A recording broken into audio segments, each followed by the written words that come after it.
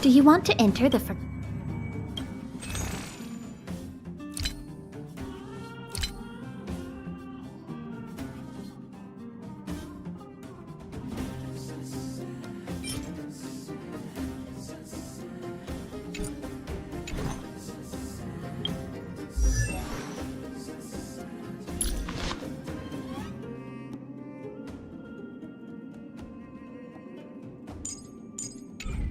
Do you want to enter the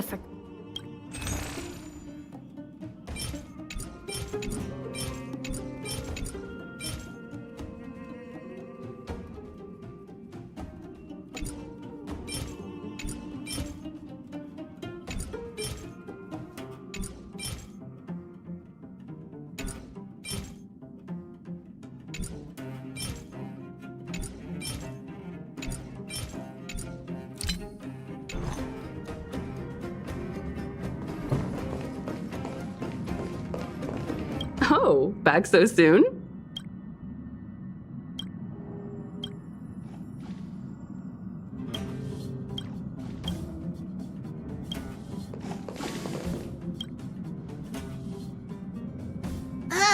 Every day Pom Pom has to clean it over again.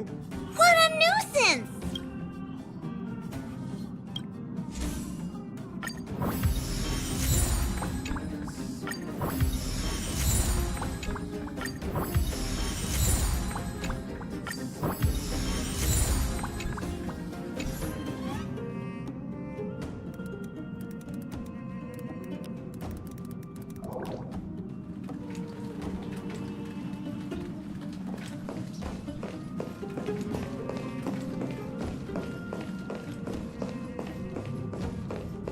How quaint. A space so meticulously curated just for my refined tastes. I suppose it might do for moments of reflection. Perhaps the best part is that even with so many present, there's a delightful scarcity of simpletons. Not at all. As a nameless who's always on the road, constantly meeting with various characters, don't these encounters become wearisome? It's no small feat. The average person is easily swayed by their environment, after all. Go ahead and try. With this mask on, I intend to keep the world at bay. Is there anything you'd like to share with me?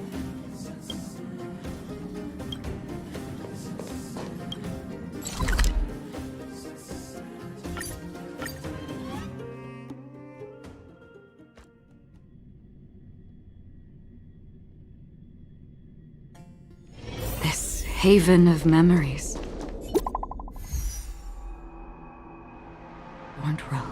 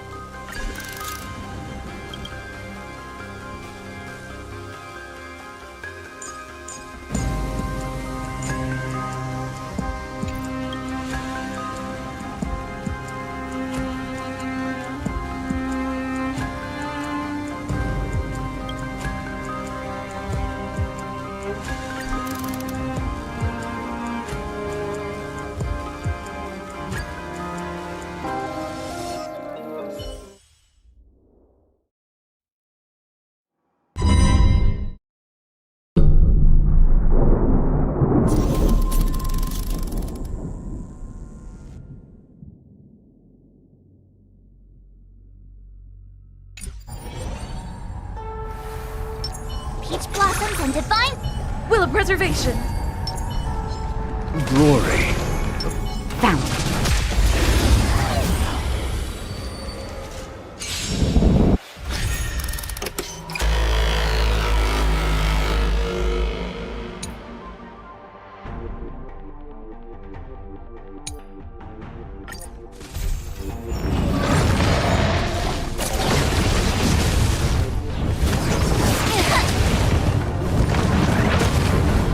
Someone else take this one? Here you go, Master! Azure Dragon, White Tiger, less cards, what? Wretched and fleeting. Ready? Lance forward!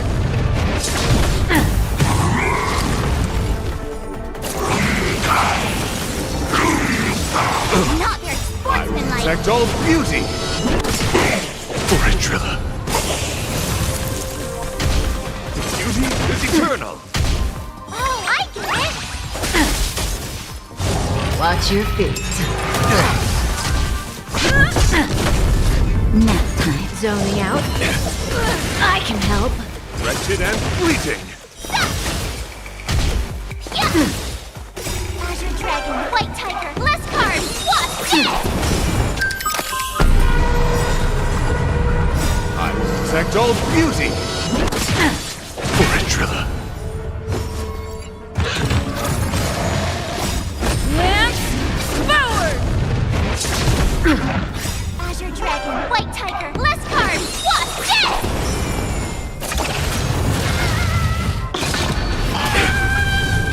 How do you like that?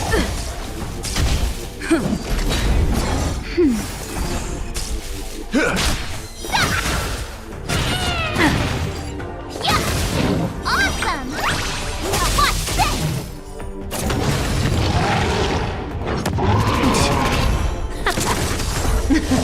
Something for everybody.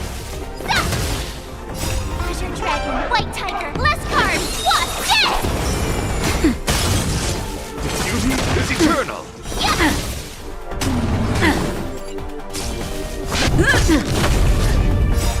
Lance forward! Oops. Nap time. Wretched and fleeting. I will protect all beauty. For a driller. Oh, I get it! Oh.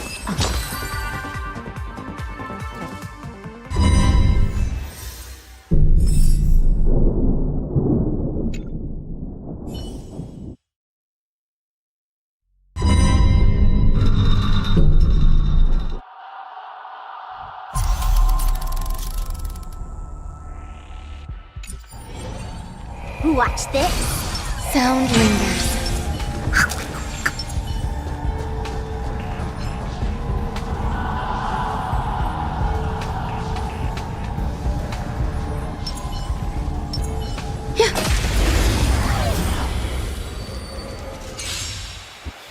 Eternal.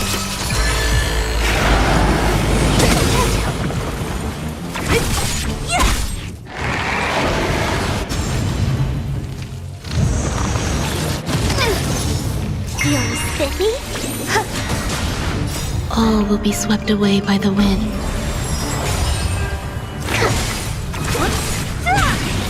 Disappear among the sea of butterflies. Illusions of the past.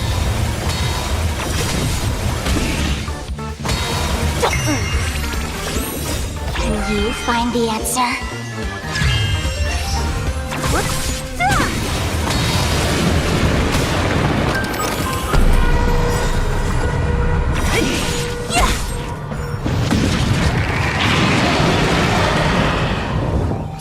Can you find the answer?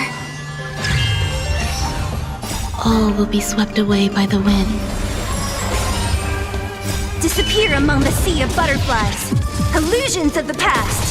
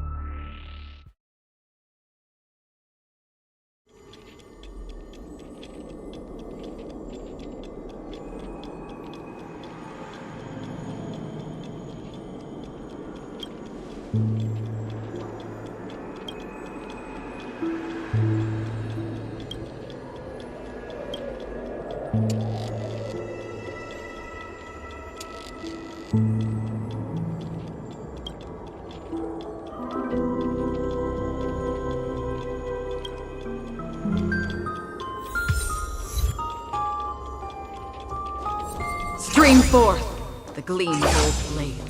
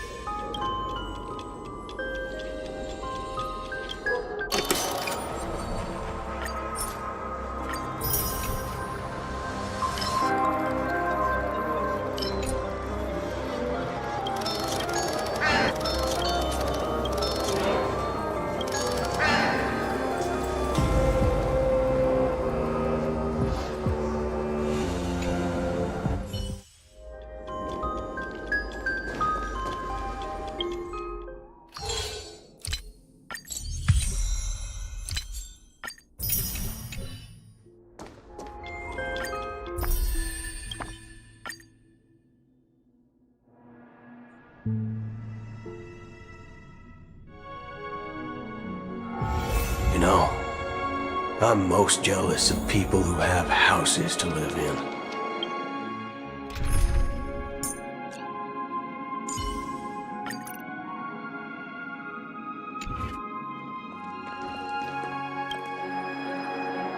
You're the lobby manager, right?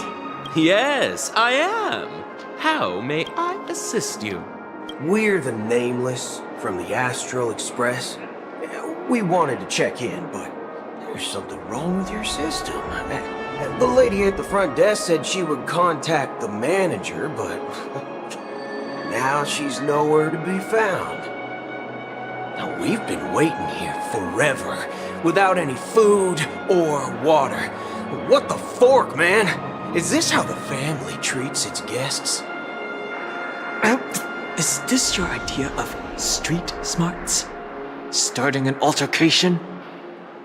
It's called standing up for your rights. I apologize for the inconvenience. Please wait while we try to contact Mr. Sunday. I'll arrange 2 premium seats in the VIP lounge so you can rest there while you wait. See? Just like that. Just don't call yourself nameless next time. Wow, this bar's something else. Certainly worthy of the planet of festivities. One each soul glad, shaken, not stirred. Good evening, gentlemen. Hey, I have an order for a bottle of Hasdana's White Oak. Can you help us find it? Hasdana's White Oak. I think there might be a misunderstanding. We don't serve that here. Oh, no way. Are you sure you're not mistaken?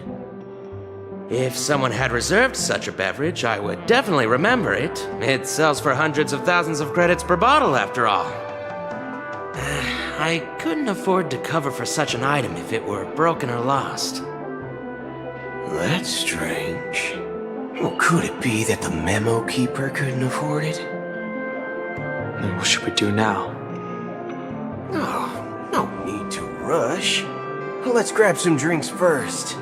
Maybe I arrived too early and she hasn't come yet.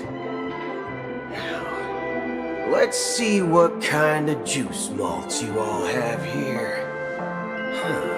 Well, give me a glass of Heenum Valley, 40 years. I'll have it neat. No ice. Well, that's the most expensive one on the list. You have a taste for the finer things. It's on the house, anyway. What can I get for you? Anything you recommend is fine. Then I would recommend today's special, Glass Village. It's classic Soul Glad mixed with Laboom juice. It's refreshing and suits your cool demeanor. Just 1 minute. Ah, this flavor. Dynamite barbecue with rocket fuel. Ooh, really hits the spot.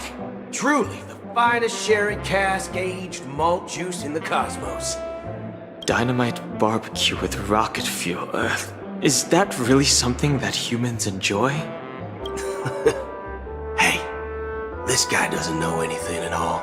As long as you're satisfied, dear guests, please enjoy. Let's give the memo keeper another half-system hour. If she doesn't show up, we'll need to come up with a new plan. In the meantime, let's take stock of the situation. What do you think? The situation is unclear. Something must have happened on the planet of festivities, but the public is unaware of it. Someone in a position of power within the family must be covering it up. It's unusual for the followers of the Harmony to invite other factions, let alone the IPC and the Masked Fools. If what you said about the Emanator of the Nihility is true, the situation in Peacony is a little complicated, to say the least. Actually, there's something else I'm concerned about. Regarding Acheron. As you know, the faction that follows the path of the Hunt are some of the most dangerous folks in the cosmos to mess with. I mean, who in the right mind would impersonate the Cienjo Alliance or the Galaxy Rangers? It's like asking for a death wish. Isn't there a saying among the Cienjo people that the Rainbow Sect lets their Lux arrow do all the beating? Talking. Do all the talking. Well, you know what I mean. Even though the Galaxy Rangers have been out of sight for years, we've been keeping an eye on this region. Even the dumbest criminals know better than to mess with the Annihilation Gang, much less the Rangers. But that Acheron lady, she doesn't seem like a lunatic at all. On the contrary, she's highly logical and organized. She knows exactly when to hold back and when to strike without mercy. And do you believe that someone like her would have an ulterior motive for impersonating a Galaxy Ranger? I'm not entirely sure, but I do have my suspicions. Maybe she knows a Galaxy Ranger, or perhaps she's trying to lure us out for some reason, which I can't figure out. Anyway, what worries me more are the anomalies within the family. They've summoned followers from various paths for the festival. No matter how generous the family might be, this move seems highly unusual. Unless the invitations weren't sent by them. If that's the case, it's even more intriguing that the family insists on organizing the Charmony Festival, despite the chaos. Maybe it's Shipei the Harmony pulling the strings. You find it beyond human understanding because it wasn't arranged by humans at all. People do stupid things out of irrational impulses. They abandon their principles when self-interest is involved. They believe in things they know they shouldn't, and fudge, they even break their own rules. But Eons don't. They stick to their determined path and never turn back, even if they reach a dead end. You think Shipei's will is behind all this? It may not necessarily be Shipei, but there's definitely some higher entity involved. I know it may sound pessimistic, but if human free will were reliable, why would we even need Galaxy Rangers? It's much simpler when you boil it down to the eons and paths. Like how Lon always follows the path of the hunt, or how the Express stays true to the Trailblaze despite Akavili's disappearance. But in my opinion, Akavili's fall holds significance for the Nameless. Oh, so you're saying the Nameless now have to take responsibility for their own choices because their absolutely right leader is gone? Exactly. I believe the purpose of the journey isn't just about following a path that's always considered absolutely right. It's more about doing your best to choose the right path for yourself among countless possibilities, even with limited insight and judgment. I don't know what you've been through, but I agree that people must take responsibility for their choices, because no one else can do it for them. That's why the Galaxy Rangers need to uncover the imposter and figure out her true intentions. Just in case. I have a backup plan if the Memo Keeper doesn't show up. This is my final backup plan. I promise.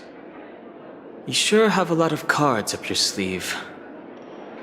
Well, going back to my old career would make things a lot easier. By the way, when you were walking around the hotel, did you happen to see any important-looking guests? What's your plan? It's simple. We just grab some hostages and use them as bargaining chips with the family.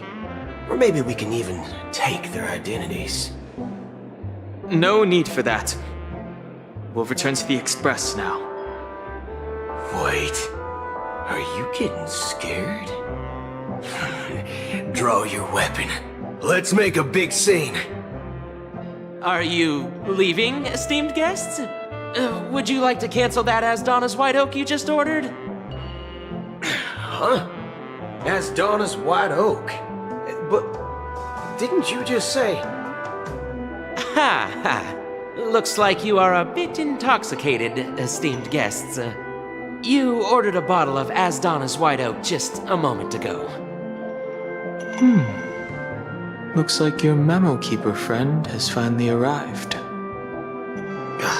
Oh, right. Sorry, my memory's not the best.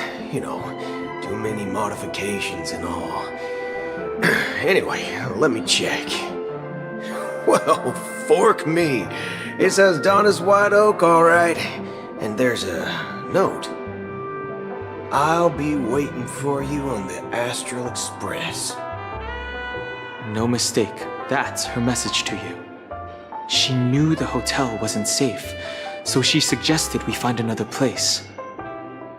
Well, looks like we took a detour, but now it's back to the Astral Express.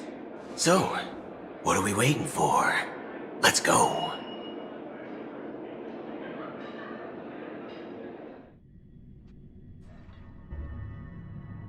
You're back? 2 guests just boarded saying they were looking for Boot Hill, so I told them to wait in the parlor car. Oh, just in time. 2 guests? She's one of them. Look, we welcome all passengers on the Astral Express, but sneaking in like that? You have no regard for etiquette. My apologies, conductor. It was an oversight on my part. I assumed you were already acquainted with the garden. Given the chaotic situation in Peacony, the Nameless are the only ones we can truly trust right now. You are the memo keeper. Pleased to meet you, Dan Hung. I've seen you in others' memories. And as for Boot Hill, this is our first face-to-face meeting. I hope you enjoyed that bottle of Astana's White Oak. You sure have a refined taste. Finally, Memo Keeper. Well, let's cut to the chase. Spill everything you know. That's precisely what I intend to do. But before that, please allow me to introduce myself. My name is Black Swan, and I serve the Garden of Recollection as a memo keeper. As for Acheron's story, I'm sure she knows it better than I do. Greetings. I'm Acheron. What? You Garden of Recollection shirtbag! You betrayed me! I apologize, but she did that at my request. Due to certain reasons, I have been exiled by the family. Thankfully, this memo keeper came to my aid and helped me escape their surveillance unnoticed. To be honest, it was more like stalking than helping. And the process was far from unnoticed. But we did escape. I asked her to guide me to a place beyond the family's reach and to contact a few trustworthy individuals, namely all of you. Trustworthy? Son of a nice lady, you think I'm dumb or something? How about this? I'll put a few bullet holes in your head and see what secrets spill out. Then, we can talk about trust. It doesn't have to be like that. I'm willing to answer all your questions, but not right now.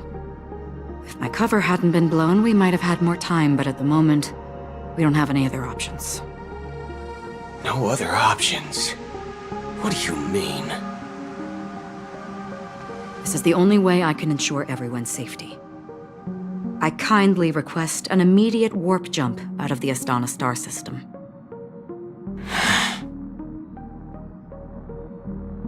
This passenger is requesting... As far as I can tell, she's not a threat and seems to be telling the truth. I've briefly traveled with your companions and know their whereabouts, Dan Hung. Please rest assured, your nameless companions are safe, but they need our help. As for Boot Hill, you may have guessed, I've been waiting for you. Galaxy Rangers are known for their elusive nature and limited contact with each other, so this was the only way I could reach out to you. Only by doing this can I find a true Galaxy Ranger and fulfill a long-standing promise. To return his relics to their rightful owner. Someone once told me that every rainfall is like a gift from the heavens, a sign of their mercy upon the world. Raindrops are said to be the tears of the gods, shed in response to the sorrows of the world. Their constant pouring is a reminder that the gods haven't abandoned us yet. So, how long has this rain been going on for? I used to believe, just like you, that it would eventually stop. Years and decades passed. And in the end, such hope faded away before the rain did. Looks like the god you mentioned doesn't exist after all.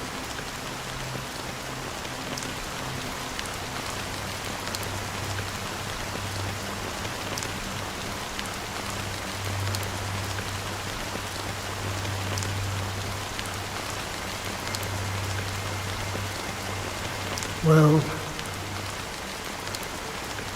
let me share a story with you. Mortals who walk the paths are like sailors on a vast ocean, leaving behind a trail that creates countless ripples of possibilities. These ripples last longer than the fleeting lifetimes of humans.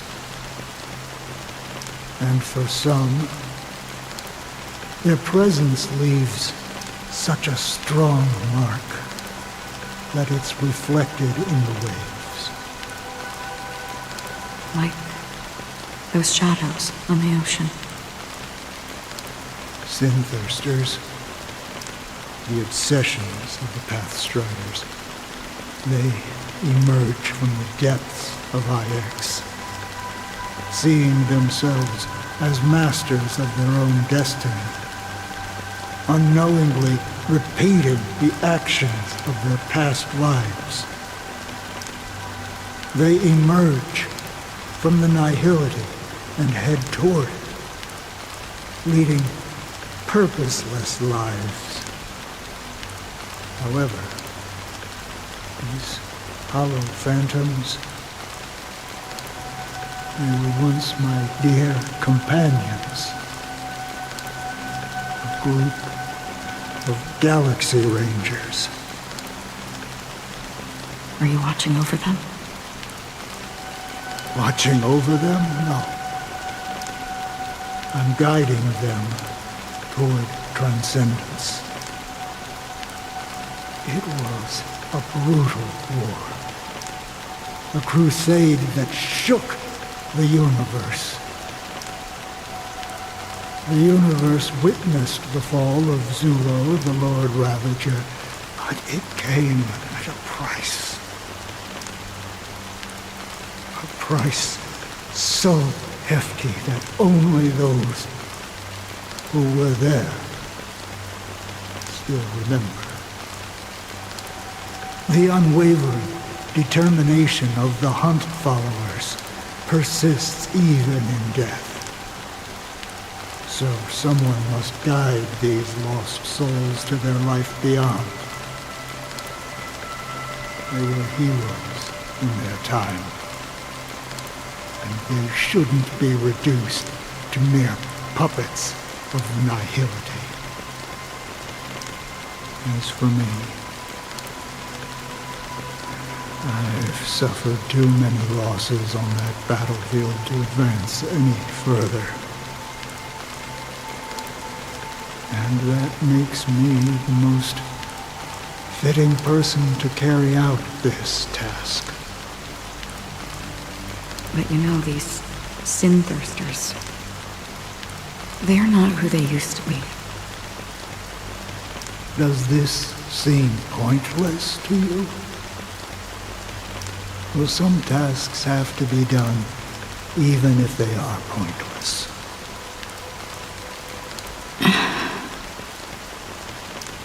I can help you. For what? For the meaning of the nihility. That's what I've been seeking. I see. After all, this realm is off limits to ordinary souls, right? Thank you, stranger.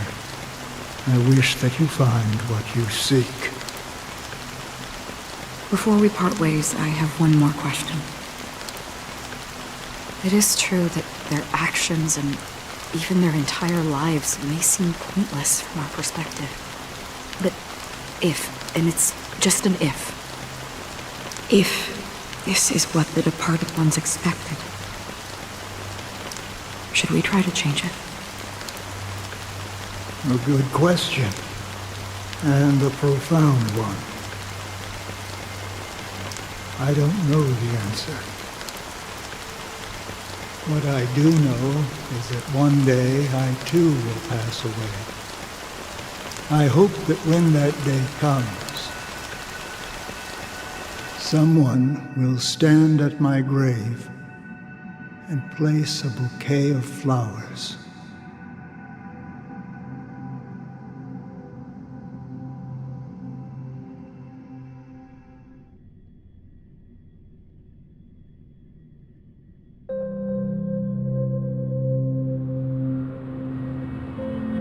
When I appeared as a child, my speech, mindset, and soul reflected immaturity and innocence. As I grew into adulthood, I left behind my childlike side.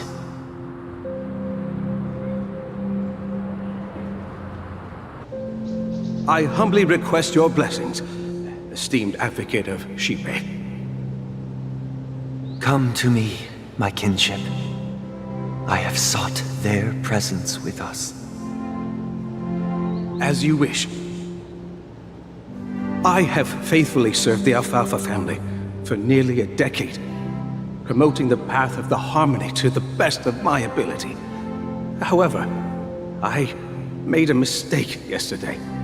While I was preparing dinner for the family head, I accidentally dropped a prepared dish on the floor. Out of laziness, I lied and claimed that everything was ready. Although the head has dismissed me as punishment, it has been tough to sleep with the guilt still gnawing at me, as I worried that the seeds of evilness may have taken root in my soul. So, I confess to you now to seek atonement for my sins. Do you sincerely repent and vow to change your ways? Yes. Have you examined your soul and confessed all your sins? Oh, yes. Are you willing to accept the process of atonement? Yes. Very well. Show your dedication and goodwill to the family, and you shall be reinstated among them. Now, please, leave in peace. Oh, praise Shipe. And thank you, esteemed advocate. Next, please step forward. I wholeheartedly confess to you. Please, pardon my sins. Rest assured, I have implored their presence to be with us. As long as you are sincere, absolution will be granted. Oh, great. You know, I arrived in Peacony as a stowaway. I sold everything to get a ticket. My house, my land, and my 2 children. I see. Please, go on. My children were starving, and I hoped they'd have a chance at survival if they became slaves here. If I can strike it rich here, I'll lift them out of that situation and give them the life they deserve. But the Bloodhound family got wind of it. They're on my tail, hunting me down. I thought I could bring my kids here. It was all my fault. All my fault.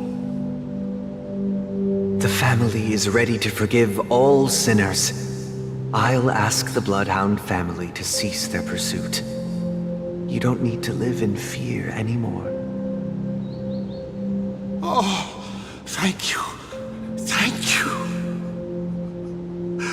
I'll work my hardest to redeem my children and make them part of the family. Praise the harmony!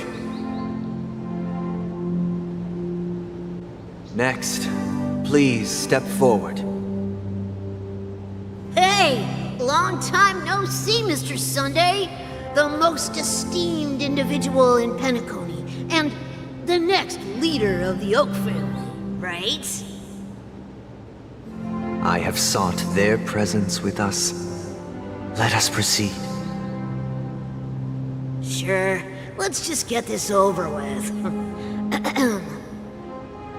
I have sinned, please forgive me. I wasted half a pizza at breakfast, and a bottle of Soul Glad. That's it, nothing more. Can we wrap this up? I've got a robo-ball game to catch, you know? Do you seek to atone for your sins through good deeds? My sins?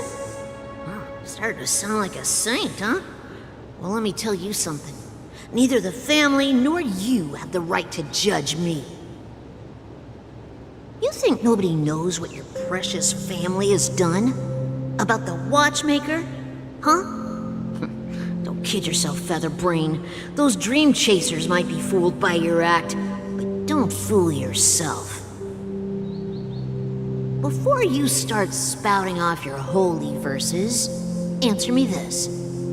Where does the power of the Oak family come from? And your power? What makes you think you can sit there all high and mighty, looking down on everyone else? Well, I've spent enough time in confession today to enter the Harmony's paradise, right? Then I'll take my leave. Good luck with your election, and, don't make me regret my investments in you.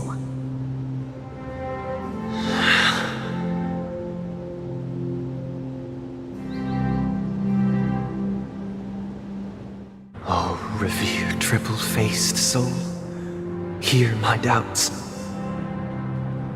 Who can judge the strong when their power hides their crimes? Who can vouch for the weak when they will pay any price to survive? Who can comfort the purest souls when even they get led astray? If the strong defending the weak is truly the foundation of paradise, then who is responsible for the suffering and anguish in this wretched world?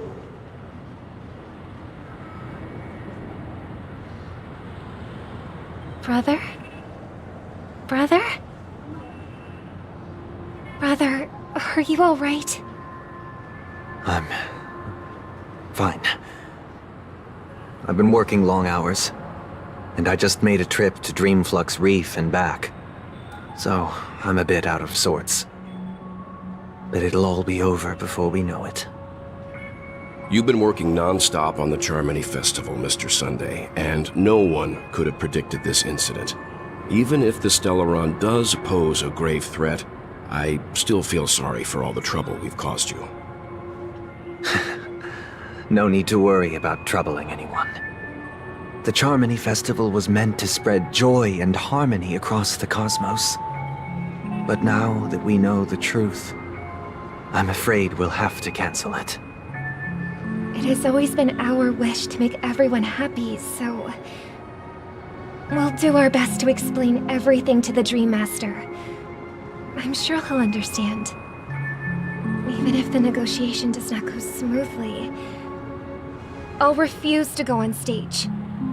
Without the Chordmaster, the Harmonious Choir would not arrive, and the Charmony Festival would be just a grand performance, and nothing more. I'm relieved to see your determination. You know, since arriving in Peacony, we haven't had any contact with this Dream Master himself. I'd heard of the heads of the 5 major lineages, but the Dream Master is a mystery to me. The Dream Master rarely grants an audience, even for us. But, given the urgency of the situation, he's agreed to meet us in person. Perhaps you'll be the first guest to meet the Dream Master in years, Mr. Yang. Let's hope we can reach a consensus that satisfies everyone. Indeed. Let us hope so. It's about time. We'll have to get ready for the meeting. I apologize for any inconvenience caused by the urgency. Don't worry. I'll be waiting here. Dear, it's Mr. Sunday! Hey, come over here! Looks like someone needs help. Let's go check it out.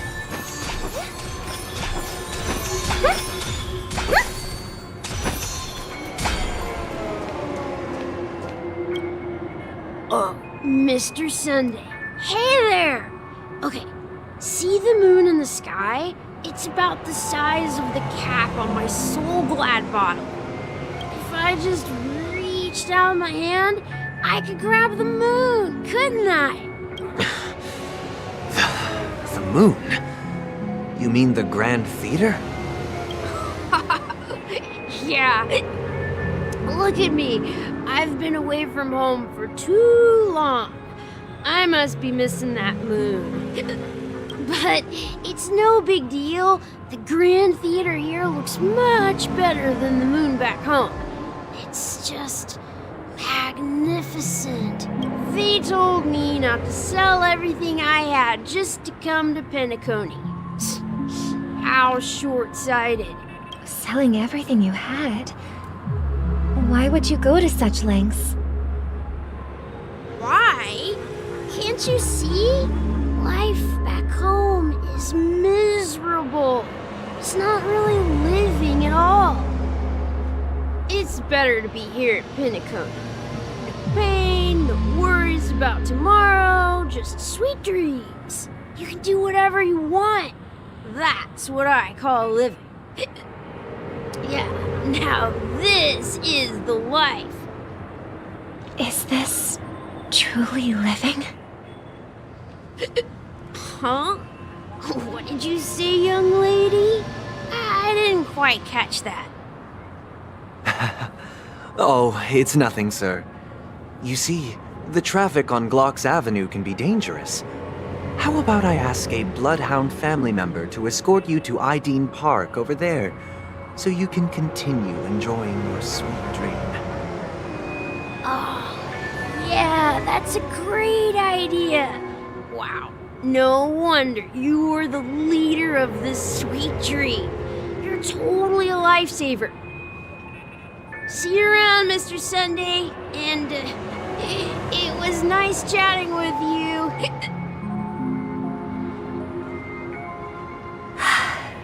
What's up, sister? This is the land of the dreams. But why do they live like this? The man we ran into, he doesn't seem happy at all. Even though sweet dreams are nice, they're just illusions. But for him, they're the only way to survive, even if it means giving up on reality. That's not really living at all. I suppose you have a point. But, in my opinion, that's how most people live their lives. Why do you say that? You think that man is not actually living, but that's not quite accurate. Even without Peacony, people create their own illusions called self-value. People believe they have a predetermined value to fulfill. Gaining value means gaining power, and those deemed worthless are seen as the weak. However, value doesn't come out of thin air. and there's a limit to it. To accumulate value, people have to take from others. So, the weak get exploited and oppressed. Are you suggesting that this is not how things should be? Exactly. But, ironically, people don't think there's anything wrong with it, because they uphold the illusory notion of self-value, and even the weak believe in it. The survival of the fittest. That's where all the tragedies in the world come from. People come to the sweet dream in Peacony to escape from that reality and find solace. No tragedies exist here, only happiness, although in its nascent form. Isn't that the same paradise we yearn for in our dreams? Perhaps that man is just an exception. Let's not jump to conclusions. We should experience the dreamscape ourselves, just as I did at Dreamflux Reef. Yes, seeing is believing. I'll accompany you. The Dream Master hasn't shown up yet, so we have some time for a stroll.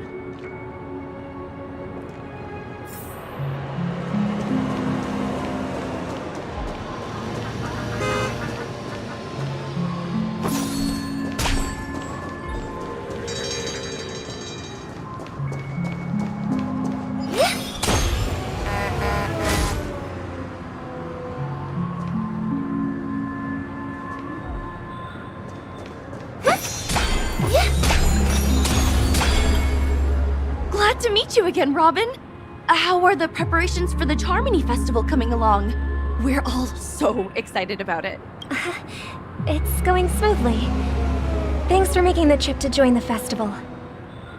You're too kind, Robin. It's a pleasure to have guests from all over the universe celebrating day and night. I can't stand being lonely or bored, so this jubilant dreamscape is perfect for me. But if this went on forever, would it get boring too? Nah, not at all. Who would get tired of having so much fun? Every day, you get to wear fancy clothes, explore all sorts of dream bubbles, indulge in delicious food without gaining weight, and you never get old or sick. As long as you can afford a room, this place is the ultimate paradise. But you know that only a few things can be brought back from the dreamscape to reality, right? That's exactly why I don't plan on bringing anything back. Just enjoying the dream itself is good enough for me. I mean, I'm not one of those long-living species. I only have around 60 or 70 years in this lifetime, and there's so much to worry about. Being happy here is pure bliss. Only in this sweet dream can I truly feel like I'm in control of my life and fate. Who would want to go back to reality after experiencing this bliss? I see. I genuinely wish you all the happiness in the world. And I wish you a fantastic performance, Robin! I'm off to the Blue Hour for the ball. See you later.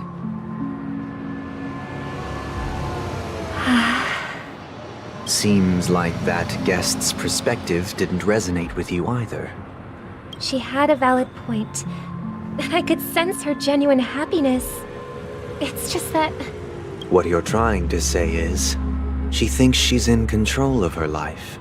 But in reality, she's just escaping from reality and seeking solace in this sweet dream. Once she steps out of this sanctuary, everything will be lost. Well, she did make mention of being able to afford a room, didn't she? However, the paradise in our dreams, it doesn't have to end. No, and the paradise we yearn for shouldn't be just a fleeting dream either.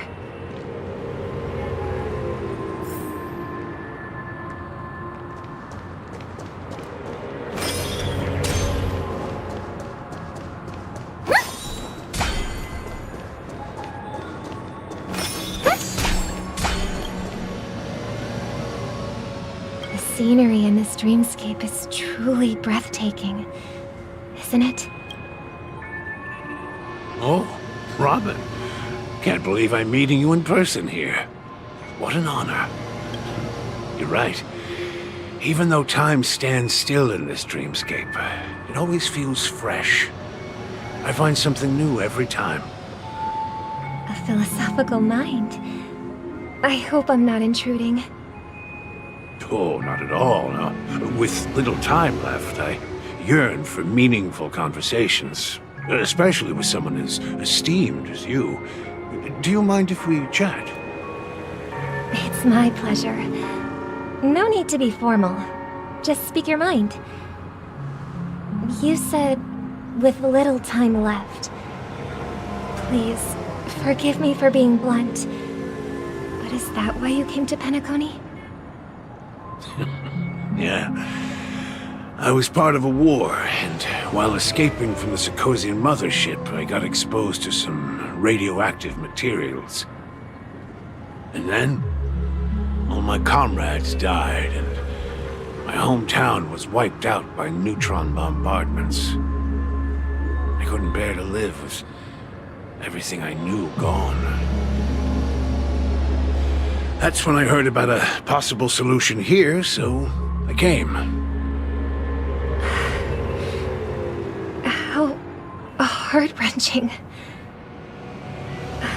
I hope the family has been able to help you. They have, and I'm truly grateful for that. They provided me with a comfortable room, the most advanced life support devices in the cosmos, and a stellar team of caregivers. My physical body is now in the dream pool, sustained by life support. The me you see here is whole, rational, and no different from any other person. But I can't say the same for the me in the hotel room. My true appearance? No. I hope you never have to witness it, Robin. So, you'll be living forever in this dreamscape, right? Just being able to live at all is good enough for me. Whether it's in this dreamscape or not, well, I don't really have much say in the matter. My world has been torn apart, and my life could end any second. So, even if this whole place is an illusion, it's still my paradise, and I'll treasure every moment I spend here. How I envy those everlasting things. That old man's story. It's so tragic. Fortunately, this sweet dream gives him joyful memories to hold on to for the rest of his life. That's precisely why this sweet dream in Peacony exists. However, even this sweet dream has its limitations. While it provides solace to the disillusioned, it can't completely eliminate pain in reality. There will be a way out. Peacony is already on the right track.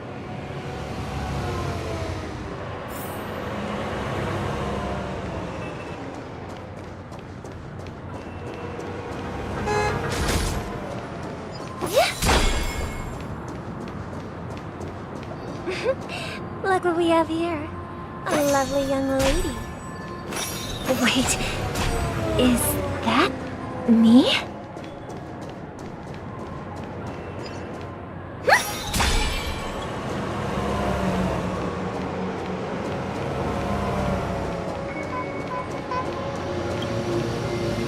Brother, what a surprise to see you again. Show yourself. Your trick won't work on us. I've heard that a skilled mass fool received an invitation too. That must be you, right? Did you enjoy yourself? Barely. The people here are way too gullible. A little bait is all it takes for them to bite. And they run away at the slightest hint of danger. In other words, they're naive and cowardly. that you've had your fill, it'd be wise to leave before it's too late. The music of the harmony doesn't tolerate discord. What? Now that you have the real Robin, I'm useless? Oh, how disheartening. I've done so much for the family. You should be thanking me, because if it weren't for me cleaning up this mess, Peacony would still be in shambles. Don't you think? That was a personal request from the head of the Iris family, and it has nothing to do with us. Step aside and stop causing trouble for the Charmony Festival. The Charmony Festival? You think you can scare me? You think I've no idea what you're planning? I don't care what you're thinking, Chicken Wing Boy. But I'm pretty sure our lovely Robin won't be appearing on stage. After all, you're well aware of what a sorry state this dreamscape is in under the banner of harmony. Peacony, the land of the dreams. Is this truly the paradise you desire? Stop it. What's the rush, Chicken Wing Boy? Did I get to you? Our paradise is none of your concern, masked fool. Leave now, or the family won't tolerate you anymore. All right. I'll go. But Robin, I suggest you seriously consider this. Do you really believe those living in dreams can escape pain and find true happiness? Well, I've done my part, and now I'm simply waiting for the fireworks to begin. Here, the last 2 gifts for both of you. And don't lose them. If by some unfortunate chance the Charmony Festival starts against all odds, remember to use them during the show. And it'll be thrilling. Bang! I heard a raven cawing in the distance. It seems the Dream Master will arrive soon.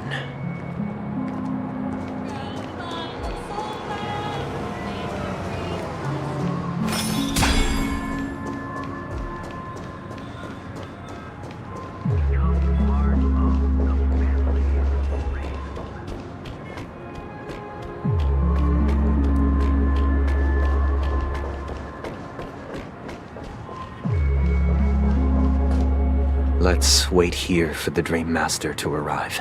Okay. By the way, brother, I heard you no longer have a sweet tooth. Back when we were kids, you used to steal my desserts. Seems like a lot has changed during my absence. What exactly happened?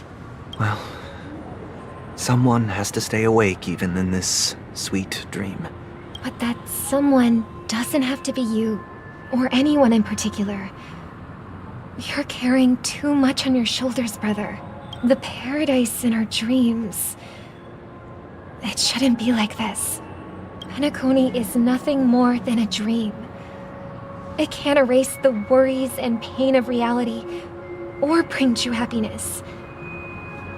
It only offers an escape from reality. Nothing more. Remember the old man we met earlier? Without this dream, he might have completely lost himself. That might be true, but even without Peacony, he could have chosen another path. As far as I know, the Intelligentsia Guild has been promoting their rehabilitation techniques for a long time now. That path may have been more ordinary and challenging, but now he's in a comatose state, and the sweet dream has become sort of end-of-life care. His fate is sealed. Is Peacony granting these people a future?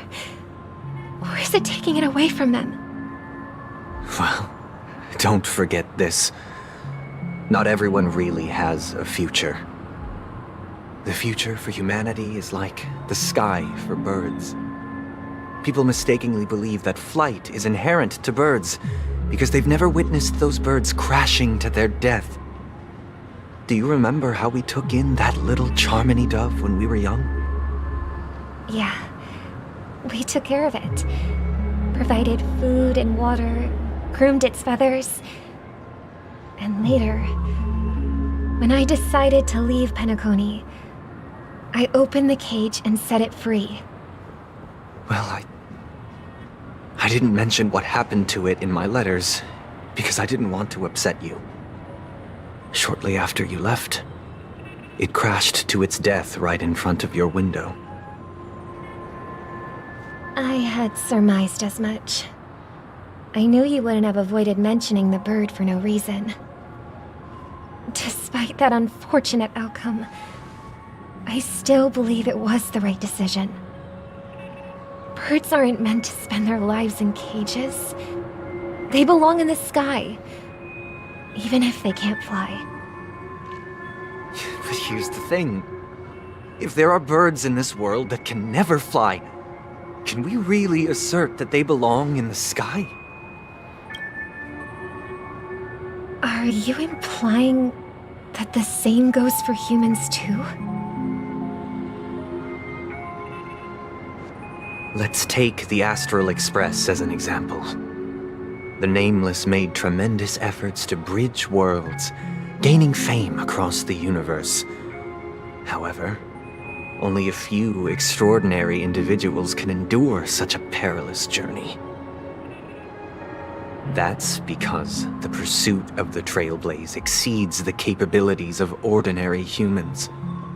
Otherwise, why would this path be filled with broken rails, an abandoned express, and even a fallen Eon? That's just sophistry. If that were true, then only the powerful would have the right to determine the future. Unfortunately, that's exactly what happens.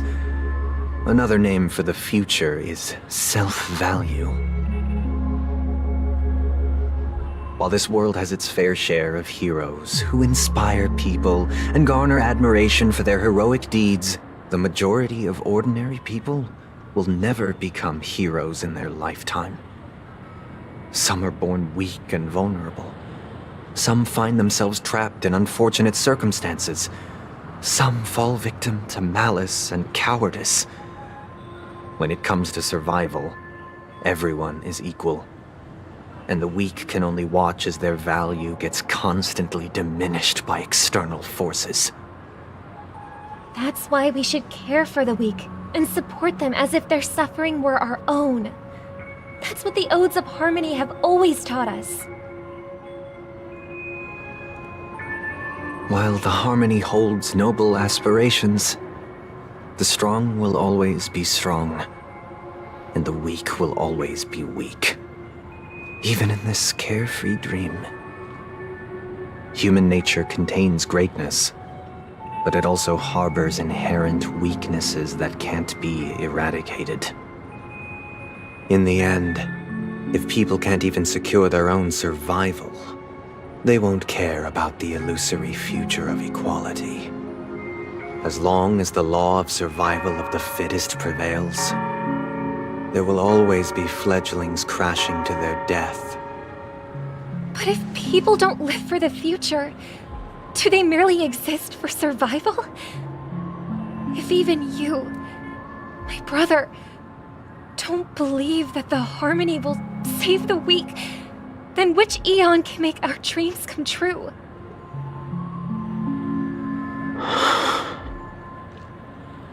People often forget that when the first bird took flight, the entire world envisioned a future where no more fledglings would ever crash to their death. Are you reading, sister? What are you reading? Mr. Gopherwood gave me a picture book. It's about the story of the harmonic strings. If I could become a chord master, I'd like to summon Dominicus, the harmonious choir. I want to sing with everyone and spread our wishes so that all can feel happiness and joy. I see. Then, I would summon the harmonious choir too. Don't you have have a wish of your own, brother? Of course I do. It's just that it includes your wish and everyone else's. I long for a true paradise where everyone can find peace. Then, let's build a stage there and invite everyone to our performance so that both our wishes come true through the power of the harmonious choir. It's a deal then. Yeah, it's a deal. But how can I become a chord master?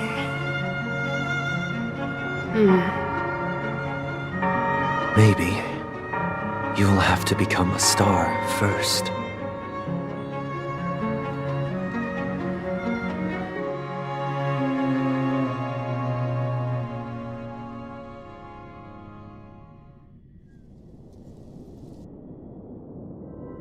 You're back sooner than I thought.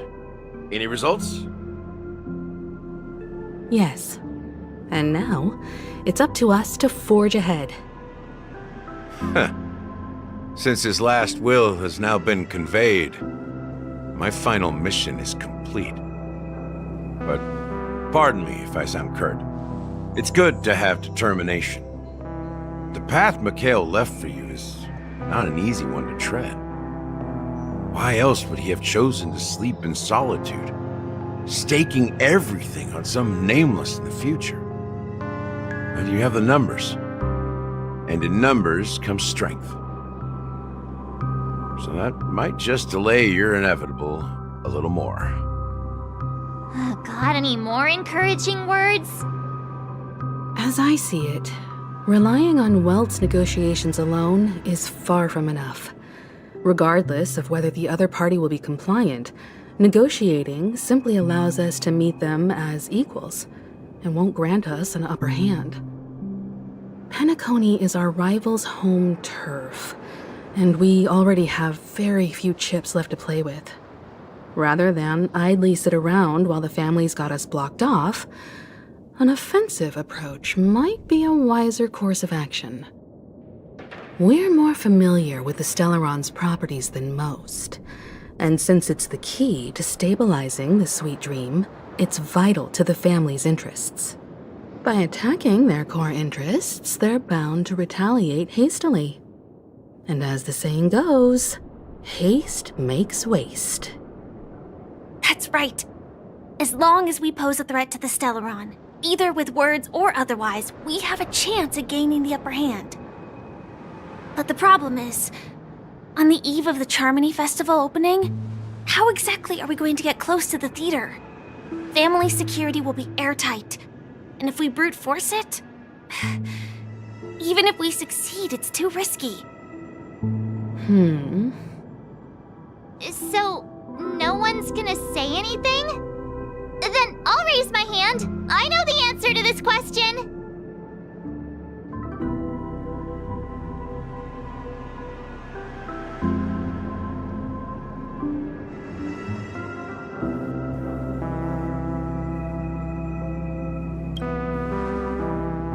The express crew would have been disbanded long ago if it weren't for me. So, I heard that before the Charmony Festival begins, there'll be a pageant to kick off the festival. It's called the Soul Glad TM Festivity Auditions, or something, and it's going to be held in the moment of Scorch Sand. As long as we clinch the top spot, we'll be able to attain the title of Festive Superstar, and be able to personally bask in the graces of Miss Robin. Not that that's important. What's crucial is that we can enter the Grand Theater before the audience arrives. So, how do we go about participating in these festivity auditions?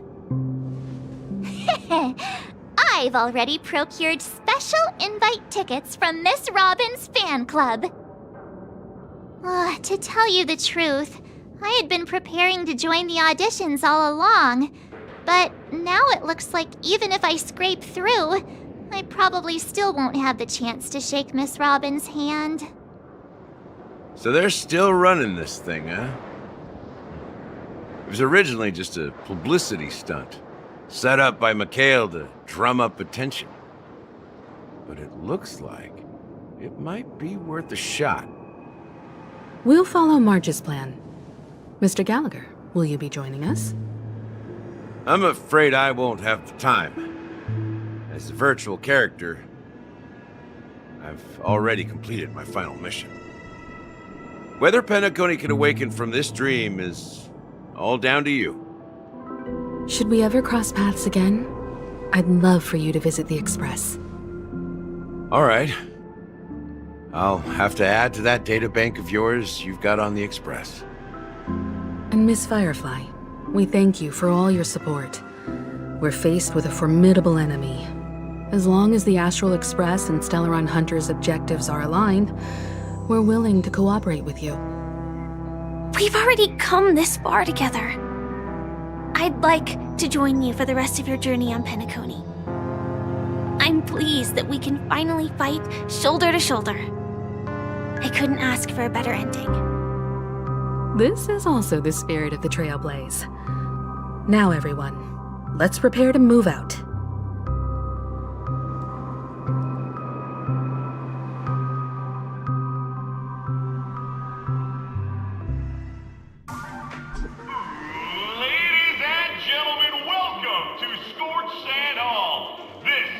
Challengers thrive and dream chasers shine, all under the watchful eye of the entire universe. If you have ambition, dreams, and the drive, dear friend, the next superstar of Peacony's Charmony Festival could be you! Oh, wow! They've really outdone themselves! Oh, I'm starting to get excited!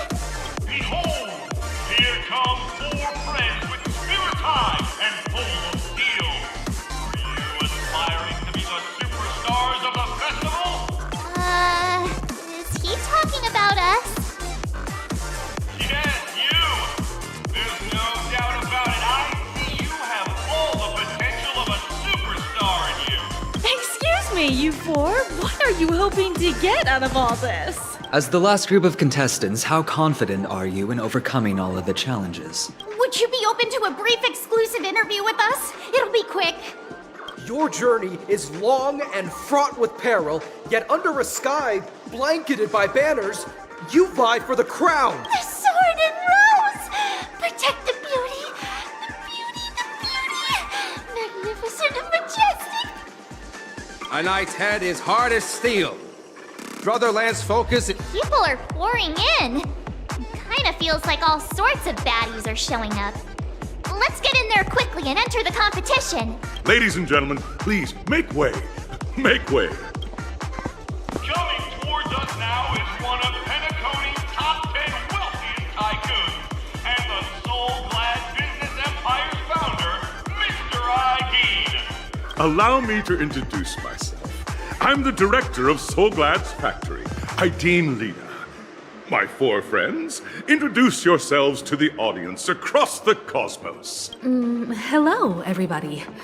I'm Himiko, a nameless from the Astral Express, and these are my companions.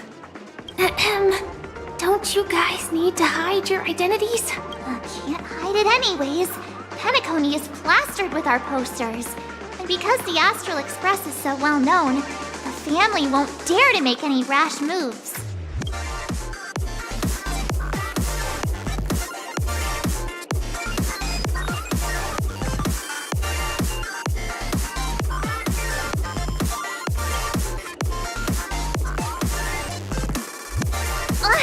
Don't expose my net handle to everyone!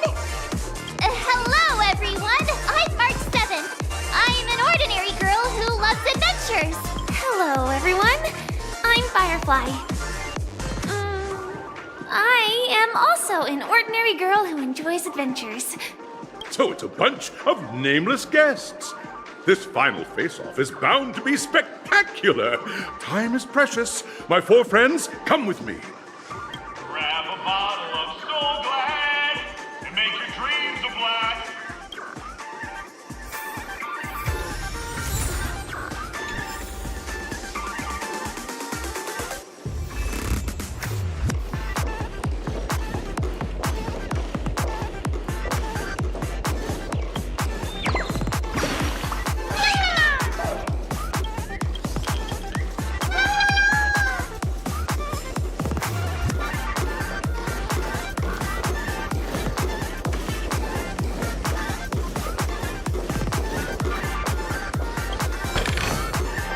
Don't forget to let your friends in on the action.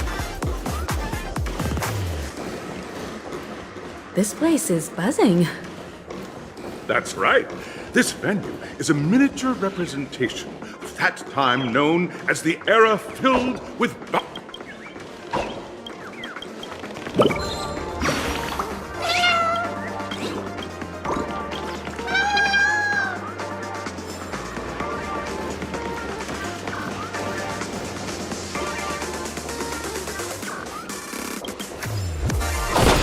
Stream forth the gleam of old blades.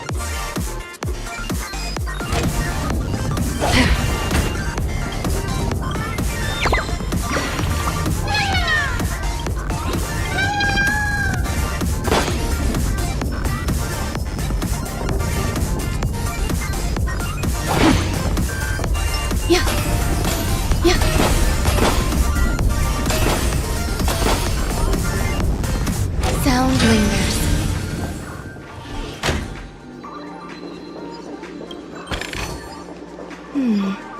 A few decorative designs wouldn't go amiss. Nameless, your arrival reminds me of the grand occasion when Peacony was first established. I was still a young, bright-eyed lad back then, lured here by the watchmaker's ads, full of zeal and ready to make my first fortune in life.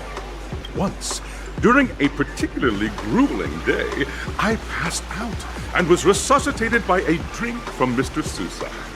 That sweet taste has since been etched in my mind, and that was what drove me to create the Soul Glad that we all know and love today.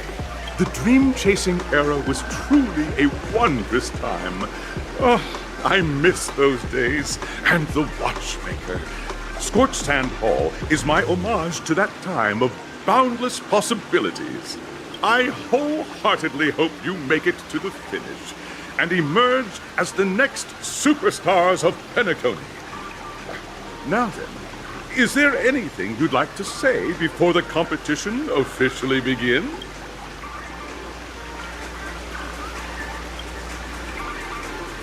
Ha ha! That's the trailblazing spirit. How about you, Miss March? Hello, everyone! Next up, get ready for the Mega March 7th Adventure, where I'm going to break the speedrun world record! Trailblazing into the uncharted and challenging the limits. That's Miss March 7th for you. How about Miss Firefly? I hope that by the end of this journey, everyone will have achieved the outcome that they hope for. Ah, a wonderful wish! Miss Himiko, what are you expecting from your team? Safety first, everyone. Simple words, but full of warmth. Waiting for you are 3 stages, each connected to that era. The first 2 stages offer 2 distinct paths to choose from, with unique challenges on each route. And in the last stage, you will face off against a champion who has defended the title to this very day. A beloved contender whose noble virtues are unrivaled. Those are the rules. Simple. Everyone clear? Now, I hereby announce that the 33rd Scorched Sand Festival of the 20th season, sponsored by Soul Glad Enterprises, has started.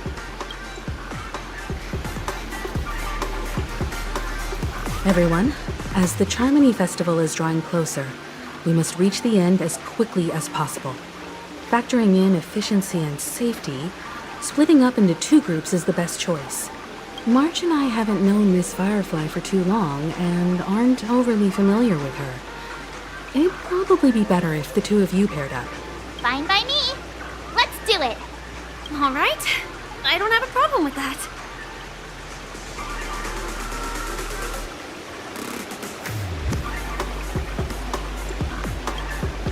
We'll split into the assigned groups then.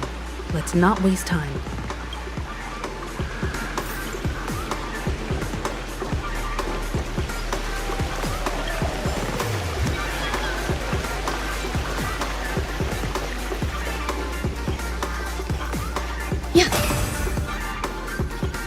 Welcome to the first in the school. Now,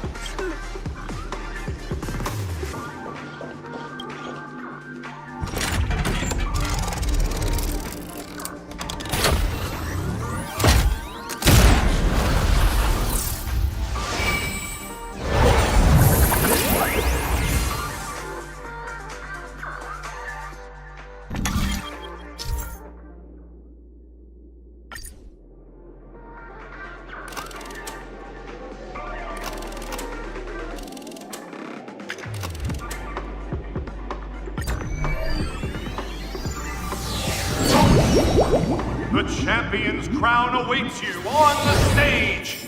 Welcome to the Arena of Action Stars. competitors, allow me to There are a total of 3 stages up ahead. It's worth mentioning that the fastest... Time is of the essence.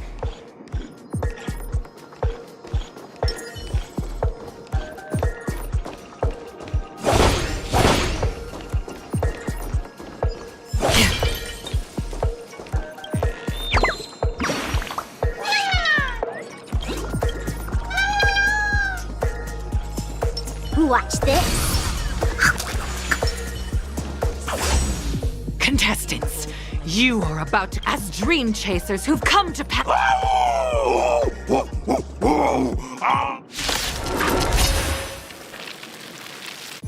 Eternal. All will be swept away by the wind. Feeling spiffy? Can you find the answer? destined for oblivion.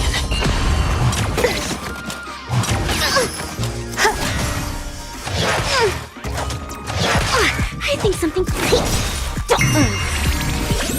Still waters of oblivion. I weep for the departed. It too shall fall.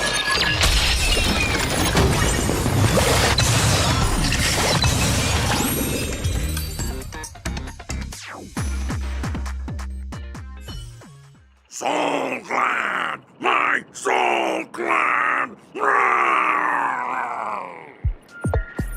Pretty simple. I just hope these tests don't take too long.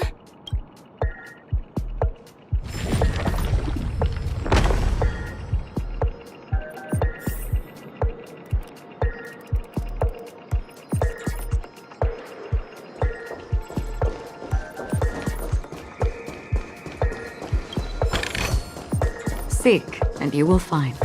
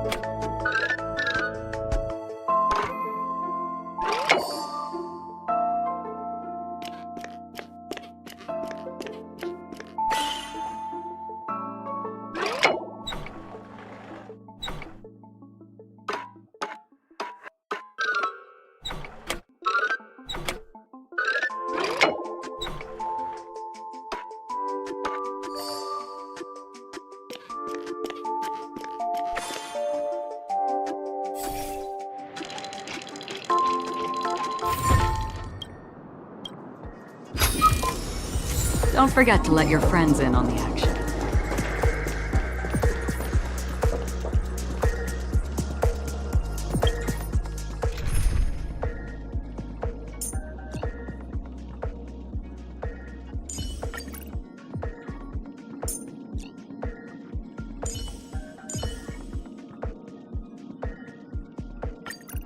To stand side by side with a noble soul like you, dear friend, is a great honor. Watch this. Will of preservation.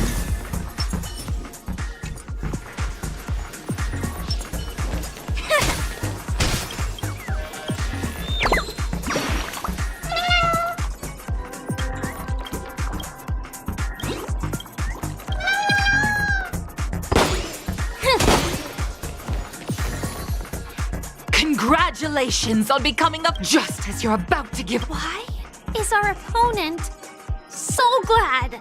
Because this is Soul Glad Enterprises' 33rd festivity auditions of the 20th season! Isn't this just product placement? To safeguard the integrity of Soul Glad, I will soar high into the sky and become its shiniest star. Whoosh!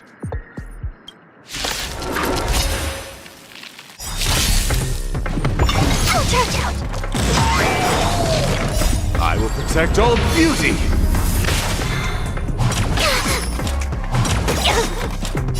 Can you find the answer? Wretched and fleeting!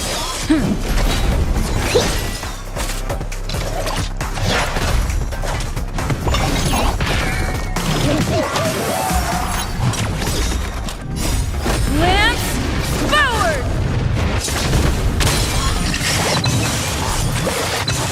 Feeling spiffy? Beauty is eternal! Can you find the answer?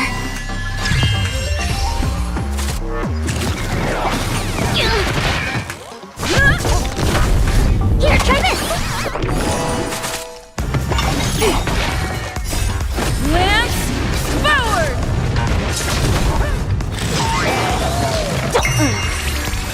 Wretched and fleeting! I will protect all beauty! Fortrilla!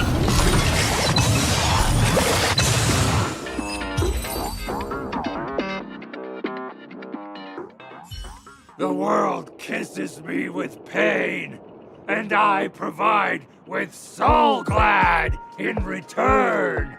Whoosh!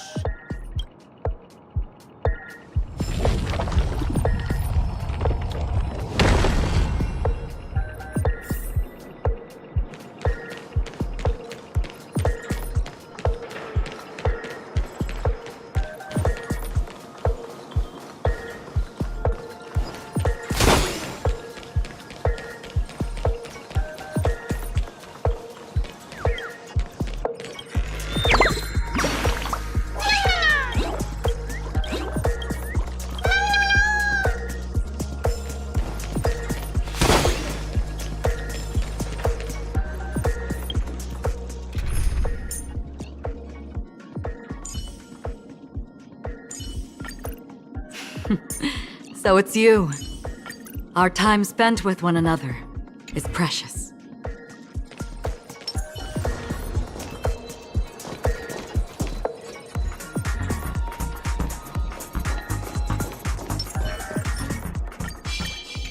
Peach blossoms and divine. Watch this. Congratulations to our two Dream Chasers for establishing yourselves as budding stars in Peacony.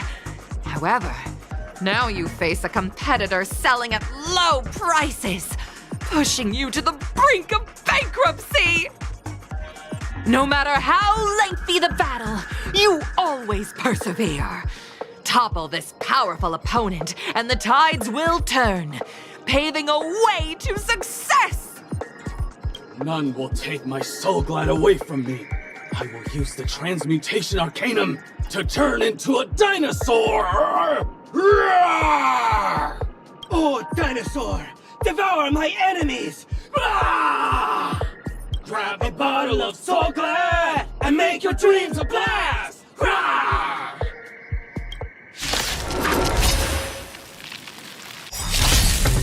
Nice job! Feeling spiffy? Destined for oblivion.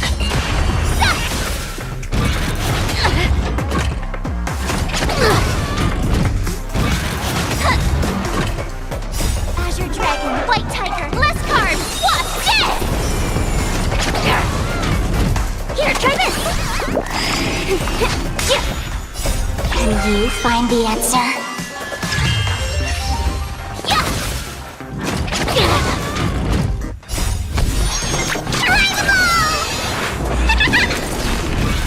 How familiar.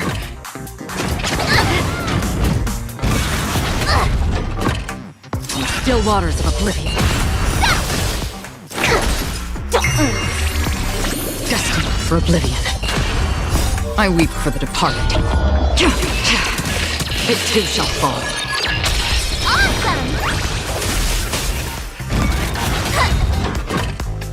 Azure Dragon, White Tiger, less cards, what's this?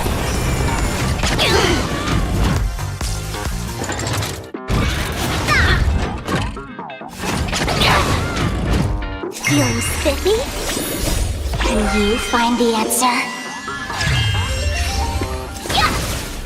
Still waters of oblivion.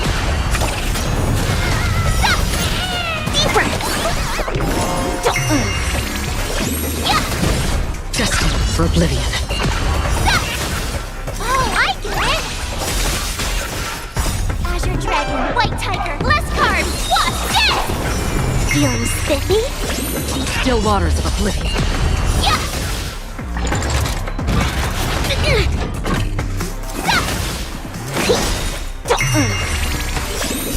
Can you find the answer? Destined for oblivion. Familiar.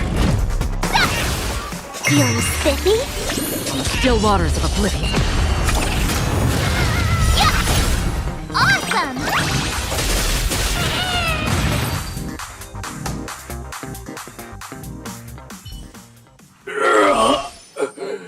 The body withers, but the soul-glad name shall not. You truly are a beast! More than I can ever be. That should do it! Okay. Let's go. Mr. Yang is waiting for us. Isn't this fight way off from the actual storyline? Transforming into a dinosaur isn't imaginative enough for you? This is the sort of magic only seen on Peacony. Anyway, let's get back on track. Where were we? Oh, that's right. After an extended battle, you finally emerged victorious! But the companion who journeyed to Peacony with you chose to leave, having lost all hope. In the years that followed, you encountered each other once more on the prosperous streets of Peacony, but dared not call out to one another. Perhaps akin to the lingering regret of every dream chaser. Ah, well done! You brought to life the thrilling action scenes from Once Upon a Time in Dreams with your fighting skills. Looks like we won! Let's hurry up and get to the next stage.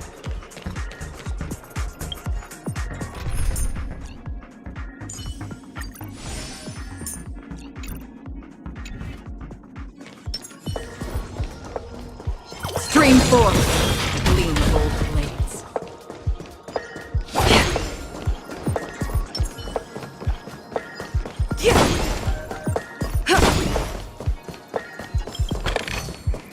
Looks good.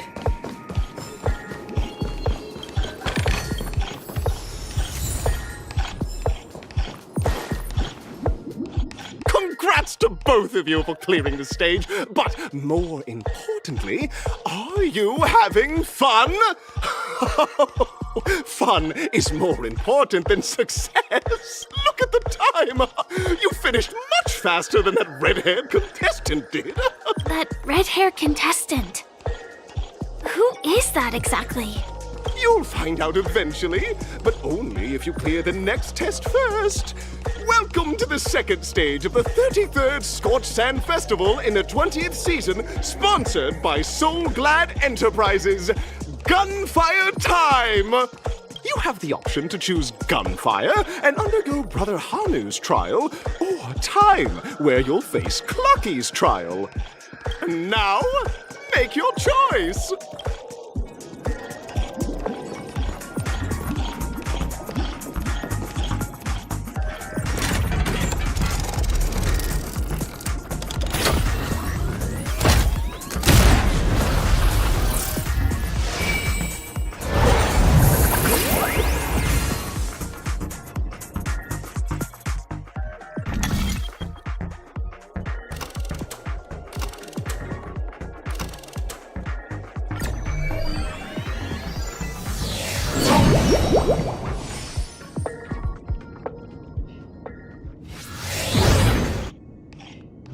friends. Welcome to the enchanting universe created by the Watchmaker. Awaiting you is the morally dubious yet ever charming character from the animated Clocky series, Hanu! It is said that these cartoon characters were inspired by the Watchmaker's own experiences. According to research by Clocky scholars, the original Hanu of reality shared a deep friendship with the Watchmaker, akin to comrades in arms. Enter into the world of Hanu via the TV by the entrance and partake in an enchanting and suspenseful story with him. Good luck in there. If it's a gunfire trial, we should be able to settle this with a fight, right? I hope this won't waste too much of our time.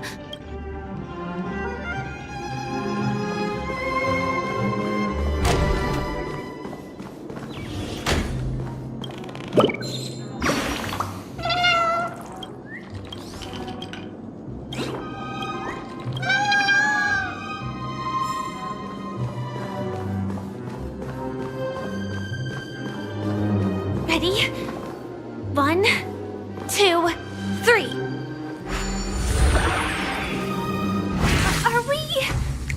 Are we both in control of this Hanu character? Very good. Looks like you've got the hang of it. In this Hanu's Adventure episode, Boss Stone has gathered his battleships for an assault on Dreamville. Old Buzzfly, Cousin Wolf, and Bombhead are all raring to go. The brave Hanu must thwart their advance and protect his home.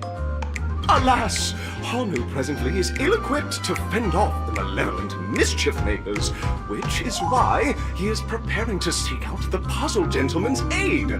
Go forth and speak to him.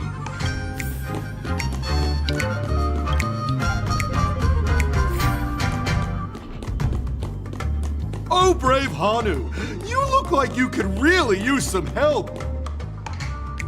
Long time no see, Hanu. You look pretty stressed out. How about an intense and thrilling game of Dream Jigsaw to blow off some steam?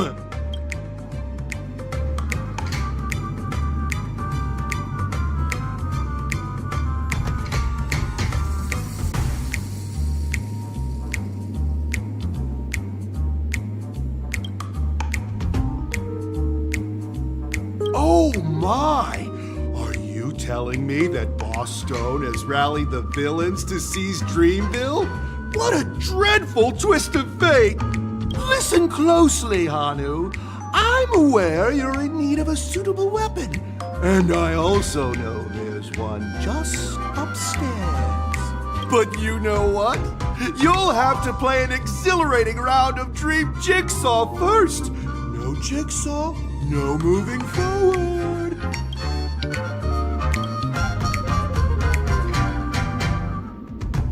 Now scurry along, Hanu, but tread carefully.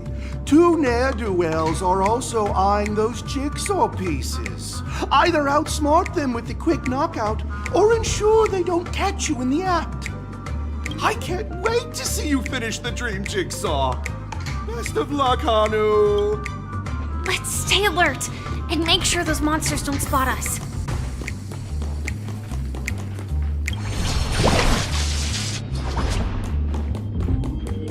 Look up there! If we can push that thing down, do you think that would do the trick?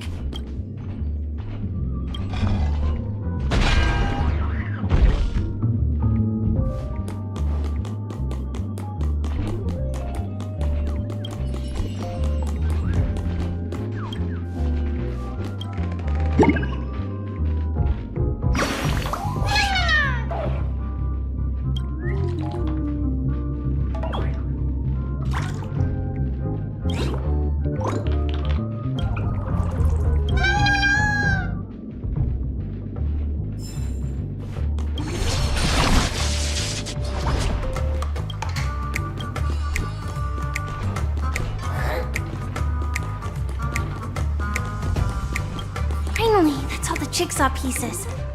Let's hurry back.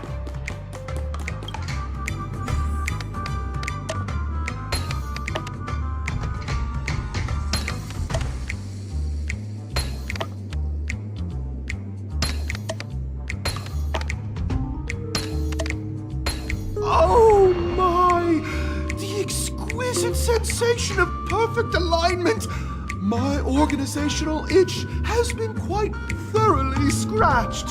Hurry now, Hanu. Touch that TV set and transform back into your old self. Then head upstairs. Your weapon awaits you there. Are such haphazard instructions really okay?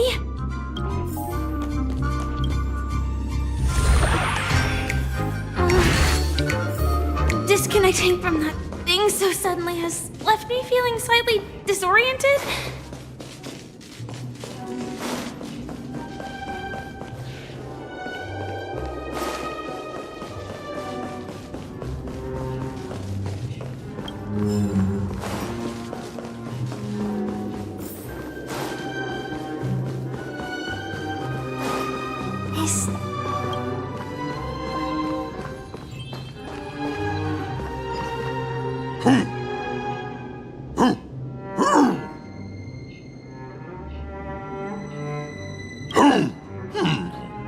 What exactly is he talking about? Tick-tock! It's time for me to make an appearance!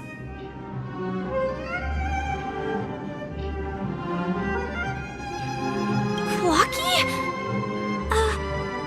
I can also see him. Is this character part of the show? In Dreamville, Clocky is everywhere and can do anything! Like right now! I can be your translator! Tick-tock! Hanu says, battle! We must do battle! The enemy is at our doorstep, and we have no path of retreat for the future of Dreamville! Touch that suspicious-looking TV right now! So they just jumped inside that TV. Sheesh. Logic in this plot and dialogue is really being pushed to its limits.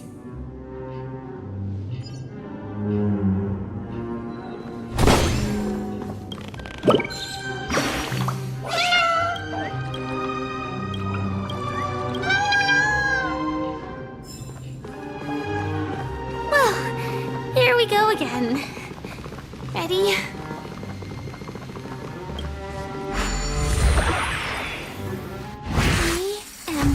Gradually getting used to this. Huh. Who knows? I might even be able to perform some high-level moves with Hanu. Oh, did someone say high-level movies just now? That's right, pal. The upcoming script is just exploding with all sorts of high-level shenanigans. Last we saw, Hanu was preparing for battle. Suddenly, he hears heavy footsteps coming from the hallway. The mischief makers have broken into his home. But brave Hanu won't go down without a fight. He instantly sprints for the storage room, ready for a do-or-die showdown against the baddies. But we still don't have any weapons in hand. Guess what? Hanu's favorite bazooka just so happens to be in that storage room. So get a move on. What a coincidentally convenient plot twist. It'd be even more awesome if the organizers allowed me to wear armor.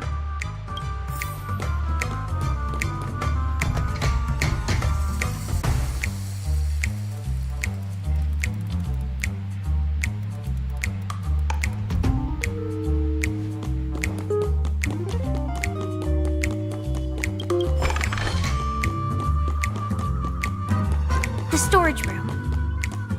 It's behind the shelves, right?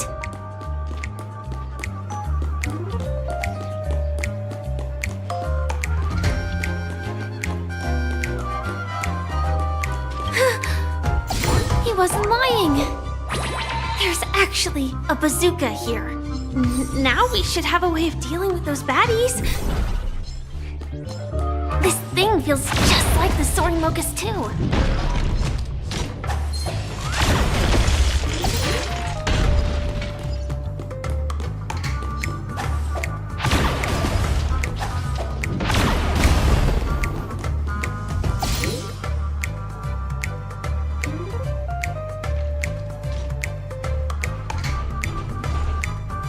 Careful. It looks like we've got more company. Get ready to fire!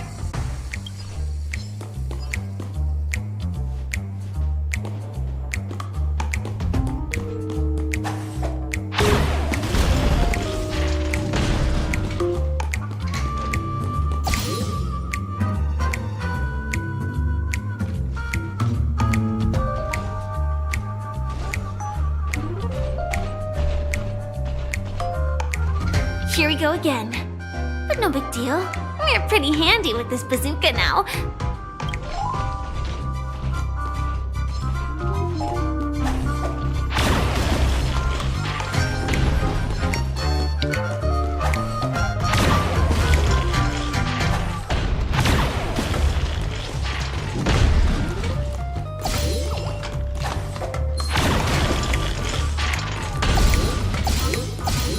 That should be all of them, right? Oh my! Hunger is on a streak! Everyone! The stage is complete! Quickly! Head through the TV to the next stage!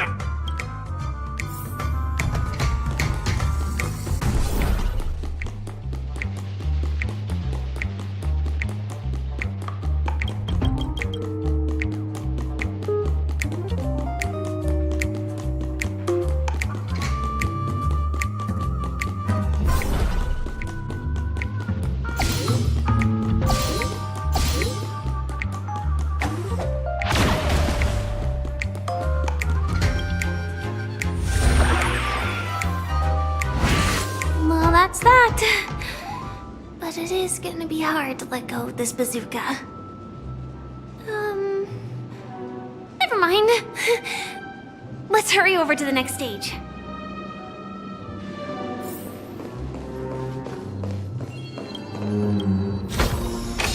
Great.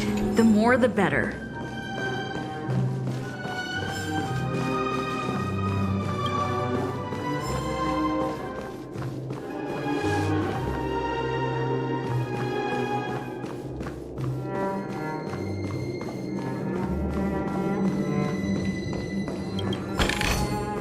Looks good.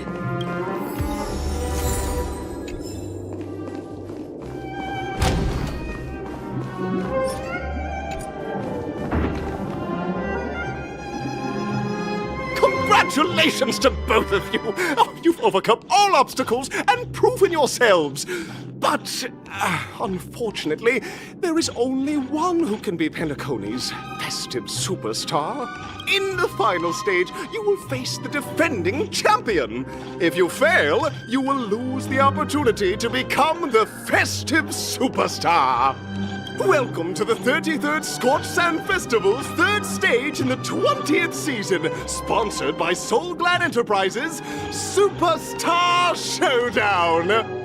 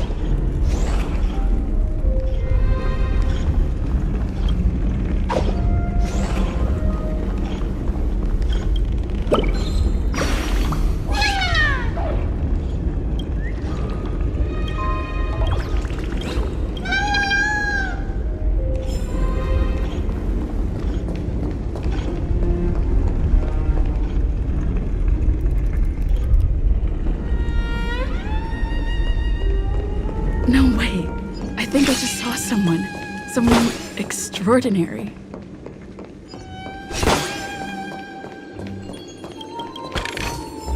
Time well spent. Watch this.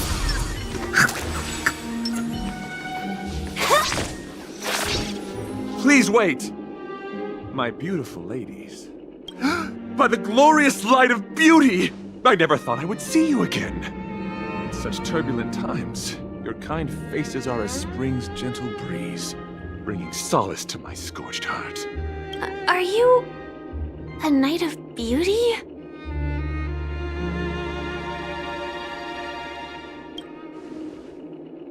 You've already heard of my humble title elsewhere?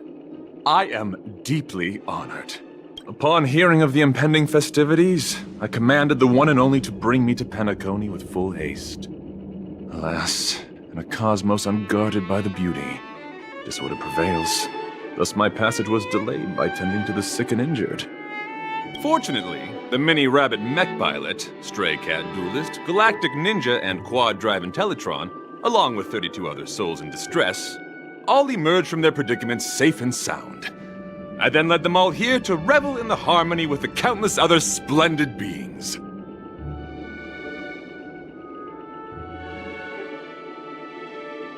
I do not deserve such praise.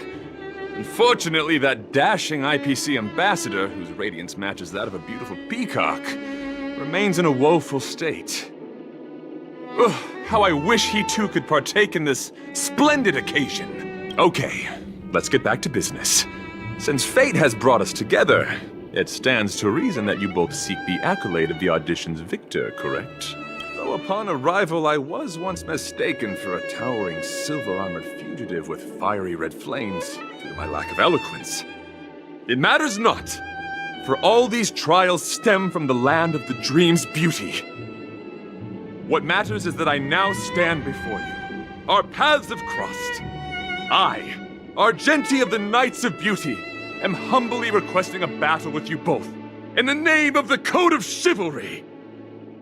If I am fortunate enough to emerge victorious, kindly grant me passage to the Crown of Victory, and recognize that Idrilla, the beauty, is the most peerless beauty of them all. Dear friends, please ready yourselves for this trial set forth by the beauty.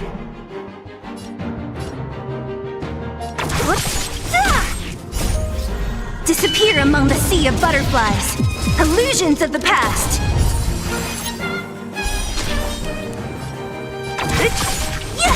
Can I have fun this time?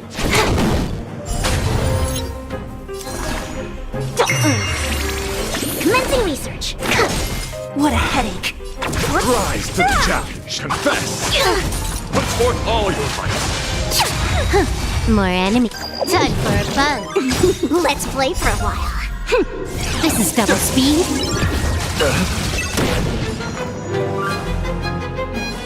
Feeling spiffy? Don't mess with me. Let's play. Can you find the answer?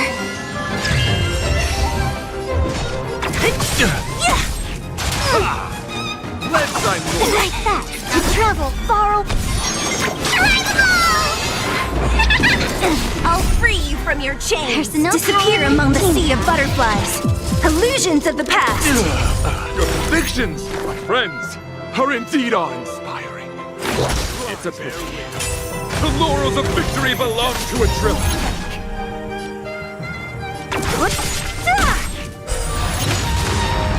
I'll end your misery.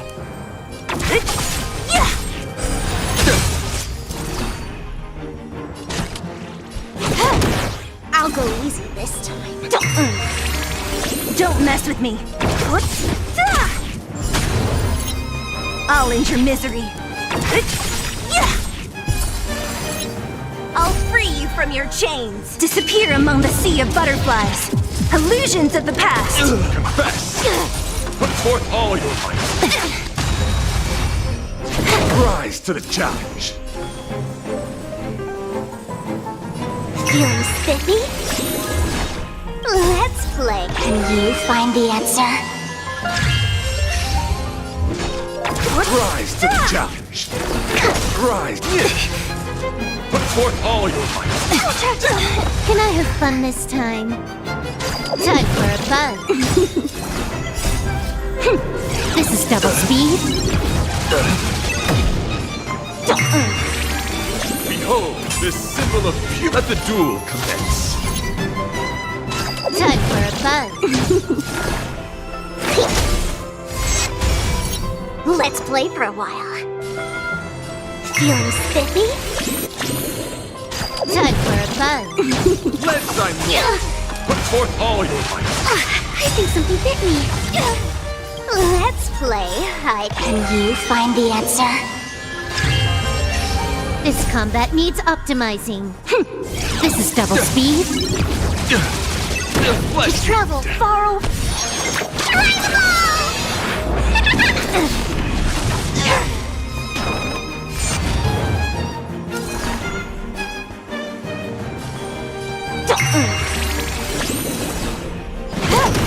Commencing research. You're fighting a gentleman. Put forth all your might.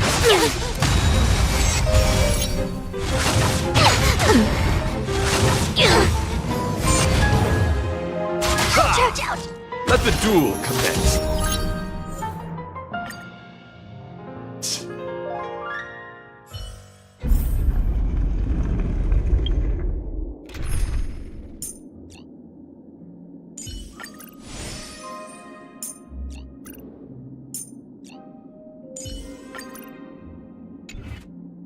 No way. I think I just saw someone. Someone extraordinary. Please wait. By the... Are you... Hear ye! The rosy glow of the beauty has rendered you speechless. What an honor. Upon hearing of the Fortunately, the many... I do not deserve... Okay. Though upon arrival... What matters is that if I am for Idrilla. Dear friends, please ready yourselves for this trial set forth by the beauty. All will be swept away by the wind. The game is on. Feeling spiffy? Wretched and fleeting. Rise to the challenge. You're fighting a gentleman. Put forth all your might. Enjoying yourself? The beauty is eternal. Flesh wound. Let's play. Can you find the answer? Existence is unity. Charge out. Confess. Like that. To travel.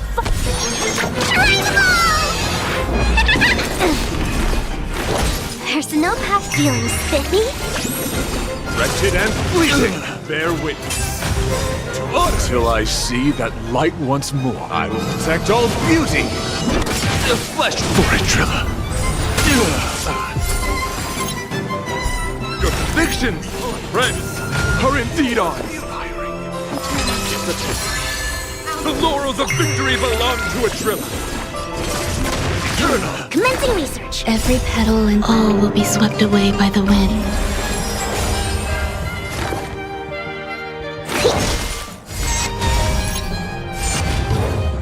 Let the duel commence. Let's move. Let's play. Can you find the answer? Till I will protect all beauty. The flesh wound.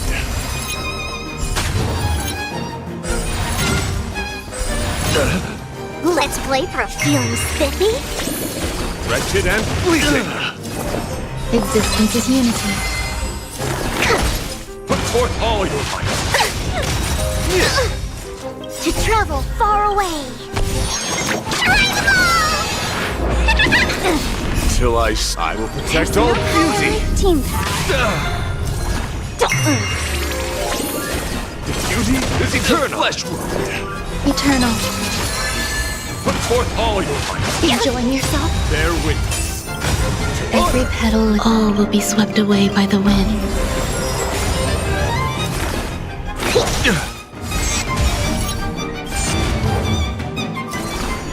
Feeling spiffy? My oath is to a solitary rose. Let's play. Can you find the answer? Wretched and fleeting. Rise to the challenge. Till I see that light once more, I will protect all beauty. Confess! Existence is unity. My guiding light. Duty is eternal! That's enough! I have come to grasp the sincerity of your cause. I yield.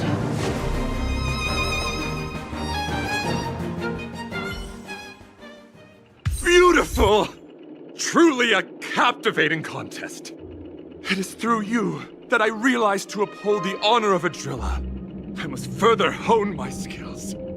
What a beautiful lesson indeed! Go forth, my dear friend, beautiful miss. The audition's crown is yours to claim.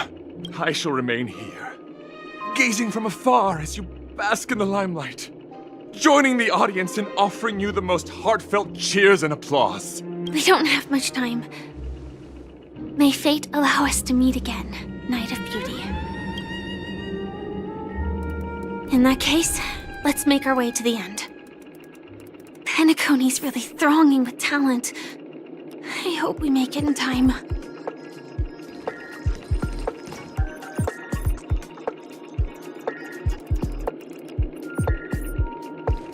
Go forth. The champion's stage belongs to the both of you. Bask in the glory you deserve.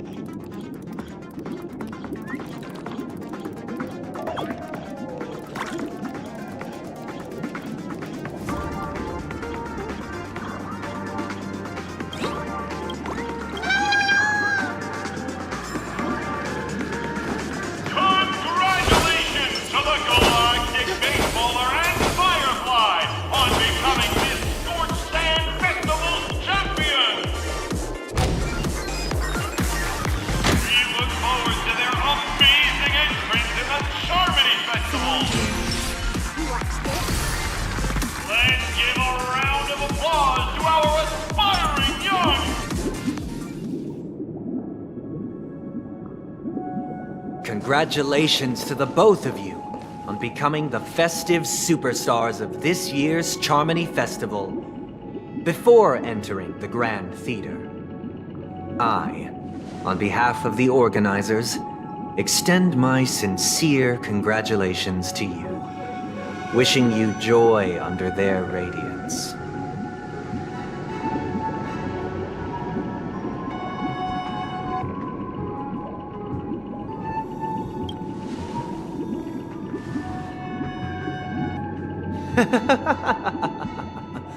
Your endeavors are worthy of extra recognition, and I've taken steps to ensure that. However, this reward is not a material one, but rather the opportunity for an open and honest communication between us. As previously promised, my sister, Mr. Yang, and I have met with the Dream Master. We delved into the truth about Peacony and its Stellaron, and have come to a consensus. Both I and the Oak family cannot acquiesce to your request. Just as expected. We acknowledge the perspective of you, Nameless. Peacony does require change, but not as you propose. The planet of festivities cannot and will not revert to a place characterized by chaos, disorder, or anarchy. Through your journey of overcoming obstacles, you must have glimpsed the essence of that era. The vulnerable ruthlessly eliminated, equality non-existent, common folk living precarious lives, eking out a dreary existence. Ultimately, only heroes like yourselves manage to achieve success. But I would dare ask, if you did not possess the special status of having a Stellaron, and you were but an anonymous and frail member among the masses, which Peacony would you prefer? A dystopia for the survival of the fittest, or a sweet dream paradise for all?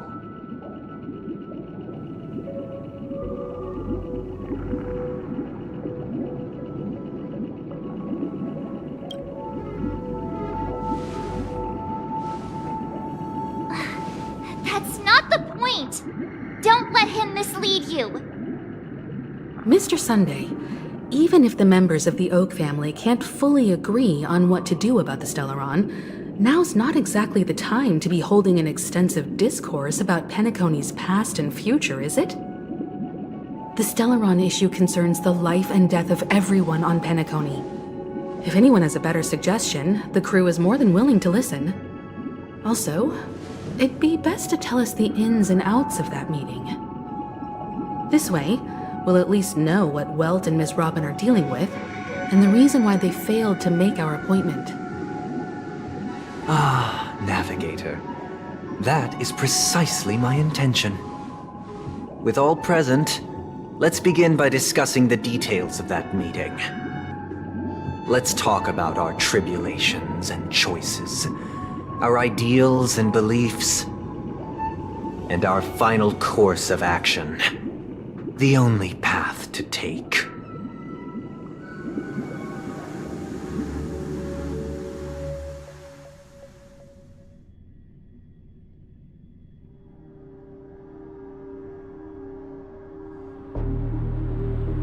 You mean to say that for the longest time, there have been scoundrels who would use the Charmony Festival that I have bequeathed to the masses as a tool to realize their ambition? Indeed, Dream Master. Once the Charmony Festival begins, the Stellaron's powers, along with the song, will be broadcast across the entire planet of Peacony. And then everyone in their dreams will be unable to awaken. This is indeed surprising to me. The dreamscape is maintained by the collective effort of the 5 families. If someone were to use the Charmony Festival to recklessly disseminate the power of the Stellaron, this individual must hold a position of great authority. Do you have any suspects? I'd like to ask, did you really not know of the Stellaron's existence? I would have never thought that this nameless would point the spear at me. Quite astonishing indeed. If I have offended, the Astral Express extends its sincere apologies. But the current circumstances are dire and leave no room for meticulous inquiry. We're doing this out of concern for the dreamscape's safety. So, if you could, please alleviate our concerns. Dream Master, it's just to prove that the Charmony Festival has nothing to do with the Stellaron. If we're being overly cautious, I will return to the stage to offer tribute in song, just per the arrangement.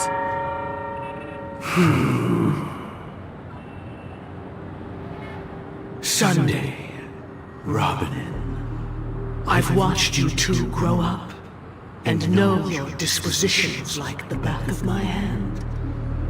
Both of you, right now, can surely be lauded as their most devout advocates. I already know your resolve. The magnitude of this matter is enormous and cannot be taken lightly. Since Mr. Yang has asked with such earnestness, I will personally respond in kind. If there is a need, The entire Oak family will be mobilized to heed your call. Someday, might I ask you to beseech them to cast their light unto me, and question me in their stead, so that no lies may be concealed? I will do as you command. Robin, could I entrust you to be present as a witness, to document the truth, and to proclaim my innocence, so that all slander may be utterly dispelled? I will do as you command. May thy will be carried out on earth, just as it is in the heavens. Oh, triple-faced soul, please sear his tongue and palms with a hot iron, so that he will not be able to fabricate lies and make false vows. Let us begin. There is nothing else to prepare. Understood. Question. Have you devoted your life to your god, never worshipping other gods? Naturally. Do you love your god as you do yourself, always heeding their admonishments? Naturally. Have you strayed from the path expected by your god, betraying their name? Never. Have you ever been inordinate with your asks of your god, coveting more than the foundation of the creation itself? Never. Then, a final question. Do you swear to fulfill all vows, past, present, and future? With the Eon as my witness, if I do not deliver on my words, or if I renege on my vows, may I be cursed in accordance with divine law.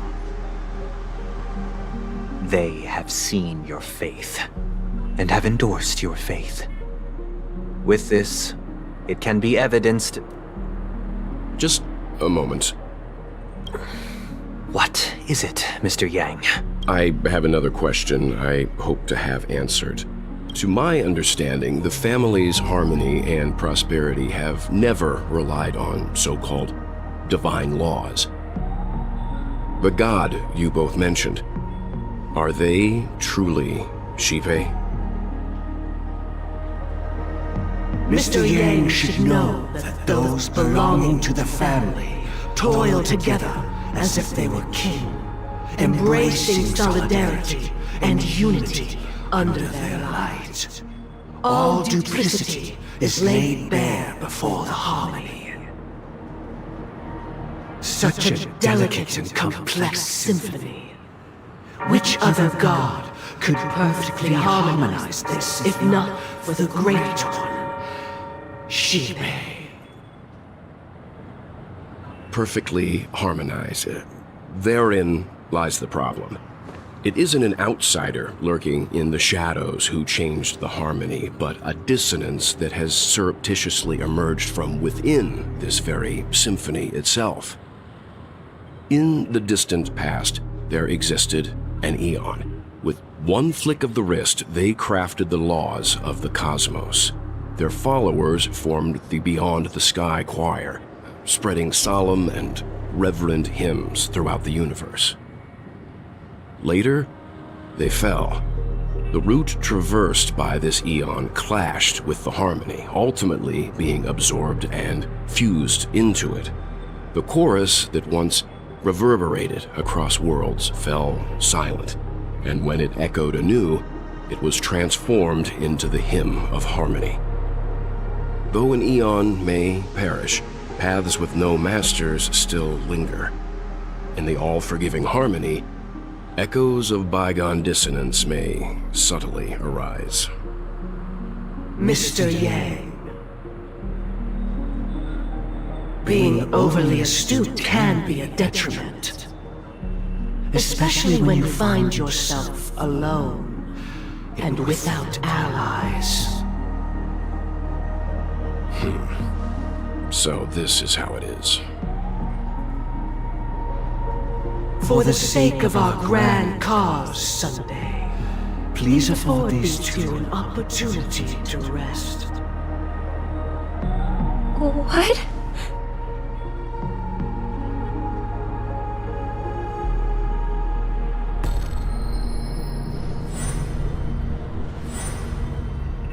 Sorry, Robin. It's just you. I did not wish for you to know this. It's a pity that things have turned out this way. So, this is the true reason I can't sing? The shadow that envelops Peacony is actually... We were never children of the harmony. Our ideal paradise could not have been crafted by Xipe. True bliss can only be guaranteed by the one who transcends the many. Within the foundation of law, humanity establishes civilization, and through harmony, we obtain order.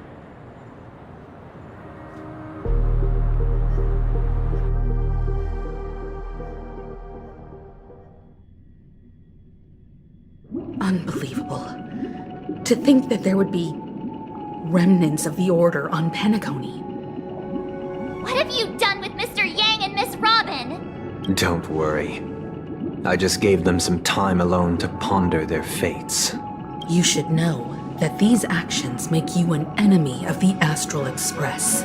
Should we need to stand against the Nameless, it would only be myself and the Oak family involved.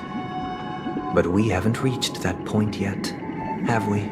Your efforts for the justice of Peacony are evident to everyone, and have been widely observed.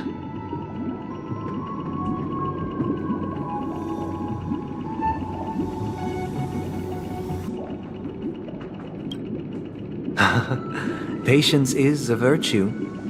However, I won't hold it against you. On the contrary, I'm here to make my intentions clear. If it is the Order that drove you to imprison Welt and Robin, and you're using them to coerce our compliance, then there'll be no point in entertaining any type of discussion. You're mistaken, Miss Himiko. They are in very safe hands, and just as the family has always proclaimed, no one can be harmed in the dreamscape, least of all in the beautiful new world belonging to the Order. Peacony and the entire universe have witnessed far too much innocent bloodshed. The strong wield their blades against the weak, and the victors push the vanquished to the brink of life. Natural selection. The world abides by this principle, establishing the well-being of humanity atop the corpses of the downtrodden. Only we, or rather, I possess the power to put an end to this farce. So you've decided to resurrect a dead Eon? No one's ever done such a thing. If Miss Himiko is interested, let's draw back the veil and speak candidly. I've always firmly believed that people can understand one another through peaceful means. I'm willing to divulge the unembellished truth as to the intentions of the Order's Pathstriders, so that you will make better judgment for the Astral Express, for Peacony, and for this stretch of the universe. Words can hardly do justice to the beauty of that ideal. So, come with me, everyone. Let us retrace our steps, and see once again where this road leads.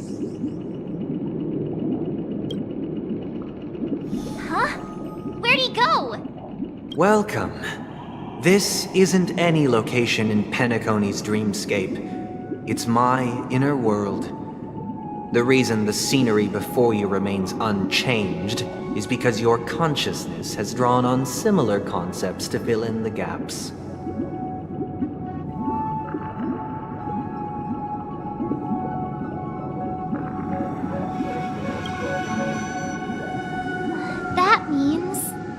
Did you do the same to Welt? It's a tuning process. Stronger in effect and more draining on the mind. The gray-haired guest has experienced it before, so she should understand what it entails. Tuning allows you to intuitively grasp my feelings, which also means that I cannot hide anything from you. Now, everyone, please look at the huge screen. The road we once took begins here. From this point on, you will witness the numerous decisions I've faced. I've selected a portion of these to share with you. I believe after going through similar predicaments, you'll be able to better understand my thoughts. Let's begin. The first decision. A story about a baby bird. This story happened when Robin and I were very young. We were victims of the Stellaron disaster, and the family's Mr. Gopher Wood, who would later become the Dream Master of Peacony, saw that we siblings had no one to turn to and took us in. Later on, Robin and I lived a time with nary a care in the world.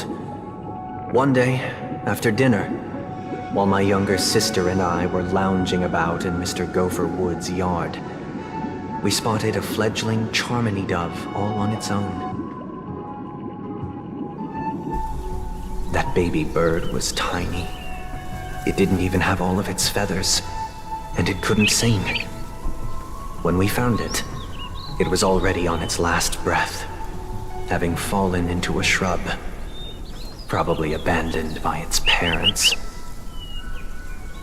We decided to build a nest for it right there and then. However, thinking back, that winter was unusually cold, with fierce winds at night in the yard, not to mention the many poisonous bugs and wild beasts in the vicinity. It was clear that if we left the fledgling in the yard, it stood no chance of surviving until spring. So, I suggested we take it inside, place it on the shelf by the window, and asked the adults to fashion a cage for it. We decided that when it regained its strength enough to spread its wings, we would release it back into the wild. The tragic part, something that we'd never considered, was that this bird's fate had already been determined long before this moment. Its destiny was determined by our momentary whim. Now, I pass the power of choice to you all. Faced with this situation, what choice would you make? Stick to the original plan, and build a nest with soft net where the Charmony dove fell. Or build a cage for it, and feed it, giving it the utmost care from within the warmth of a home. I eagerly await your answer.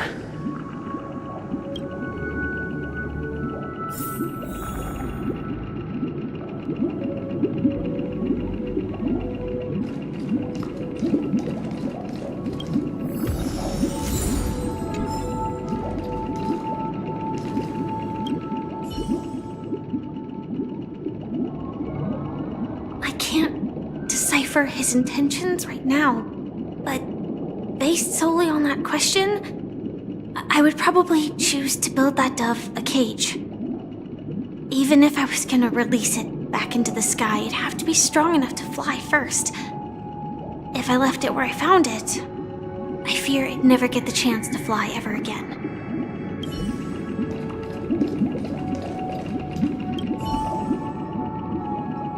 That guy just casually throws this kind of question at us? What exactly is his deal? But fine, I'll answer, I guess. If it were me, I guess I'd choose to build a cage for the little Charmony dove. After all, leaving it there, it's bound to get hurt by wild animals or something. And that'd just be too sad. It looks like he really has no intention of imprisoning us. If it's just a quiz, I suppose it's fine to humor him. Back to the question. I would personally choose to build the little Charmony dove a cage. No special reason.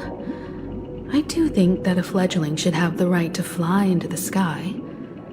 But if it can't even live to that point, then there's nothing to talk about to begin with.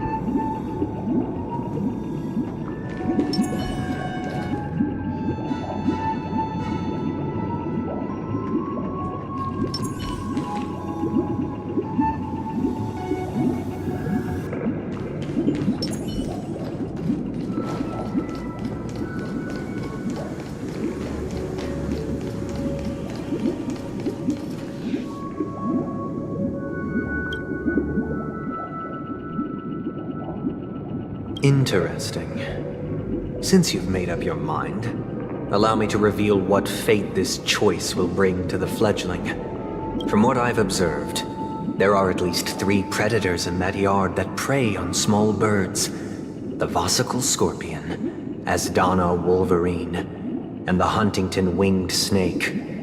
Even if they shy away from humans, these animals are still near apex predators in a fenced location like a yard. In such a location, only one fate awaits that little Charmony dove. A painful death. As for the choice you made, I am deeply sorry. Now, let us advance to the second decision. This time, it's the story of a dream chaser. This story happened when I was appointed as Bronze Melodia, a position exclusive to the Oak family, charged with listening to the problems and vexations of Dreamscape residents, and providing them with the relevant guidance. It was during that period that I had the opportunity to hear voices from all corners of the Dreamscape. Joy, sorrow, arrogance, regret. The complex tapestry of human nature that formed the world. And I was fortunate to catch a glimpse of it. He was a dream chaser, and an illegal stowaway. Just like the rest of them, he came to Peacony in search of a better life, except that, to most people, the price he paid, I suppose you could say it was everything. He told me I sold everything I could at home. The house, the land, even his 2 children. He said he could not afford to raise them, and that at least they could eat if they lived as slaves. He had a plan in place. He would buy back his children once he had made his fortune, and enjoy Peacony's beautiful dream with them. Alas, his plan to smuggle himself was somewhat clumsy, and he was sniffed out by those pig-headed hounds. After hearing the Dream Chaser's story, I immediately appealed to the Bloodhound family to cease their pursuit. That way, at least he could live peacefully. But I was still too naive to the ways of the world. I did not anticipate that what I thought was a kind gesture would later lead to dire consequences. I'll tell you the outcome soon. For now, I'd like you all to make a choice. Will you do as I did, and try to convince the Bloodhound family to stop their pursuit, so that the Dream Chaser may live peacefully and realize his wishes? Or will you remain silent, leaving him to languish while the hounds are hot on his heels, until his inevitable judgment arrives? I look forward to everyone's decisions. Who knows? Perhaps they might even alter the outcome of this tragedy.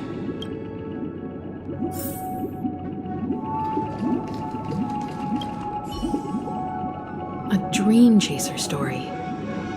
If I acted out of kindness, I would probably ask the Bloodhounds to stop their pursuit and lend him a hand. But what cruel repercussion would this choice result in? I think Sunday must have been deeply impressed by the limitations of the strong defending the weak through this incident.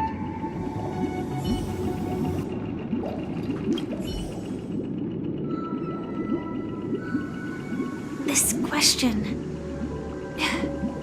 Surely it has some connection to the baby bird story. And this connection is precisely the breakthrough Sunday aims to use to persuade us. I'd probably choose to ask the Bloodhounds to cease their pursuit.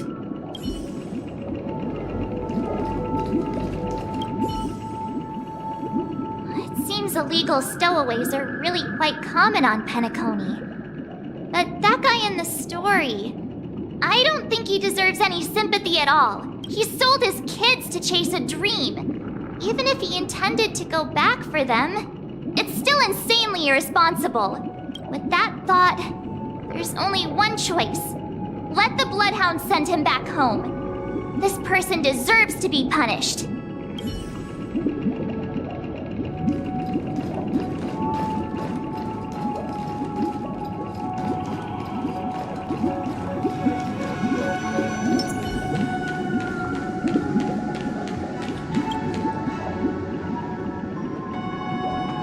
It seems you, like me, are pondering whether a different choice could have led to a better outcome. Sadly, his fate would only be more tragic. Say he never gets caught. He would only die from delirium. The methods with which illegal stowaways enter dreams are unorthodox, not flawless like the hotels. Living in the dreamscape would be a mere pipe dream. Should he be apprehended, could the hounds afford to turn a blind eye? The answer is a definitive no. They couldn't bear the resulting consequences, and thus wouldn't dare extend a helping hand. As to your choice, I once again offer my heartfelt apologies. Next comes the third and final decision. And the story this time is my own. This story happened the day I was appointed the Oak family head. At that time, Mr. Gopherwood was the current Dream Master, and as per his wish, we had a private conversation. What surprised me was that the Dream Master had only come to deliver a letter to me. He let me read its contents, and it was a letter from my sister. The letter contained the usual pleasantries, anecdotes from her travels, nothing out of the ordinary. Just as I started wondering how this letter related to our discussion, the Dream Master began to speak. Do you know who wrote this letter? My sister, of course. But why would you personally visit me to hand me a letter from my sister containing mere trivialities? To help you grasp the full scope of this issue.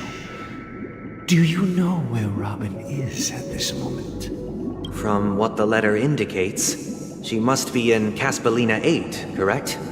She's touring there right now. Correct. Has she mentioned anything about a stray bullet? A stray bullet?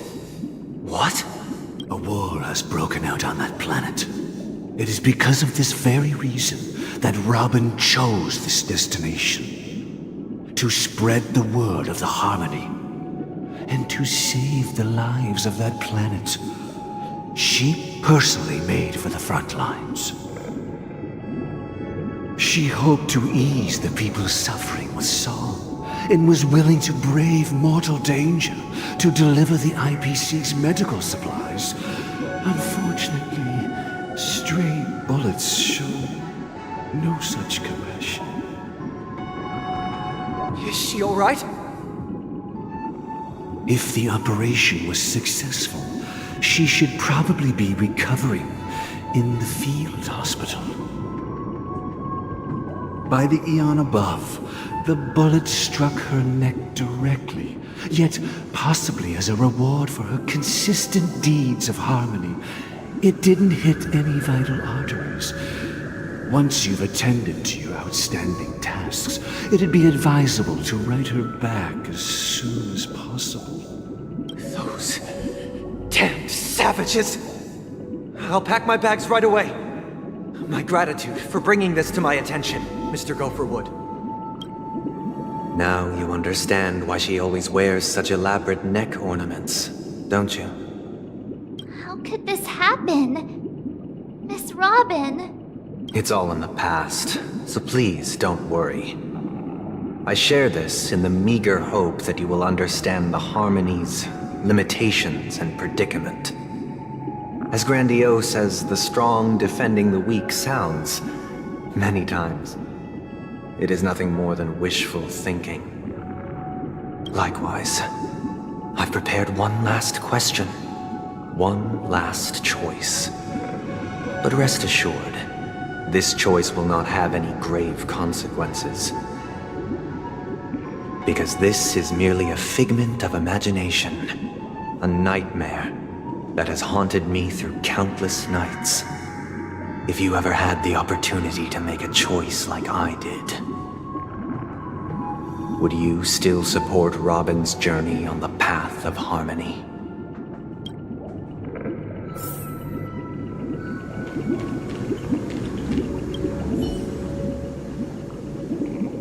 I often feel like I've dreamt of similar scenes on certain nights. In the dream, I see blurry faces. I don't know who they are, but I sympathize with all of them, fighting for survival against some unfathomable force. Their confusion and fear are lucid to me, but I also remember they chose never to give up. If Mr. Sunday's question leaves you puzzled, you should find the answer from your own experiences. With each trailblaze, dangers and tribulations will surely follow.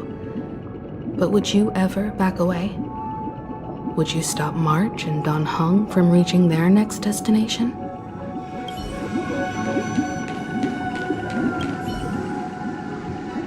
I can't believe that happened to Miss Robin. The strong defending the weak is a great mantra, but if I had to pay such a price, I don't know what I'd do.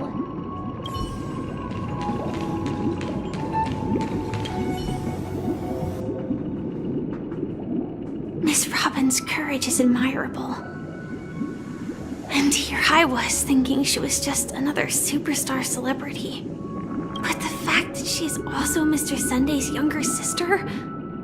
No, I doubt he'd wish harm on his own flesh and blood, no matter how grand the ambition.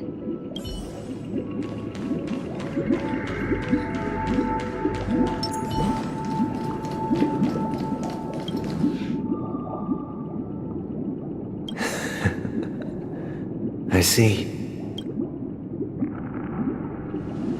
I am now aware of everyone's stances.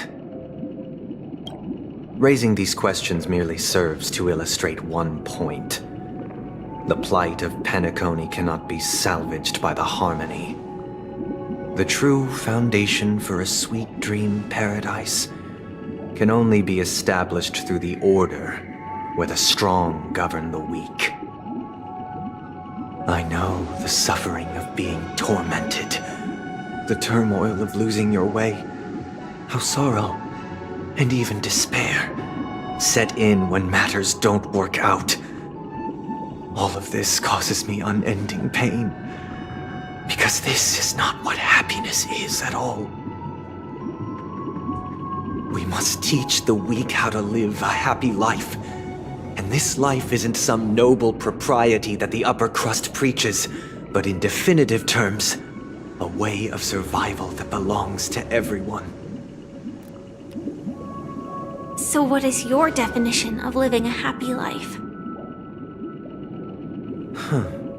Good question. Human consciousness is fundamentally an illusion, a cage known as self-worth.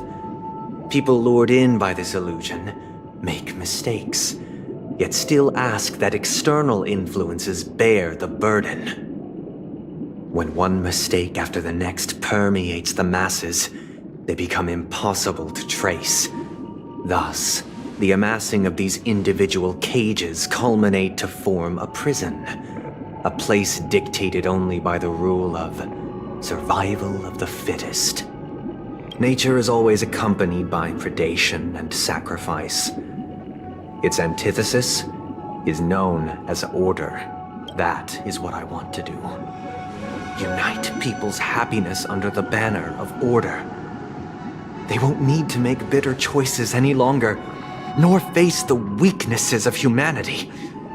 They can cast aside their primal instincts to build a haven for mankind. Simply describing thoughts is far too abstract, so allow me to provide a simple example. As you all may know, there are societal norms like weekends and long weekends that exist on some worlds. During these hard-earned rest days, people are given the chance to extricate themselves from the stresses of everyday life, allowing a certain tranquility to return to their souls. And it is only on these days that people do not have to adhere to the law where the strong prey on the weak. They can live out their lives happily during these brief intermissions. It's just a pity that 2 or 3 days are still too fleeting compared to the span of a lifetime. From where I stand, society's ideal system should be 7 rest days. Following Sunday, there should ensue a second, a third, and indeed an infinite procession of Sundays. This should be the face of the new world. Idyllic, eternal, peaceful days. And thus, every person can return to their base selves in this utopia. Some gaze in reverence at the stars, pouring their whole beings into calculating the distance between us and the isolated world of Pagana. Meanwhile, some seek refuge in quiet corners, holding one another, unencumbered by the chains of unwelcome obligations. There would be no need to bear the hardships of reality. Only in this way can humanity face the inevitable end with the purest of spirit, living a life of dignity. This is what it is to live in bliss. Miss Firefly, you who are stricken with entropy loss syndrome, you of all would surely understand this.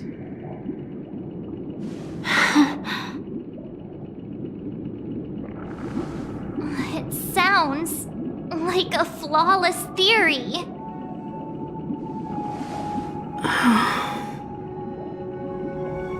But what is the price to attain all this?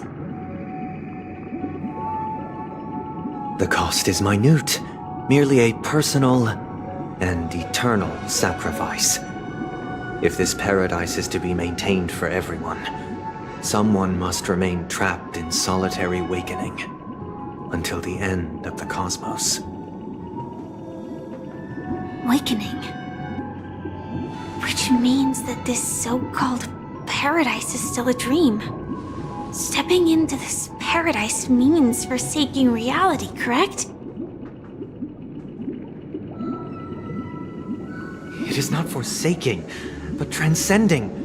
Flesh, blood, sorrow, weakness. If the physical is the root of spiritual suffering, it is only logical that we defeat it.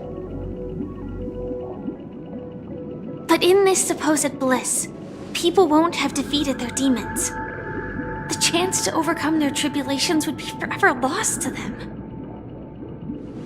In other words, it is an escape. That's another way of understanding it. But there is no shame in escape. On the contrary, the seeds of escape exist in everyone's hearts. Don't you agree, Miss Firefly?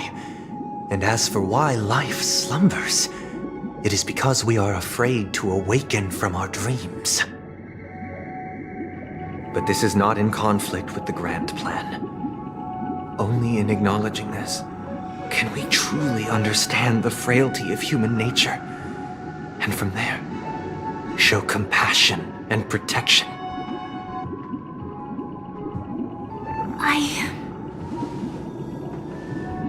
I admit that you are a born leader.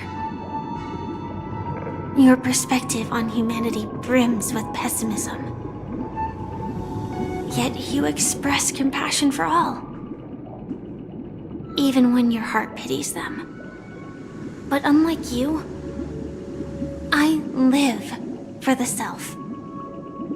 From my perspective, individuals making choices for themselves is their birthright. The want to escape may be innate in the weak. But whether they are weak or not, it is not up to another to decide. Perhaps in your mind, you also view me as weak?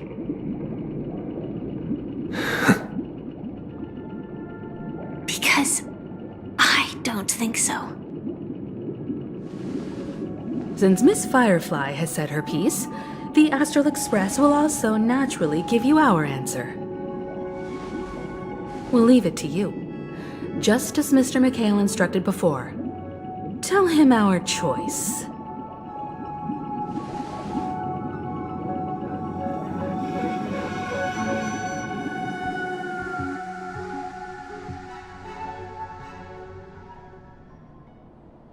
What is this place?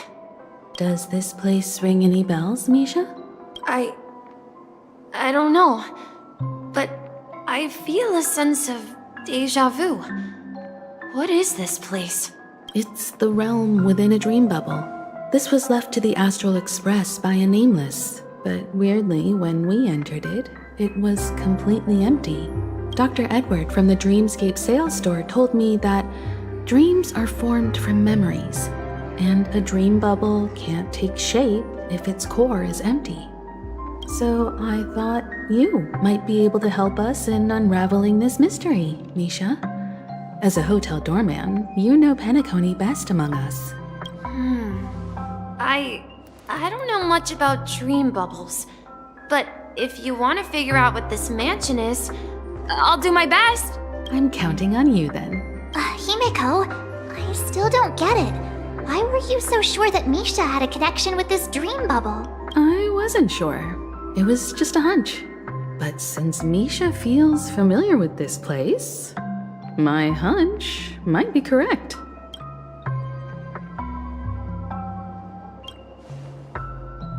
Exactly. This is where you and Firefly encountered death, which we now know as dormancy. Considering its connection to Dreamflux Reef, it's not surprising it appeared here. The question now is, who brought you here? Based on the clues we have so far, it's unlikely to be that masked fool.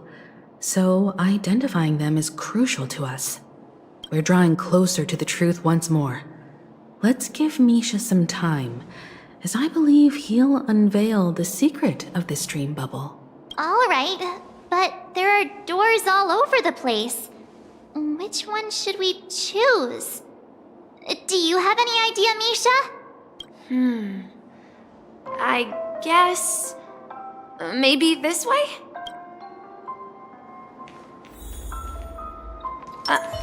I'm not entirely sure, but let's give it a try. Wait, you managed to choose the right door? Weird. This place is quite different from the hotel. But I feel like I've been here before, and even lived here for a while. If I remember correctly, there should be a fireplace down that hallway. Clocky and I used to sit by the fire, listening to the crackling of firewood. And the room on the other side was the toy room. I loved spreading out all the toys from the box on the floor and making up stories for each of them. Hold on. This doesn't make sense. Didn't I grow up in Dreamflux Reef? So, what is this place? This could be a case of amnesia. Don't worry, Misha. It's common for everyone to forget certain aspects of the past. Those memories haven't vanished. They're just lying in the depths of your mind. We can surely get them back. Since this place seems familiar to you, why don't we explore a few more rooms and see if you can recall anything more? Yeah, then let's check out the rooms I just mentioned.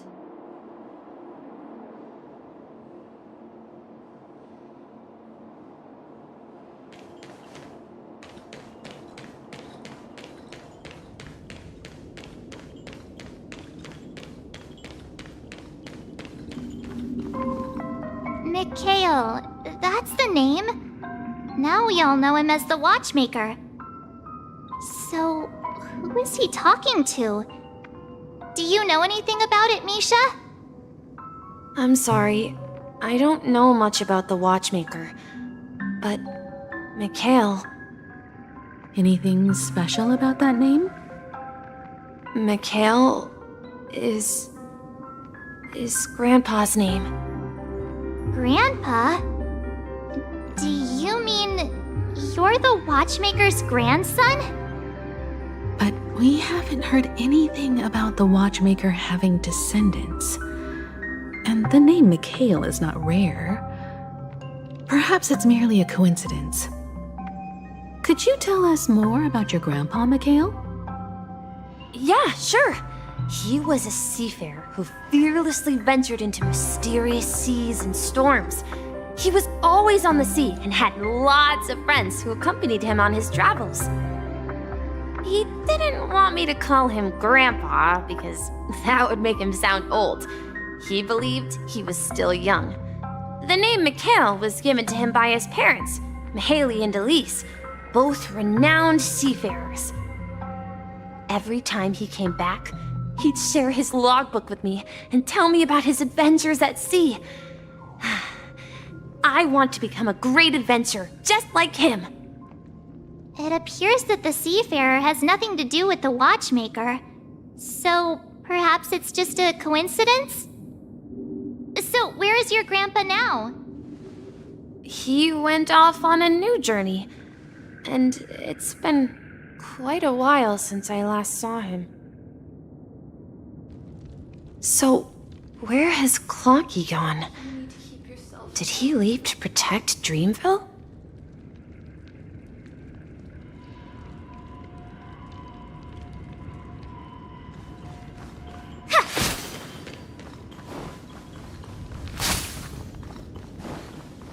Mikhail.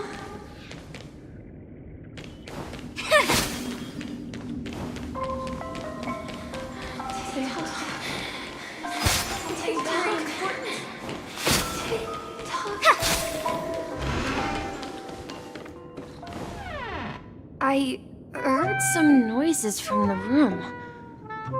Origami Bird? That's a friend of mine. You and Origami Bird are friends? Yeah. It's a member of the Compass crew, just like Clocky and Miss Mirror. And there's more than just one Origami Bird. They are a big family with lots of brothers and sisters who look the same. They follow Miss Mirror's orders and handle all sorts of jobs on the ship. They're the best sailors. Sailors? Can origami birds be sailors? Could you tell us more about the compass, Misha? The compass is a ship bound for the new world. Clarky and his partners travel through layers of fog to the depths of the sea. Whenever there is danger, Clarky will use a compass and guide the ship in the right direction. That's a great story. But in the Peacony cartoon, Clarky and his partners have always lived in Dreamville and never ventured out, right? Huh? Oh, that does seem to be the case. Weird. I clearly remember Clarky arrived in the New World in the end. Perhaps Clarky has a hidden past. I think I hear the sound of water. You once mentioned there's a magnificent fountain up ahead.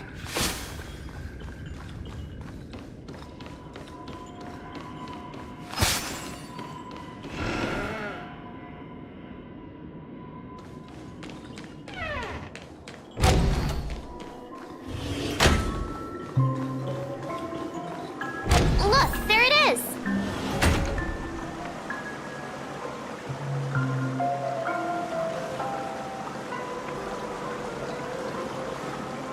The water resembles a precious jewel embedded in the dreams of all seafarers. Every time I gaze at the shimmering lights beneath the waves, it feels as though I'm back in this place, standing by your side. Have you recalled anything, Misha?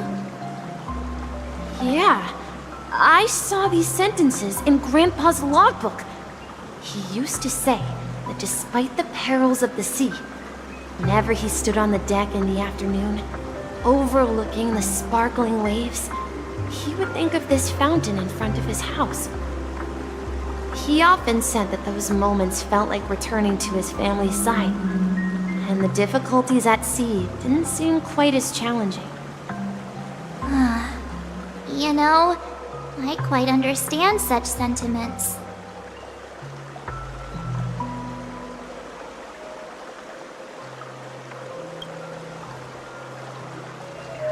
Hey, don't tease! I was just being a bit sentimental. Perhaps every adventurer far from home carries a fountain within their soul.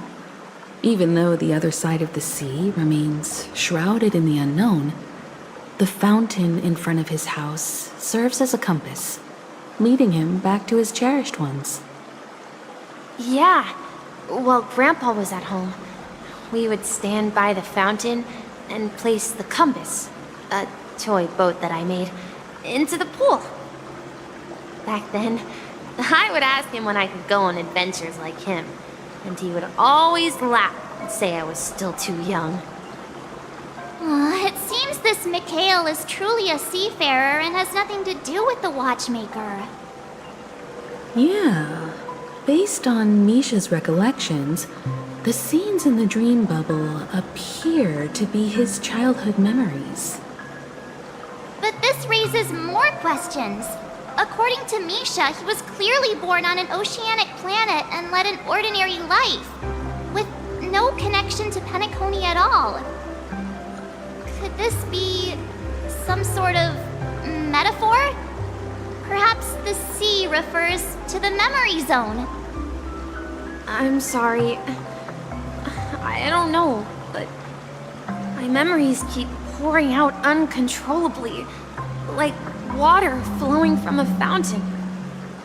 Perhaps I'll remember more things if we go further.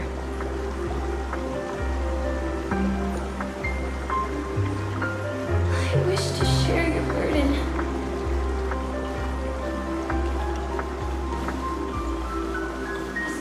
We're going to the opposite side, right?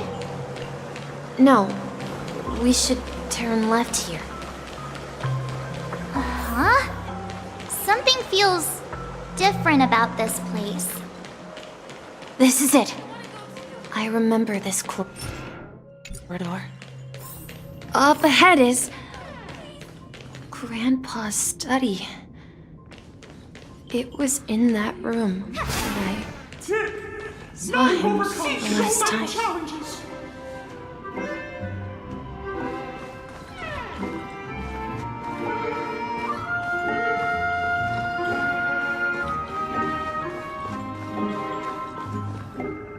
The atmosphere in this room feels totally different. Misha! You finally come! Clocky! Here! Yeah. This is the room where we first met each other. Are those books on the bookshelf logbooks left behind by that seafarer? Yeah. Whenever he came back, he placed a logbook on the bookshelf in his room. They contain records of his expeditions to every corner of the world. He described our world as a fountain. At some point, the sea started to gradually swallow up the land where people lived. To ensure that everyone had land to settle on, he had to continue exploring the sea and search for the source of the rising seawater. On that day, he called me to his study, telling me that he was embarking on another journey. However, I could sense the gravity in his expression. It was the same look I had seen on my father's face before his final voyage. I asked him if I could go with him, but he said that my adventure lay elsewhere and told me to stay home and patiently await a certain sound at the door. What sound? He told me about a vast ocean in the sky, an ocean of stars. He spoke of a train that transports children with a desire to venture far away, traversing the sea of stars without ever stopping. He said that he knew the crew on the train, and that he had asked them to take me along. He said the journey I had always dreamed of would start there. A train? Could it be? It's the Astral Express. I remember now. Grandpa's friends are a group of nameless who came to this world to resolve a disaster caused by a star. Then, he gave his pocket watch to me. It was his cherished treasure, appearing in every one of his adventure tales.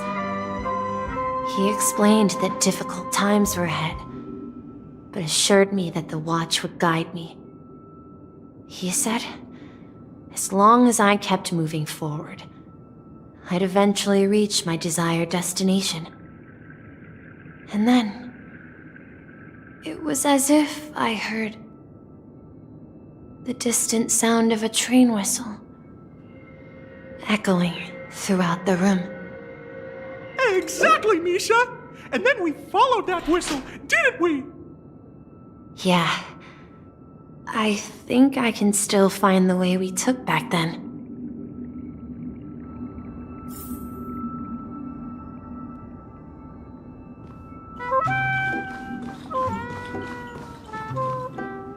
This is the dream jigsaw, right? So we're supposed to find the exit. But where can we find the last piece? Do you remember? You said you obtained a mysterious shard when you stumbled into this place. Hey, the shape seems to match. So this shard is also connected to Misha? Looks like we're just one step from revealing the truth. Let's get to the other side and investigate.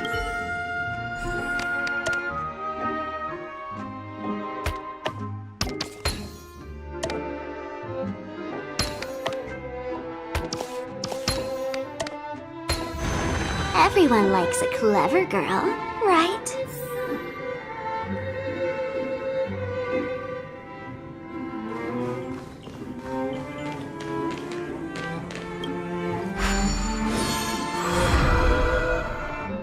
This is it. This is my room of clocks. While I spent my time waiting for Grandpa to return from his voyage, Walter gave me this workshop, and it became my secret base. Here, I learned how to repair clockwork and gears, out of my fondness of precision mechanics.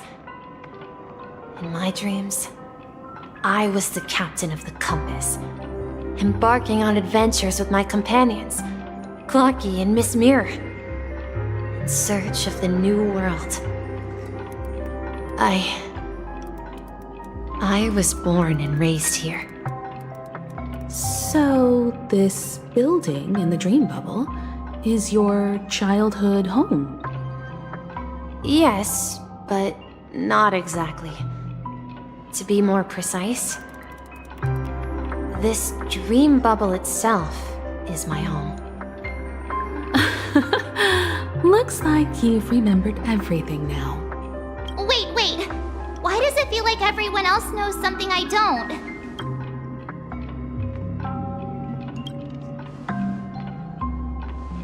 March, do you remember when she mentioned the clocky that only she could see?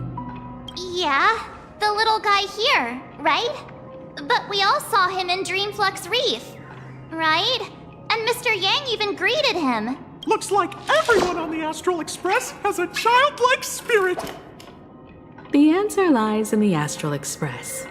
Her experience shows that neither Firefly nor Acheron can see this clocky. And when we were in Dreamflux Reef, you may have noticed that for some reason, nobody outside of the crew had ever talked with Clocky.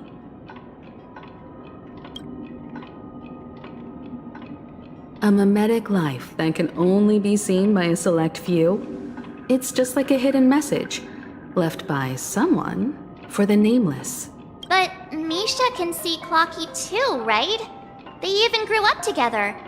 But Misha hasn't started the way of the Trailblaze yet. That's the key to the mystery, March. Now, take a moment to recall. Have you ever seen anyone outside of the crew interact with Misha? Wait. No way! That's the answer, March 7th. This dream bubble is the place where I was born. And I'm a dweller in this dream. Just like a memory zone meme. I should have stayed here and waited for you. But when reality and memories merged, I unconsciously pushed open that door and left the bubble with Clocky. So it's not that the Watchmaker's dream bubble is empty, but rather the stuff inside ran away? And the whistle you heard was the sound of the Express arriving at Peacony? That's one way to see it, but I believe there's a longer story behind all this. It's best for Misha himself to explain all the details. How about we start with your name? Now, should we call you Misha, or...? Thank you all for helping me rediscover my true self. Now, please allow me to reintroduce myself.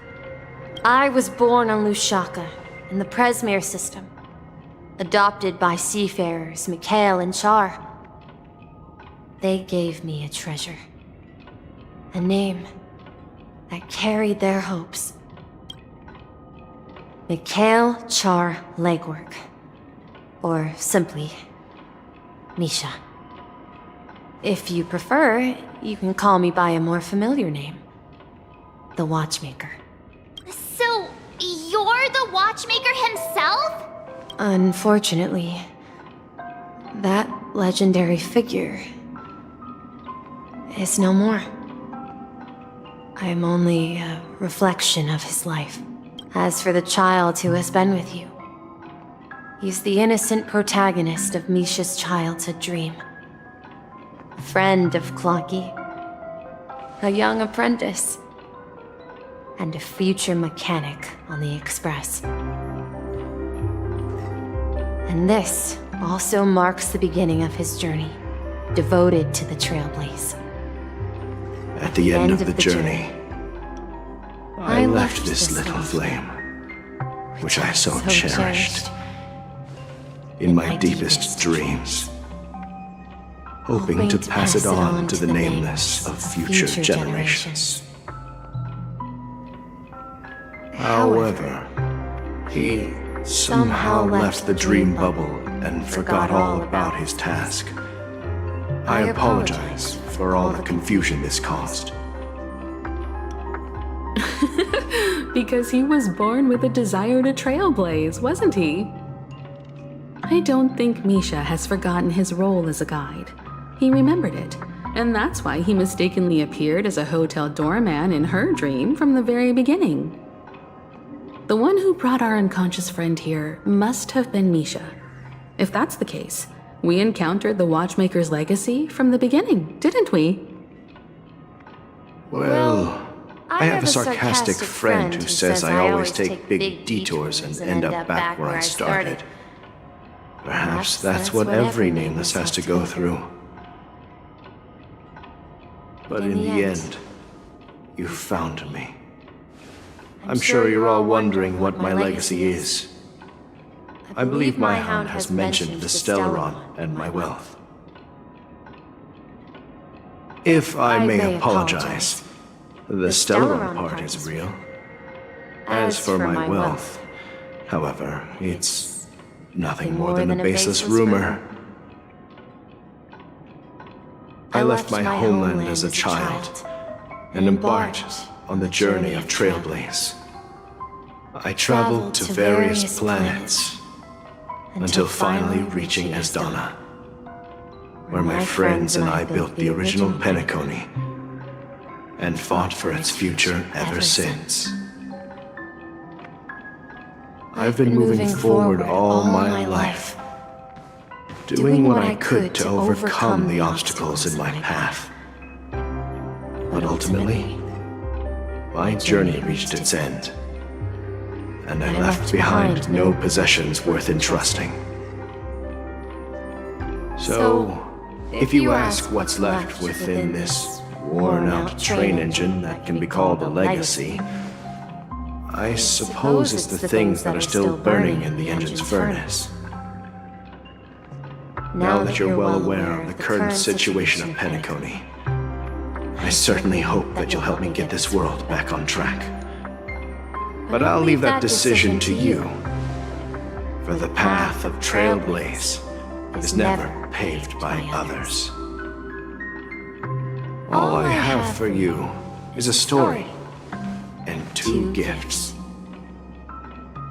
I want to give you my pocket watch.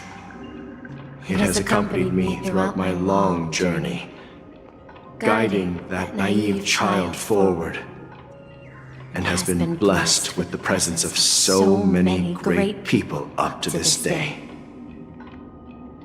And my hat, too. The one who navigated for me placed it on my head and planted a fanciful thought in my mind. The trailblazing expedition will never end. Now, it's time for you to make your choice. Once you've made up your mind, open that door and enter the long dream of an old man. I'll be waiting for you at the end of this corridor of time. All right, everyone, let's make a decision. Although I don't think anyone will have any objections. Oh, come on, stop joking at a moment like this. We've come this far. Surely there's no other option than moving forward. In that case, the vote stands at 2-1. Then let's proceed together to the end of this stream and tell Mikhail our decision.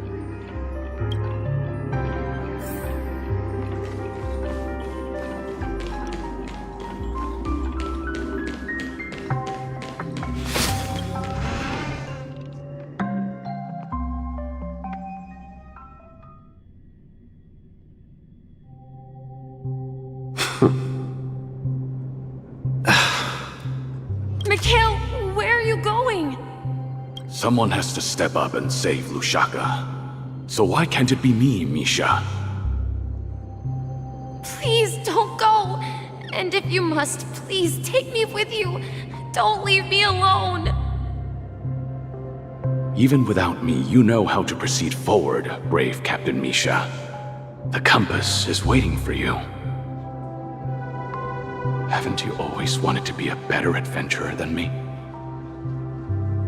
Now go, board that train and start your journey.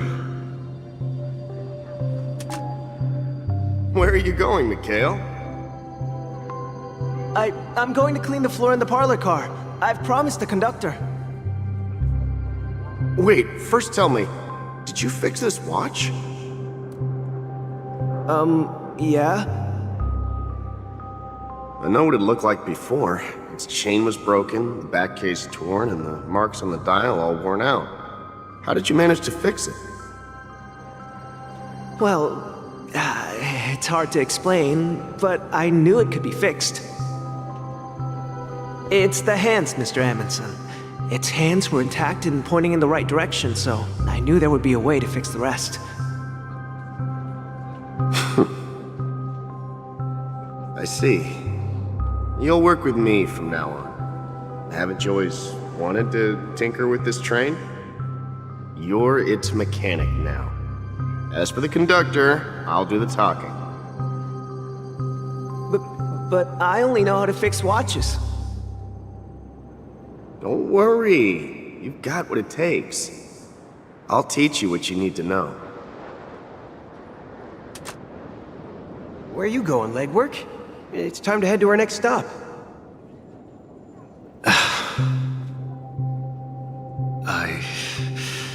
I'm staying in Astana with Rosalina and Tiernan. I see. This place reminds you of home. The people of Astana have only achieved a tiny victory and still have a long way to go towards true freedom. Hanunu needs us. Don't worry, not all journeys lead to the stars. Even if I leave the Express, our path of trailblaze will continue. Yeah. I knew you wouldn't stay on the Express forever. Leave in peace, my friend. And, take this with you. This is Mr. Amundsen's hat. But why? When he departed, he said he would leave it to his best student. Well, I suppose the time has come. Farewell, legwork. Take care of Tiernan and Rosalina. And don't forget to write to us.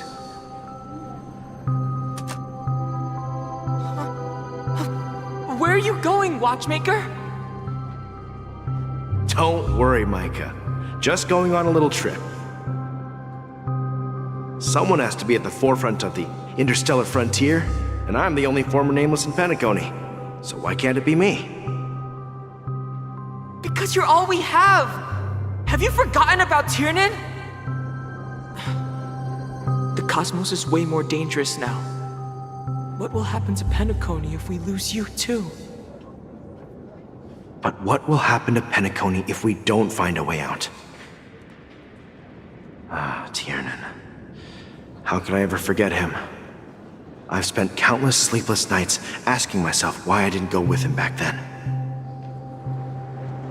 We Nameless won't stop. Don't worry, Micah. It's just a matter of getting back to my old profession. Just wait for me to come back. But if, and it's a big if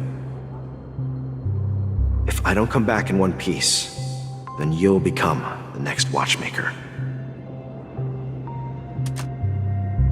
Where are you going, old man? Oh, you're here. Answer my question. What are you up to? Relax, Gallagher. I just came up with a great idea. Wanna hear it? Oh, come on! Aren't all your ideas just ways to get yourself killed? I may be blunt here, but you're the last remaining hero in Peacony. If you die too, the secret of the Stellaron will go to the grave with you. Yes, I'm afraid there's no way out in Peacony, so I'll have to consider alternatives beyond Asdana. We'll organize a festival using the Watchmaker's legacy as a facade, and send invitations to the entire cosmos to gather people here. So, a desperate struggle against the family? Desperate? Don't we have you here, my friend? This task is challenging, but what hasn't been challenging for us along the way? Well, whatever you do, remember, make sure to send an invitation to the Astral Express. Misha! Where are you going? Oh, it's you, Clocky. Take me to Dreamflux Reef. Last night, I had a long dream about the day we met. I want to write down that dream. Write it down? Why? Oh, so I won't forget it. Do you remember how you got your name, Clocky? Of course! You told me that when you were a kid, you lived in a room full of clocks. Those wall clocks and pocket watches grew up with you and were your best friends. Yes, but what I didn't mention was there's a funny misunderstanding behind it. I was a kid, and there was always a special pocket watch in my memories. It was with my grandpa, guiding him on his sea voyages and leading the way in his every adventure story. I wanted to have a pocket watch like that too, and that's when you appeared in my dreams. Yeah. Every night, we boarded the compass and set sail together. But you know what? It wasn't until the day my grandpa gave it to me that I realized it wasn't a pocket watch at all. It was a compass. So, your name should have been Compassy. And the Watchmaker is just a nameless.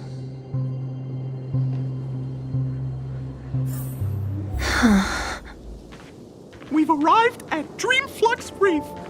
So, where to next? You know, Clocky, I don't think I'll be going anywhere else.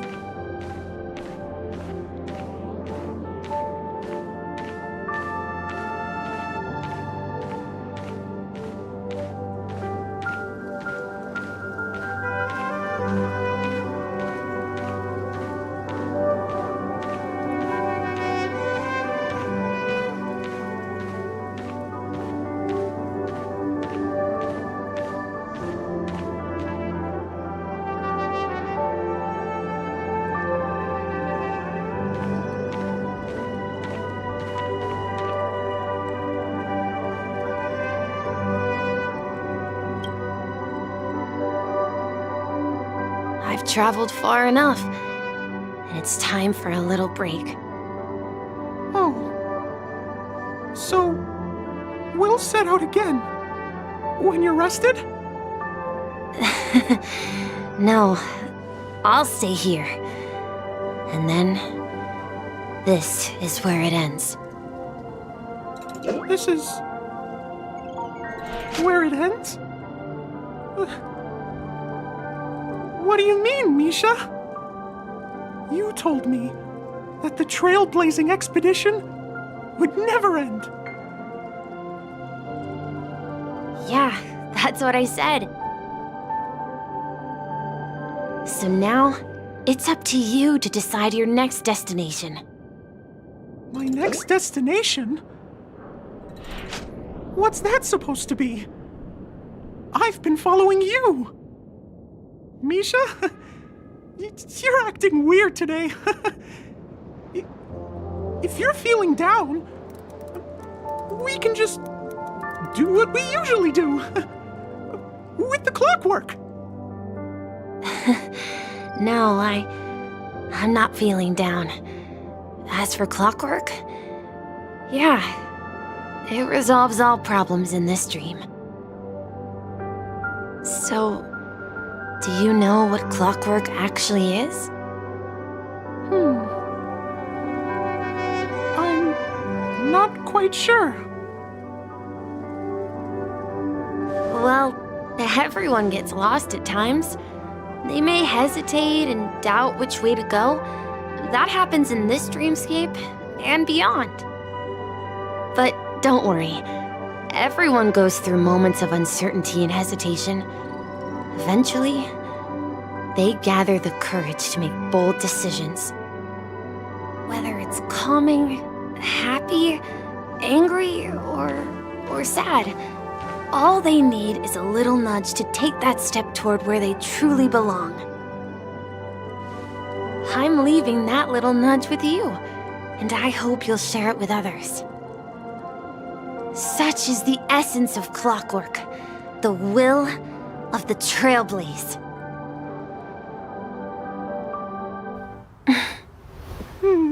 Clocky's hands spin around non-stop, indicating confusion, frustration, and weakness. But ultimately, people still need to move forward. Just like your hands, always pointing ahead. This is where my journey ends. From now on, it is your path to walk. Trailblazing means taking paths your predecessors forswore and venturing even further. The Peacony in Mikhail's dreams does not belong to order.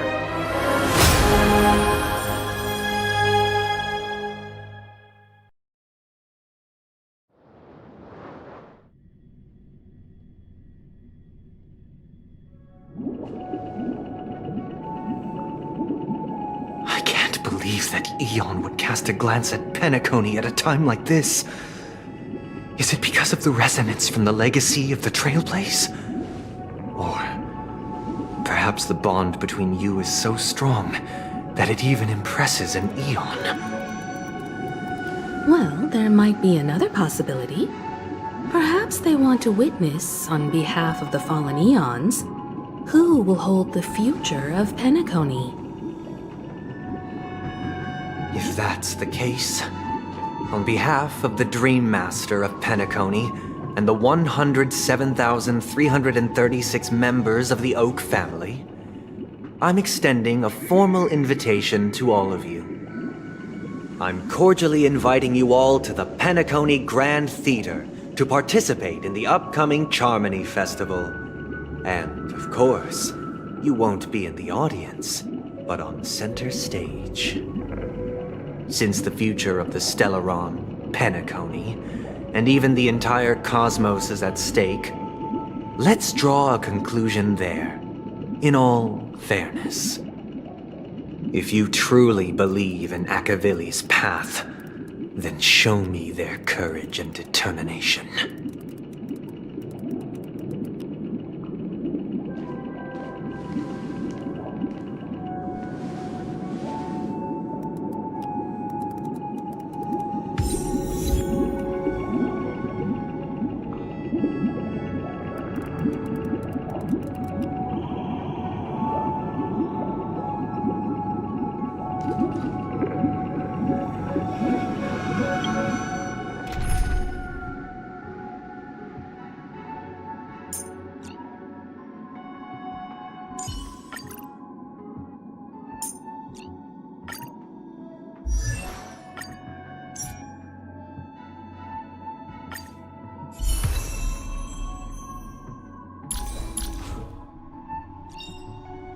Unknown to each other, yet united in purpose, we make the same choices.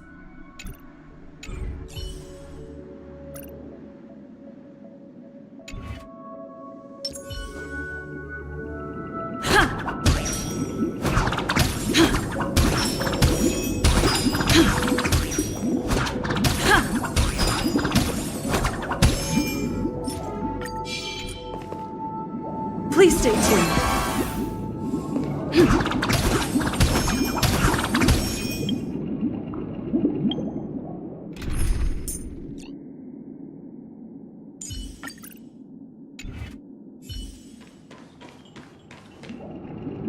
Does that mean he wants to fight us during the Charmony Festival? I'm afraid so. This is weird. Aren't ARC villains usually plotting some dirty conspiracy in the end? But he actually said something like, "In all fairness." Could it be that he's underestimating us? Well, in my opinion, Sunday is deeply committed to his own philosophy and genuinely wants to prove that the Order is right. I sensed a strong conviction and a desire for dominance in him. Maybe he won't accept the outcome unless he wins fair and square. That's why he'll give it his all in the upcoming battle.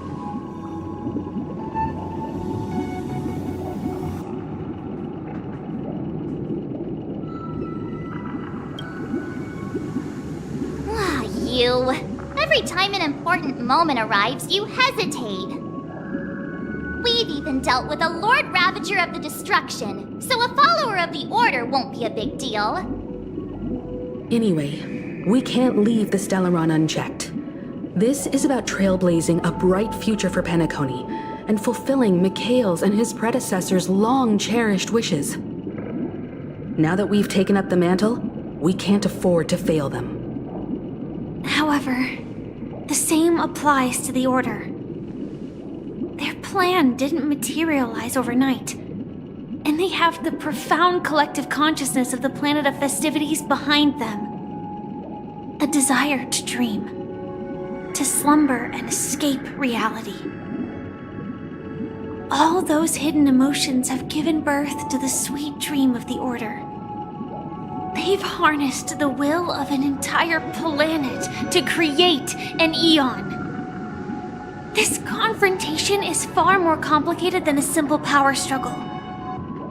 To secure Peacony's future, fighting on the stage alone is not enough. What do you mean? Are you not coming with us? I believe Firefly is trying to say that she's heading off to another battle.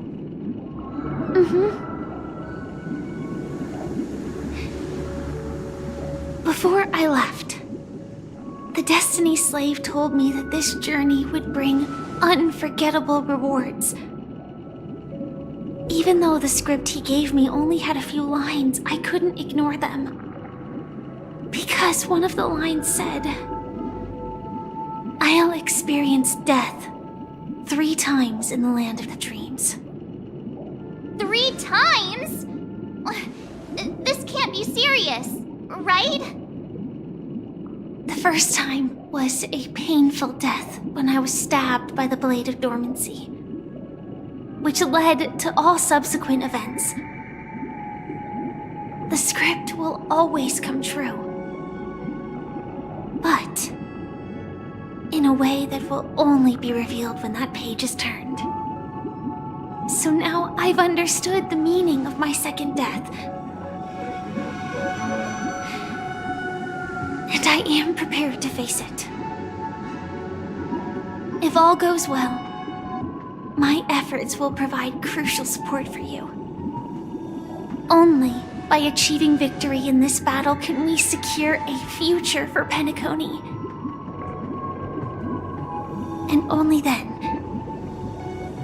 my third and final death won't come true in the most terrible form.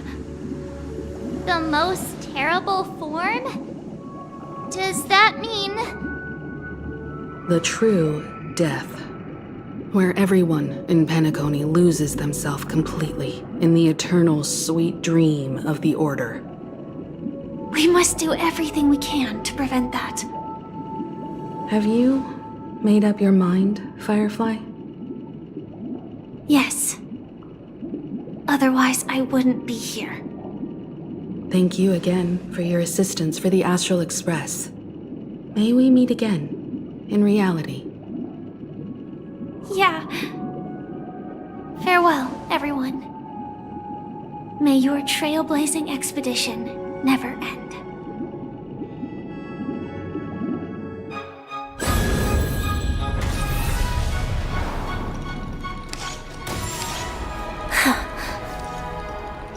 I dreamed of a scorched earth. Everyone, are you ready? A new shoot sprouted from the earth. It bloomed in the morning sun and whispered to me. Like fireflies to a flame, my against death. May we meet again in reality.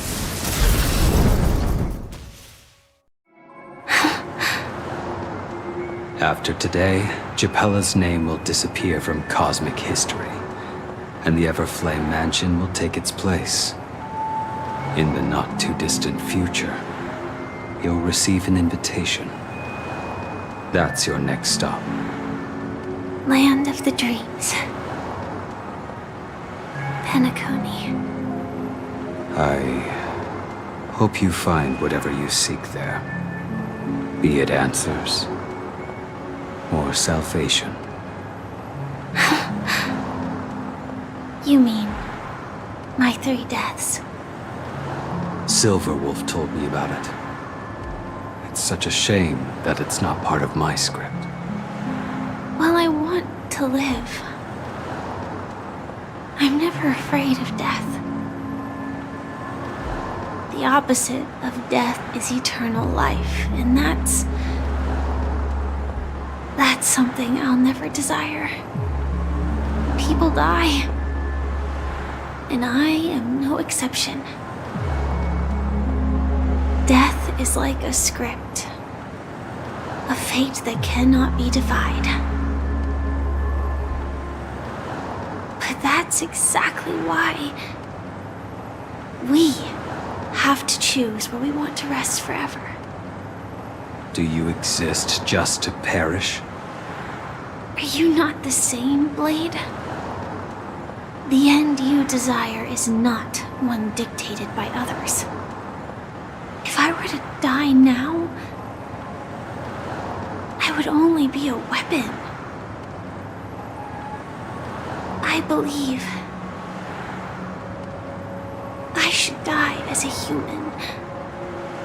Though its definition escapes me, isn't this the answer that ordinary people look for their whole lives? A name that can be carved onto their tombstone. The tombstone that belongs to me once bore the inscription, Glamoth's Iron Cavalry. Then it changed to Stellaron Hunter. But one day, it will bear the name Firefly. And all the brilliance she showed at the end of her life.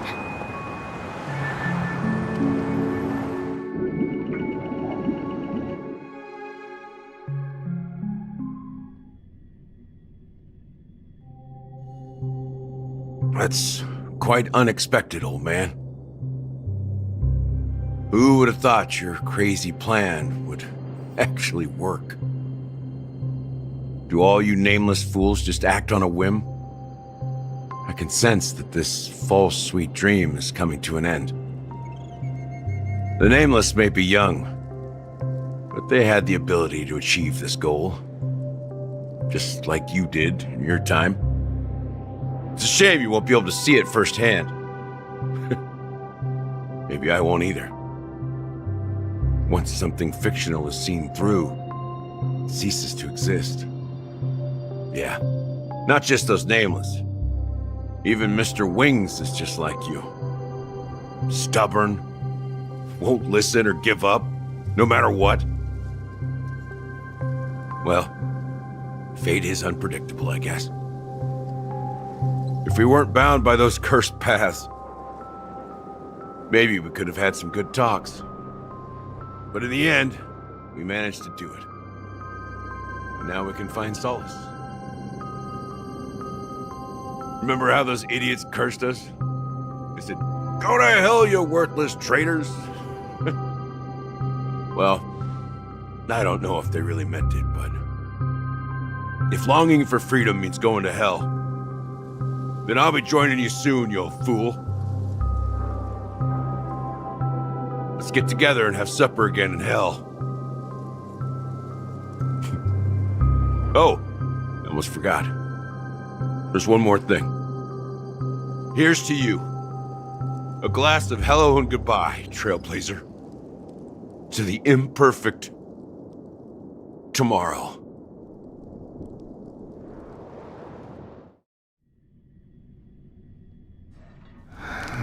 It's warm here, isn't it? You're lucky to have found shelter from the rain. Let alone fresh berries in this desolate place. I was just following the scent of life. It's particularly strong in a place like this. It's a shame these berries don't have much flavor. Seriously? In case you didn't know, this fruit is pretty juicy. The only downside is that when you chew it, it becomes extremely spicy.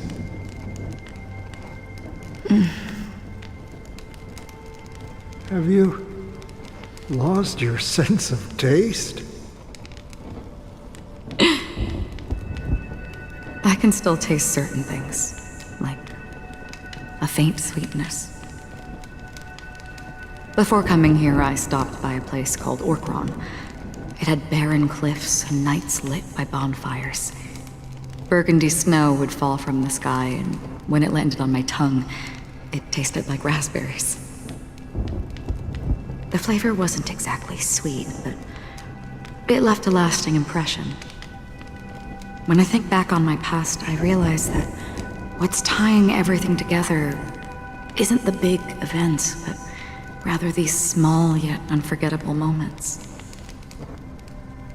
Don't worry about it. Losing oneself is a reality that every self-annihilator must face. At least I haven't completely lost my senses and memories yet. Well, congratulations on adding another footnote to your journey. By the way, are you always alone? No, I had a companion in Orkron. She's a short, nameless girl who aspired to explore IX. She always said she'd walk a path deeper and farther than Akavilis. Quite an ambition for such a small girl. So, what happened? She became stagnant water. Well, my condolences. Condolences. I don't need them. The girl left with a smile. She never regretted her choice and most definitely wanted me to say goodbye with a smile. So, that's what I did. That's proof that you're grieving for her. Or perhaps I'm just afraid. Afraid? I rarely sense that emotion from you. What do you fear? I'm afraid I'll forget the 30 days I spent with her, just like all the other days in my life. Most of them have already washed away with the rain, disappearing into an unseen realm. I fear that those vivid red memories will fade away too. There isn't much color left, and besides this faint, warm red, there's almost nothing. Hard to imagine. A ranger accustomed to bloodshed destruction and chaos finding warmth in the red color? Because I have experienced this warmth many times. Long ago, I promised someone that I'd bring it to more people. And that for every remaining moment of my life, I'd strive for a better ending for all. As long as this red color still lingers, I have a chance to fulfill that promise. It represents a burning fire, a blooming flower, the berries in this cave, and life itself, fleeting yet still dazzling.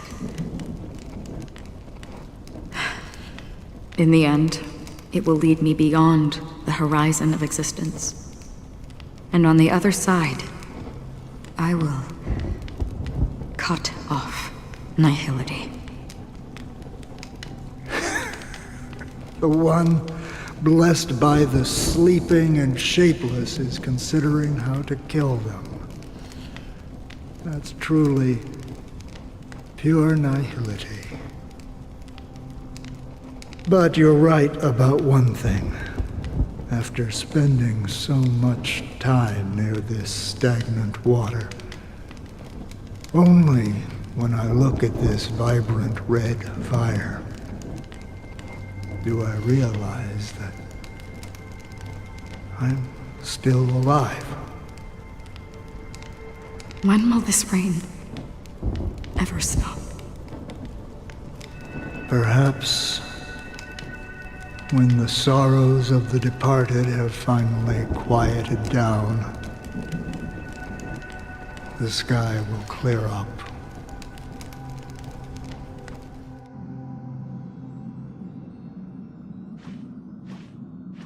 Have you heard of a planet named Biari Scamandros, Don Hung? It's one of the paradises under the influence of the Harmony, a sought-after wonderland for the inhabitants of the Dardanu Major and Minor systems.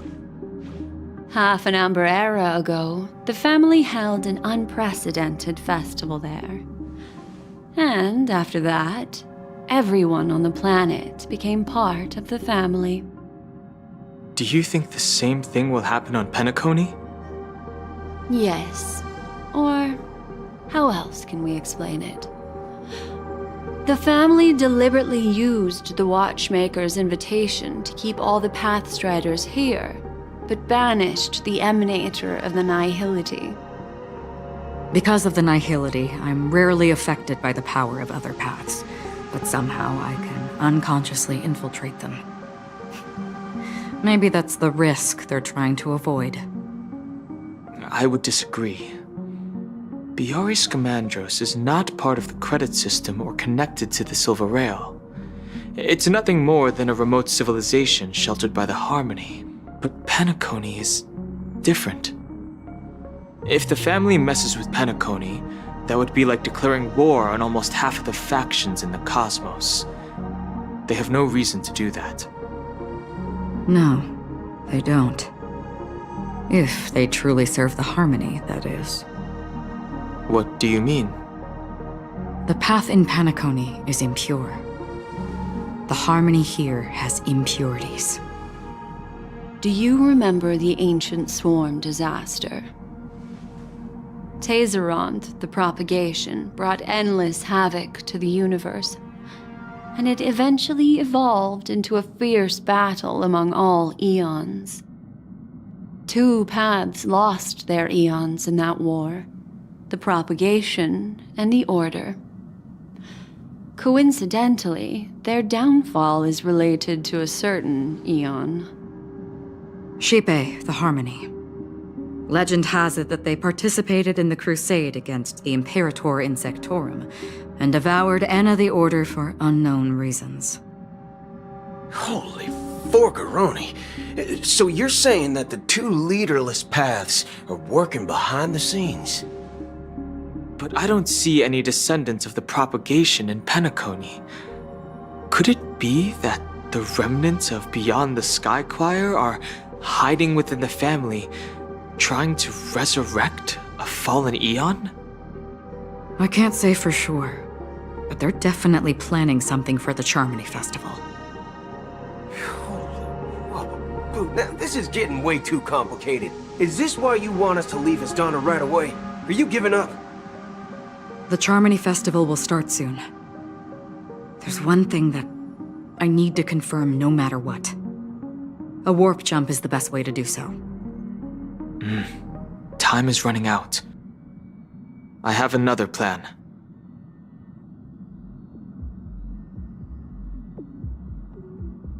Hold on. Are you thinking of using the Jade Abacus of Allying Oath? Exactly. The assistance from the Lawfu Cloud Knights would be enough. Think it over carefully. You can only use that once in your lifetime.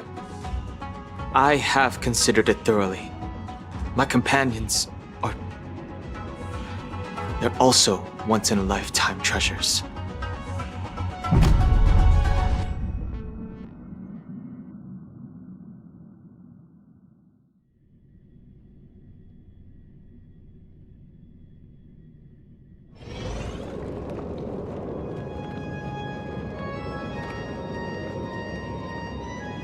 Are you the only one here, my child? The Nameless is quite the diplomat. Our secrets have spread like wildfire within the family. And IPC starships are gathering towards Astana. This is a crucial moment for us. So, where is the Chosen One who harmonizes the varied sounds?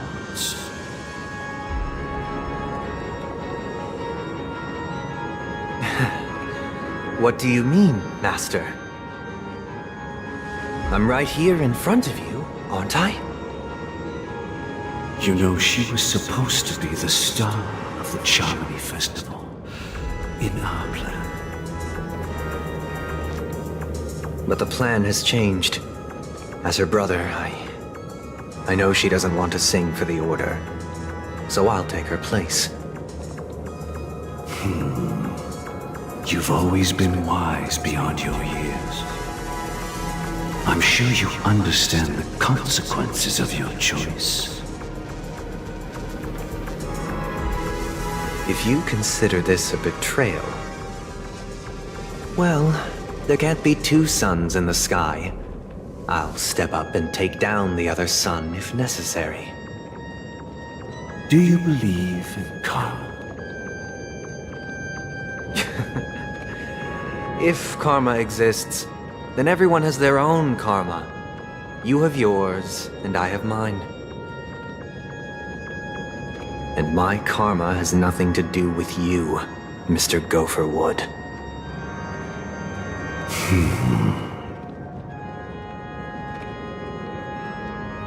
All right. Since you're willing to sacrifice yourself for her, I'll grant your wish. Well, the compromise came sooner than expected. Why? You and your sister were born as twins of the Order. And one of you is destined to follow this path to the end.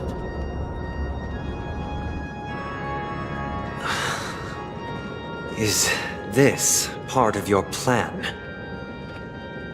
Of course.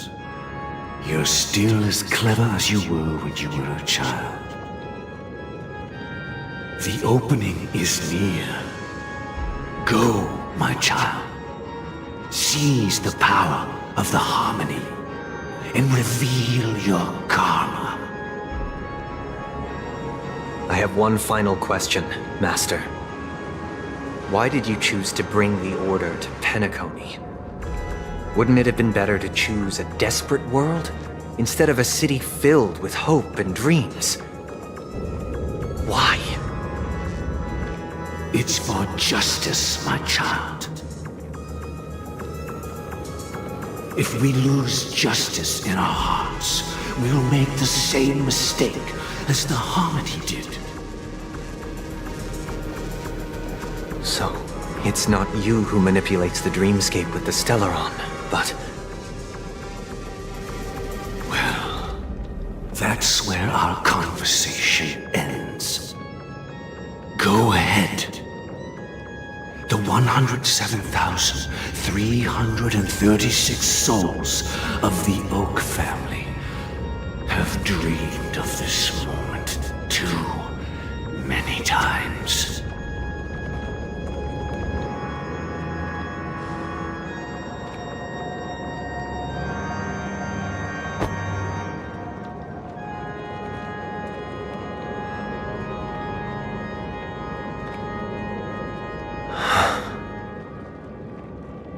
I shall ascend to the heavens, becoming the scorching sun.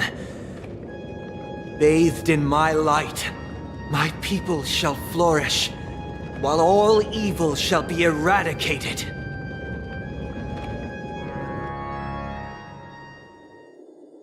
This is the interior of the Peacony Grand Theater. It's quite exhilarating to be flushed into the air by Soulglad. But why is the venue still closed when the Charmony Festival is about to start? And not only that, the entire theater is eerily quiet. No audience, no staff, no one around.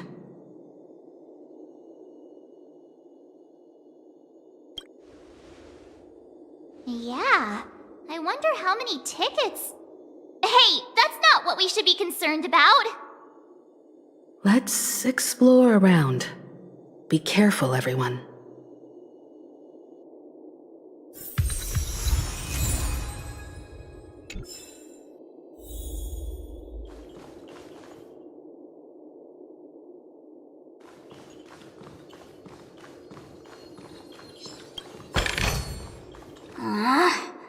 Isn't there more?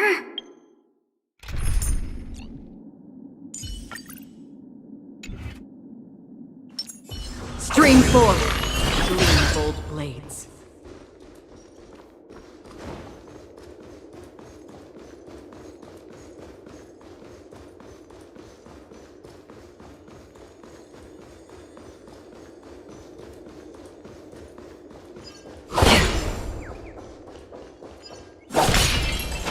Gosh, the atmosphere here is so creepy and unsettling.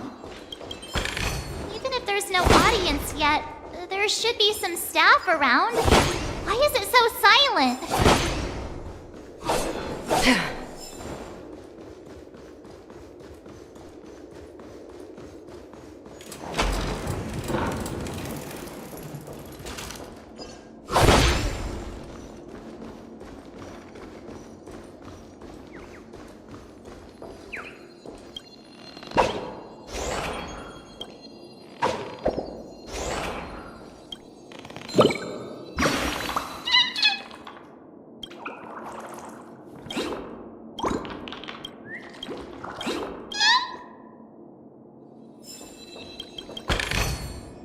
Don't forget to let your friends in on the action.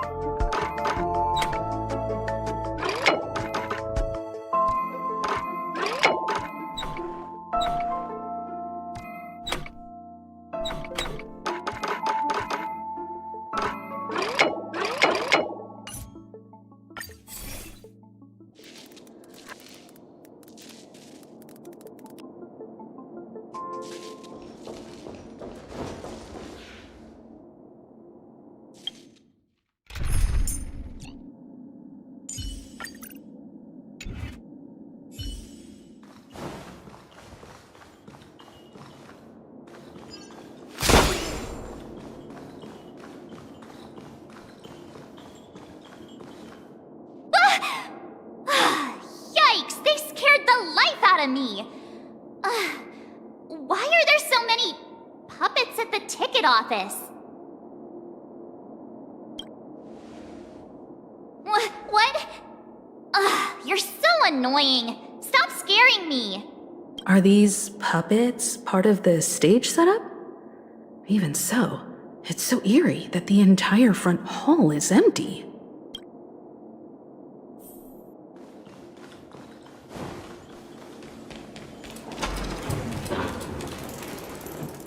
Something feels off. We're in the right place, right?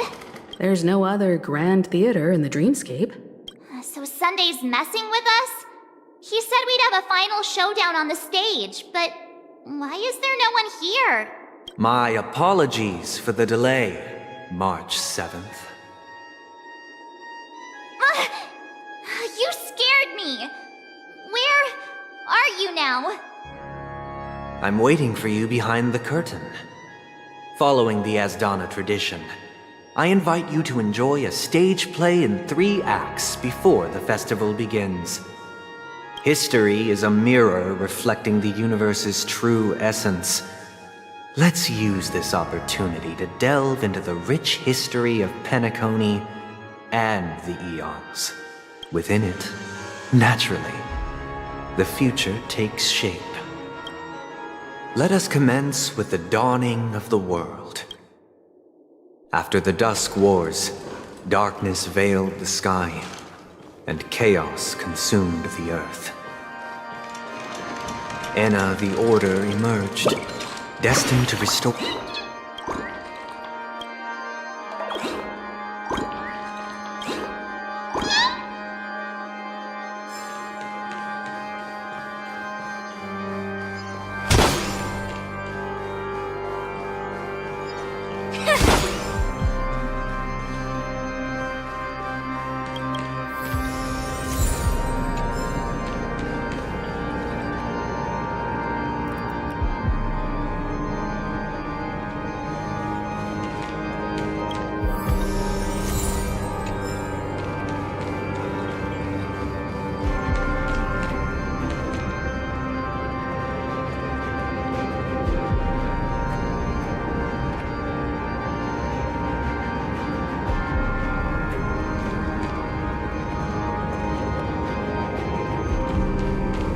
They gathered nebulae and forged them into picks, thus creating a grand lyre with black and white keys. Strike the white keys, and the sun rose. Strike the black keys, and the moon rose. And so, the cycle of day and night arose. That marked the second day.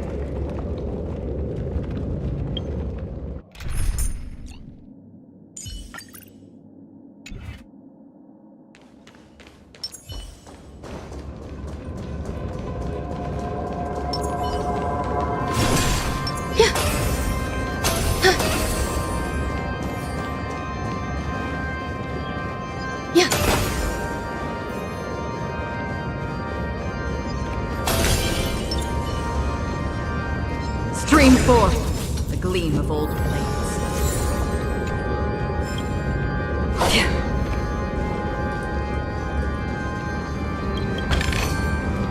Don't forget to let your friends in on the action. Stream forth the gleam of old blades.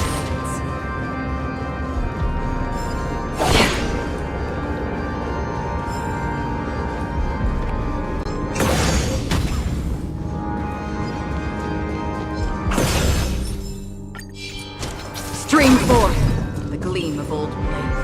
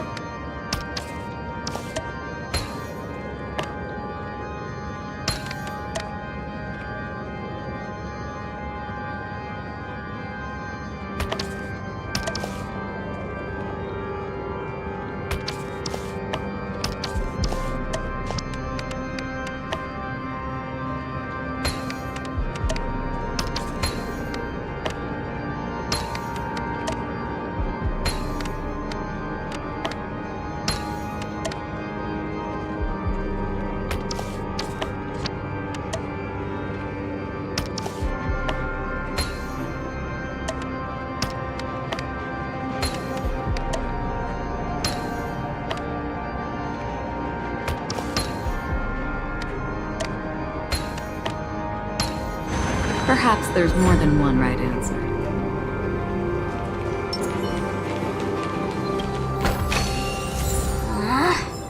Isn't there more?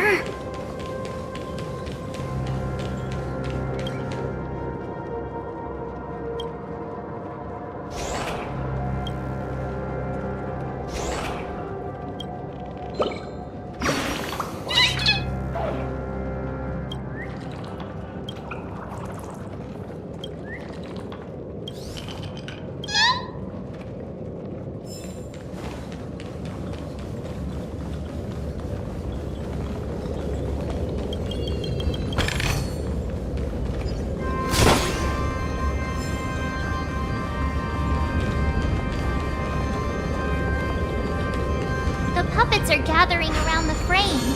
Are they expecting us to enter it?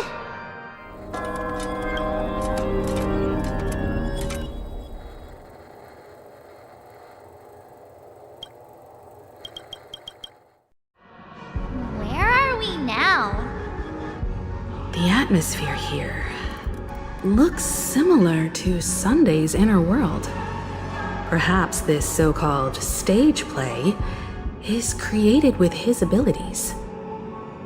This act is named Ode to Prisoner. Given the atmosphere here, I believe it's about Peacony's past. I thought things were finally looking up as I managed to dodge prison during my recent trailblazing expeditions. But now it looks like I'll be back behind bars again. I genuinely wish to avoid a violent clash with my esteemed guests from afar. Therefore, I've arranged 3 acts before the situation becomes irreparable. Guess it'll have to do. Where shall we start our narrative? Well, let's start with the time when Peacony was still a frontier prisoner.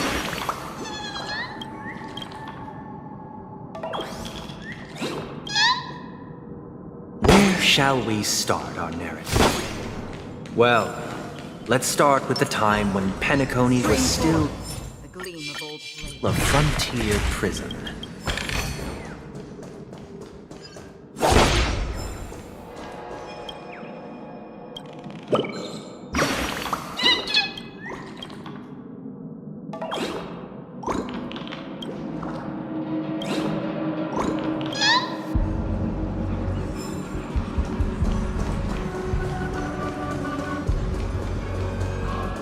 Stream forth the gleam of old blades.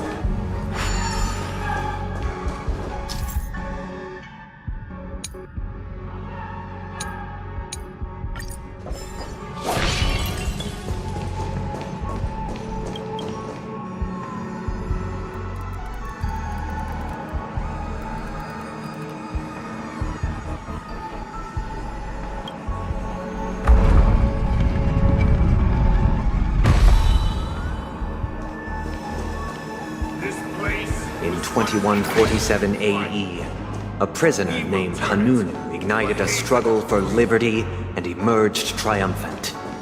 IPC referred to it as the War of the Frontier, while the Asdanians dubbed it the War of Independence.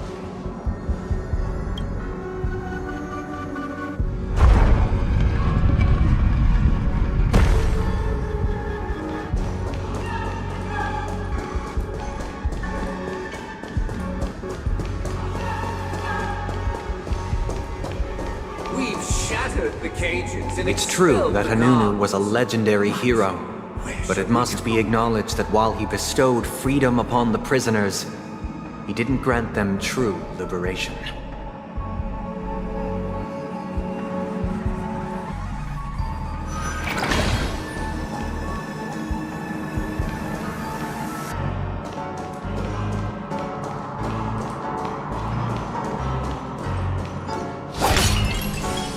Thank you for staying here, honorable travelers. The three nameless stayed on the planet, endeavoring to spread the tenets of Trailblaze throughout the frontier prison. Alas, their efforts proved futile.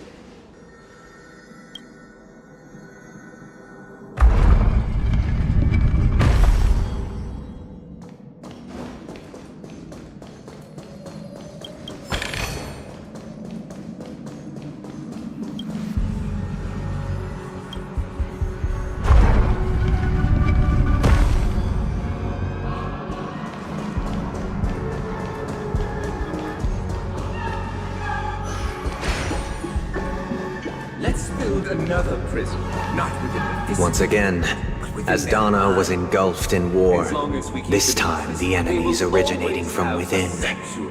The prisoners remained prisoners for the rest of their lives, fighting for freedom rather than living for it.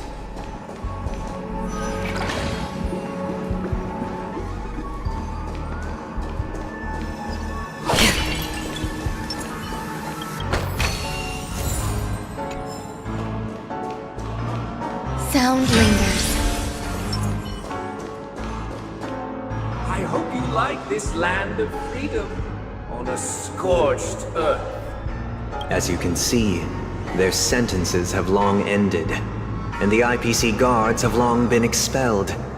Yet, these prisoners remain enslaved, not by external forces, but by the confines of their own minds. Freedom permeates every corner, except fragile souls. It gives solace only to those who believe in its existence.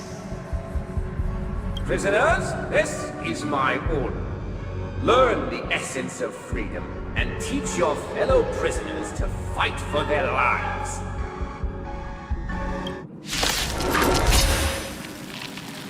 Hey! Why do we have to fight while enjoying the show? For I desire not only your enjoyment, but also your assistance in its completion. For oblivion.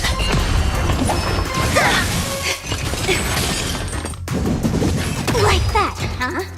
All will be swept away by the wind. Feeling spiffy? Can you find the answer? Still waters of oblivion. I weep for the departed. It too shall fall. Destined for oblivion. Existence is unity. Feeling spiffy? Still waters of oblivion.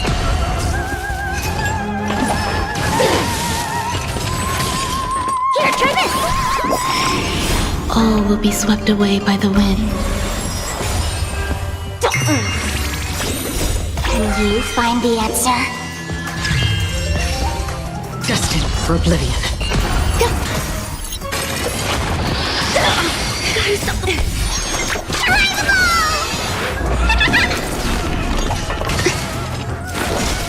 Feeling spiffy? Still waters of oblivion.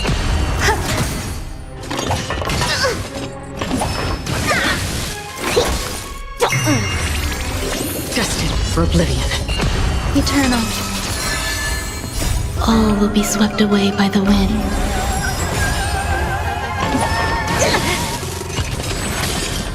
Feeling spiffy? Can you find the answer? Still waters of oblivion.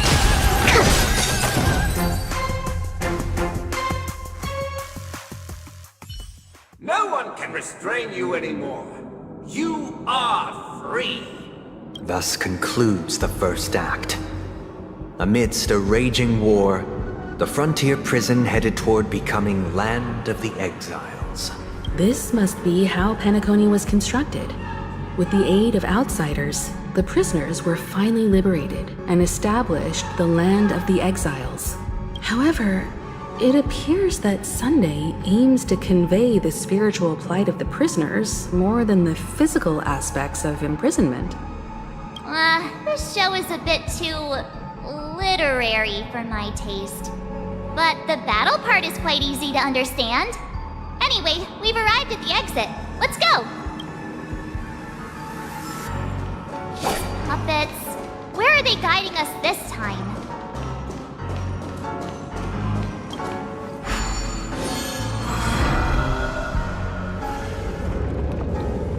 They transmuted streams of stars into inked nibs, creating symbols to be pronounced and counted.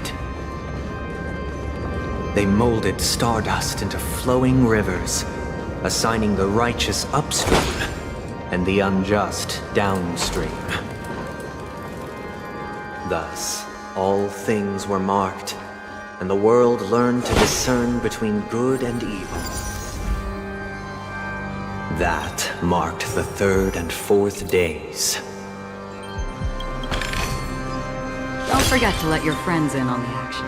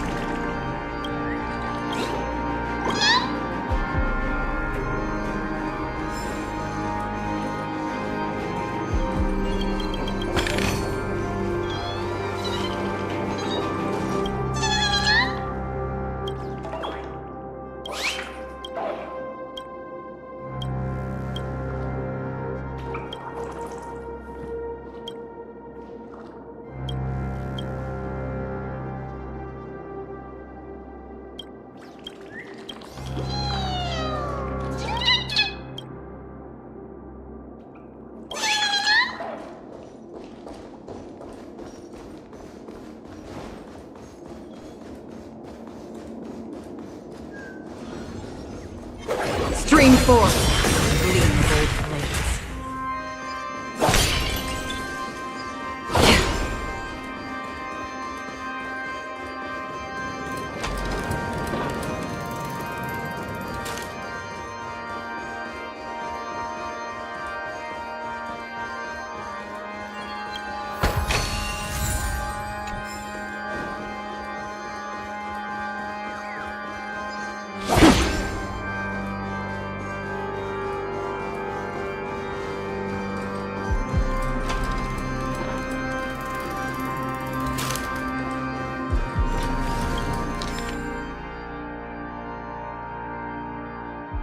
Look, another frame! Seek, and you will find.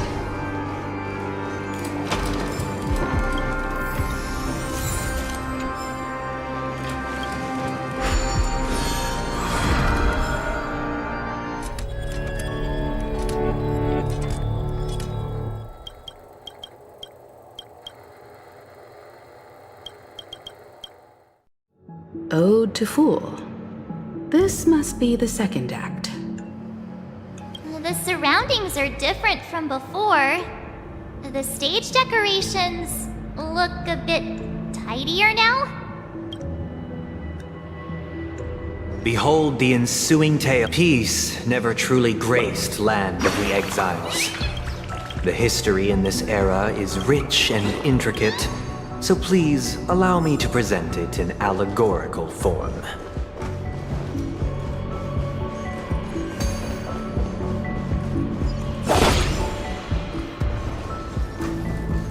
Stream forth, gleam gold blades.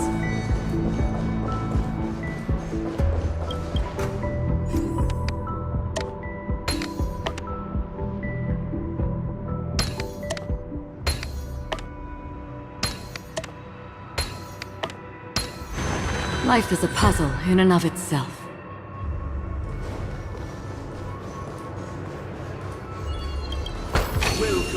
Don't forget to let your friends in on the action. Land of the Exiles was in disarray, besieged by both internal and external perils. Though the 7 major lineages appeared united on the surface, each harbored their own ambitions, leading to ceaseless conflict.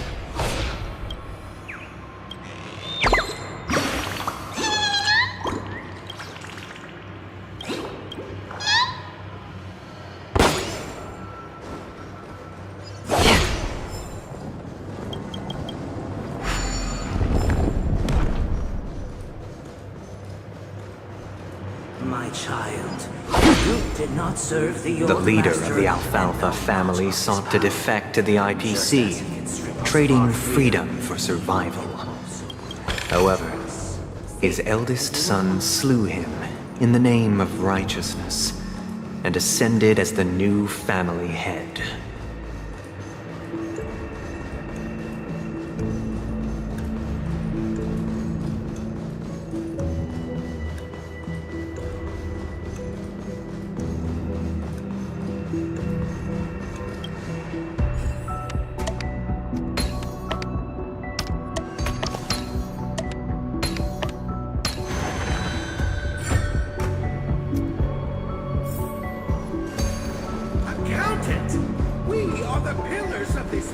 The Black Plum family was the first to fall.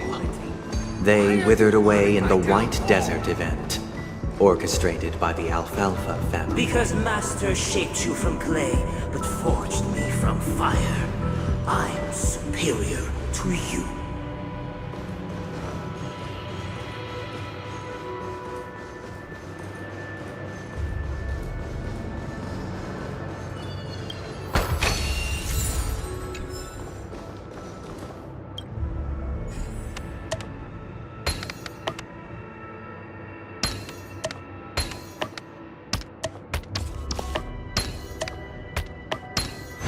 Perhaps there's more than one right answer.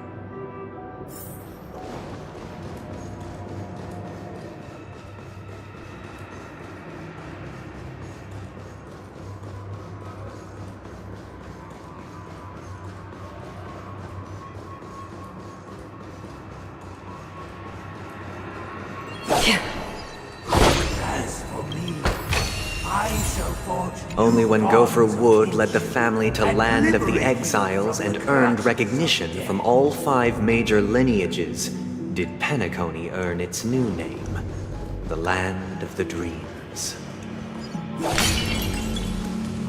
Sound lingers. Watch this.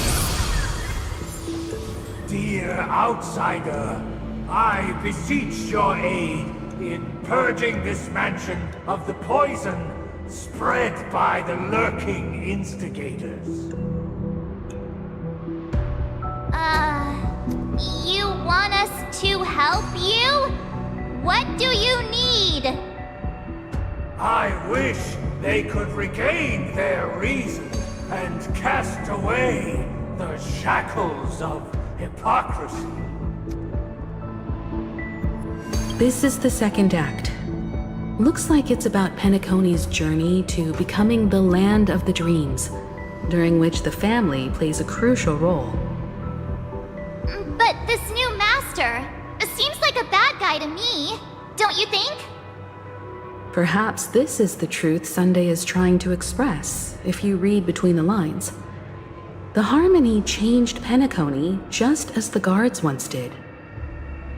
Looks like we've gotta help those guys kneeling down over there calm down a bit, right?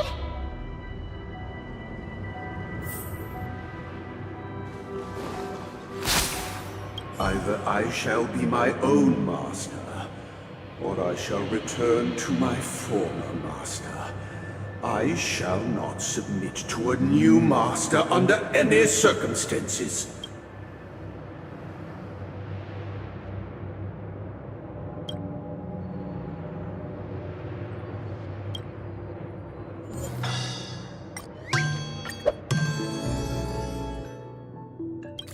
Without a master, who can grant me true freedom?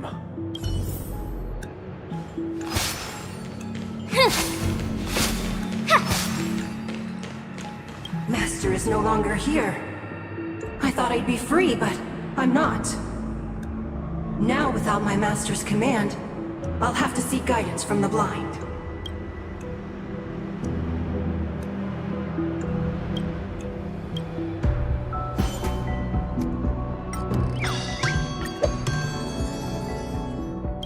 Master is no longer here. I must seek a new master and serve them faithfully.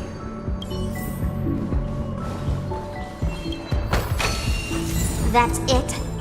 Guess it'll have to do. Once, I stood as the most loyal guard among all the servants. Now, with my master banished, it's my right to assume control of his dominion.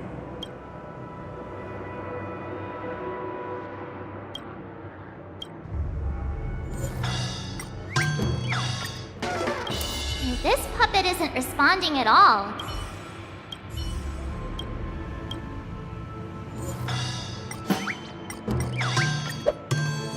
My former master has long departed. But why do I still fear the remnants of his creation? Master! Oh, you will return in due course, and I shall stand vigilant, awaiting the reward for my loyalty.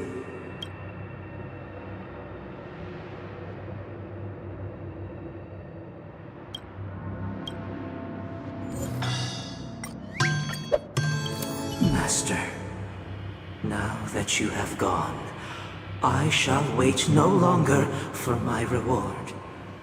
I shall seize what is rightfully mine.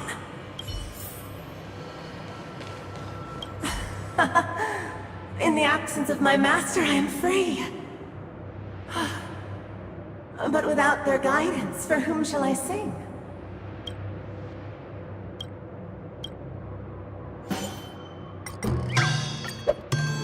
I shall sing for my new master, just as their noble voice once resonated throughout the cosmos.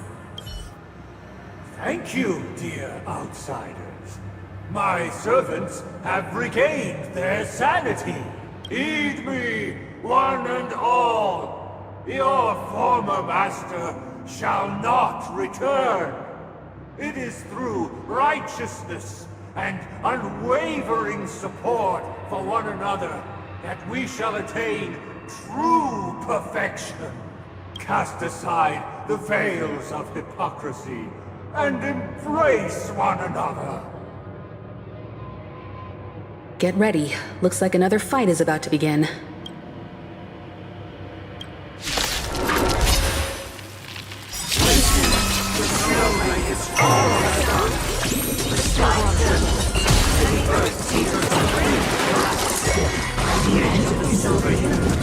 The first buds sprout from the rising sun.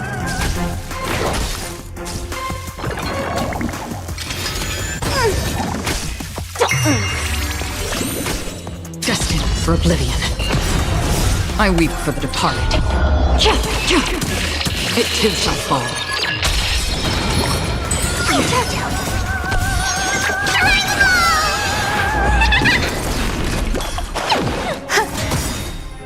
All will be swept away by the wind.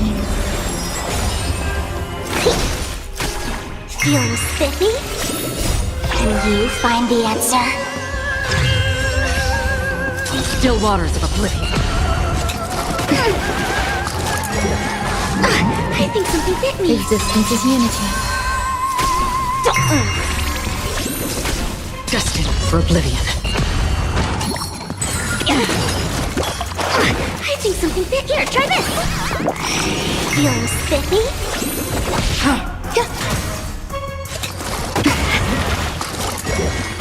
Again. Deep breath. Can you find the answer? Still waters of oblivion.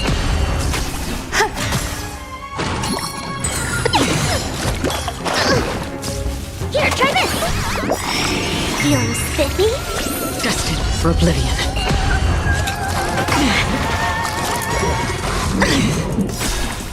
All will be swept away by the wind.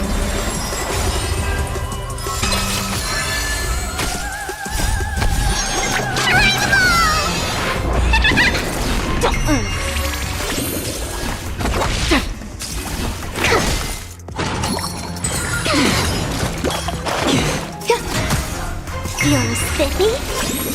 Can you find the answer? Still waters of oblivion. Again.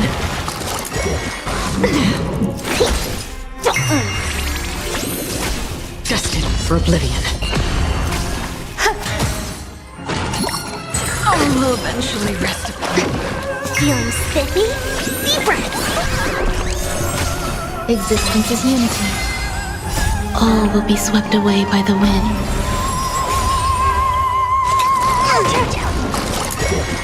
Enjoying yourself? I'll go easy this time.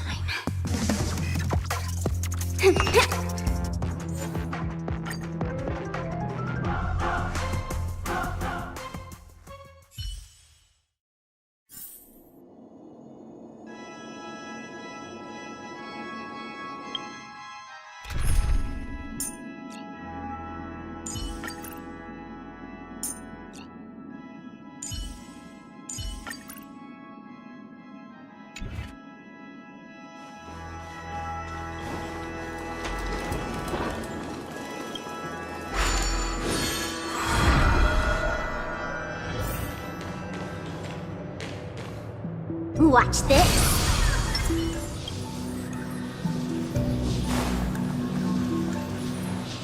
Thank you.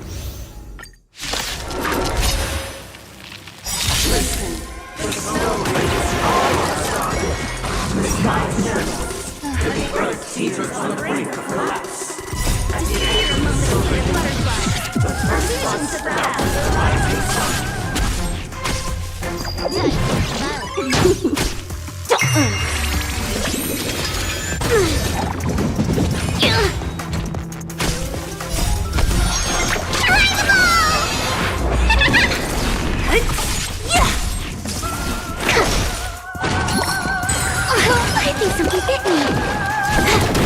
Feeling spiffy? What?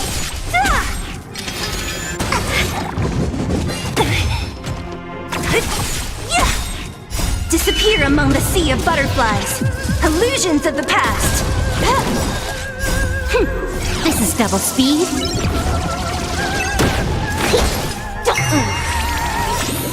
Can you find the answer?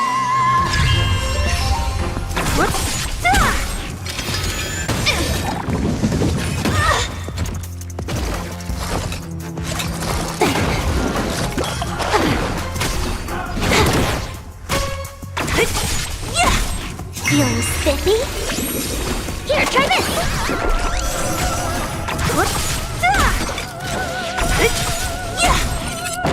Disappear among the sea of butterflies. Illusions of the past. Time for a buzz. Who's next?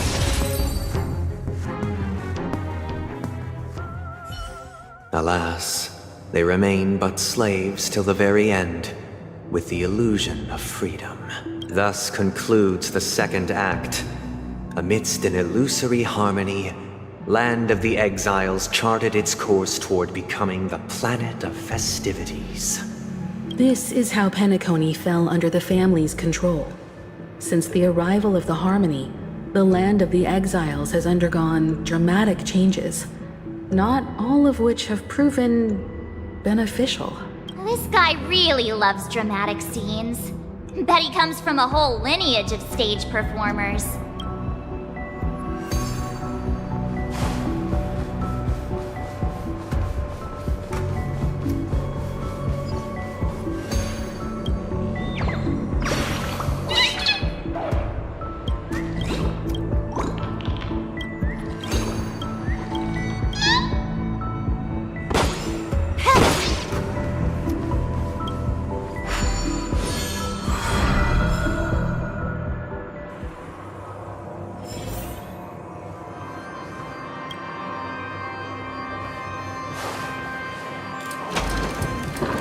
used the planetary rings to establish the law, forging a code of conduct among the masses.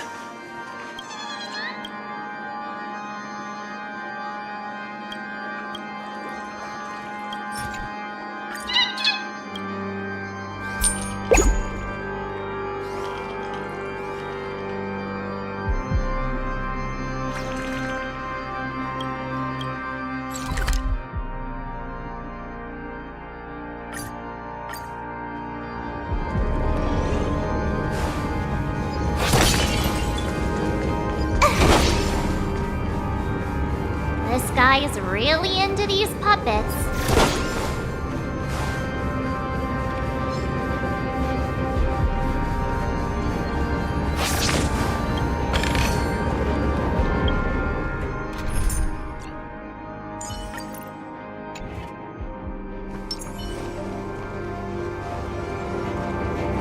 Stream 4. Gleam of old blades.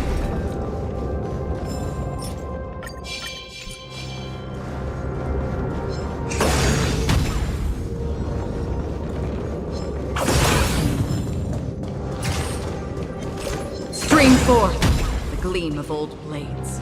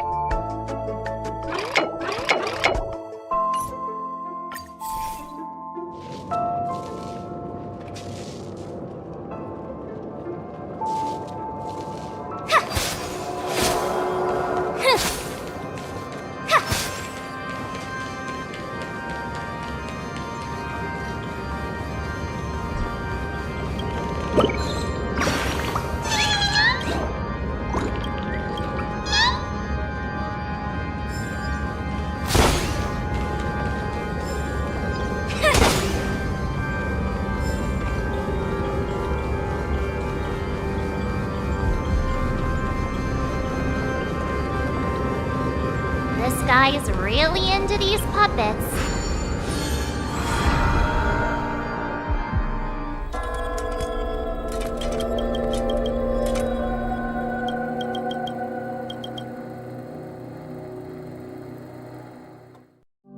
Oh, I get it now. The last scene is all about singing the praises of the Order. And the atmosphere here is completely different from the previous two scenes.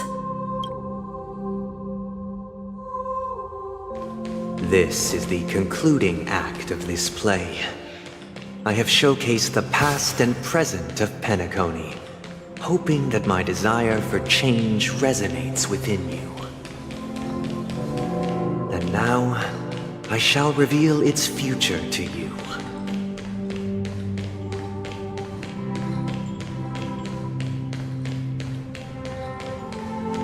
Watch this.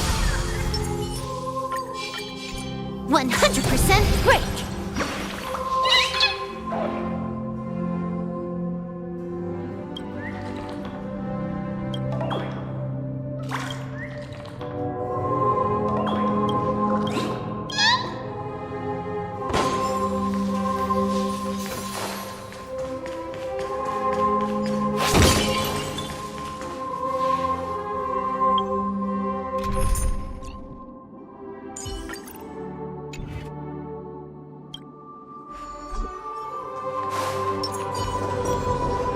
Stream 4.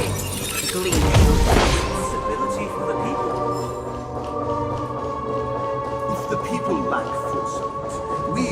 choices on their behalf and bear the responsibility. Stream forth, gleamful flames.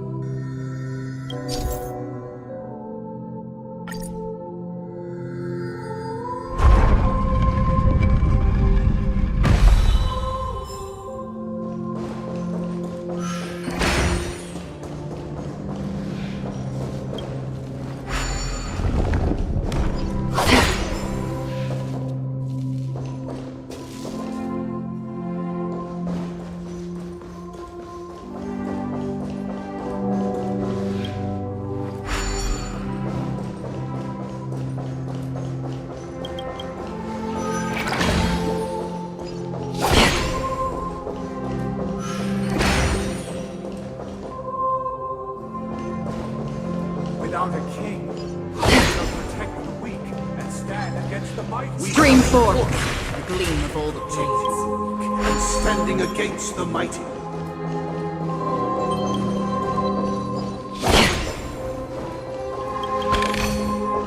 Seek, and you will find.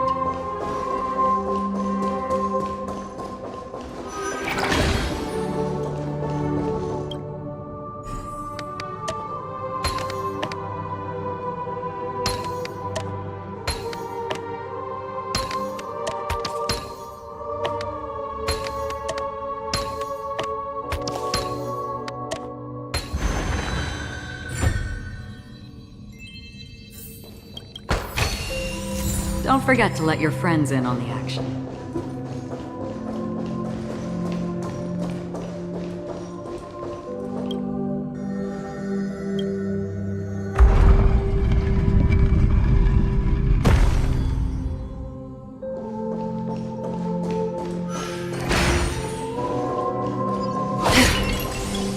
Without a king, who shall govern the movement of stars? Before The ebb we and arrived, flow of tides. everything followed its natural course, and so it shall continue even after the king's departure.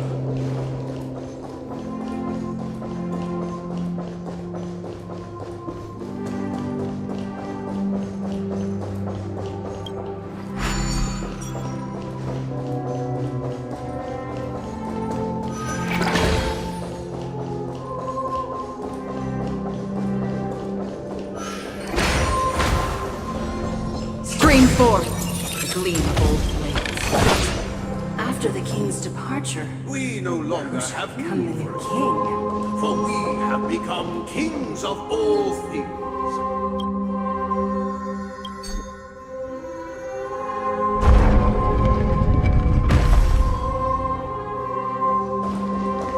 Stream forth, the gleam of old blades.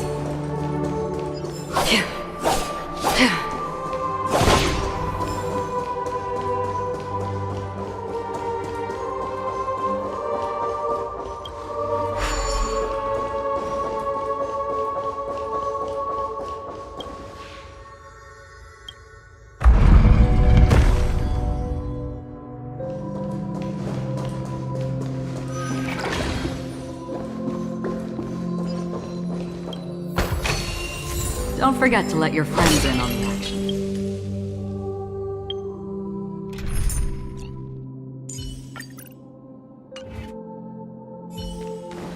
Watch this. Hey, aren't we supposed to kick off a short story and have a fight here just like we did in the previous acts? Why aren't any of these puppets saying anything? Perhaps we'll need to complete the story ourselves, just like we did before. So, do you think their mind needs tinkering or something?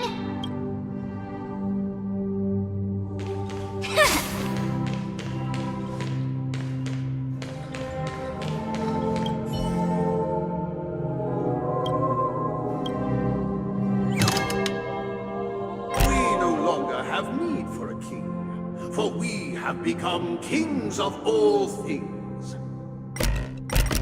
Farewell, former king. We no longer have need for a king, for we have become... How did it go? You can't change them? What does that mean? My apologies for my negligence. I forgot to inform you that the final part was scripted long ago. Let our previous king recount it to you. Now it is time for the final rite. Prepare for battle. Looks like we'll have to fight again. Descending from the infinite spiral staircase, I traverse towards the future with measured steps. No need to remember or seek my existence. The contours of my body shall intersect with other experiences.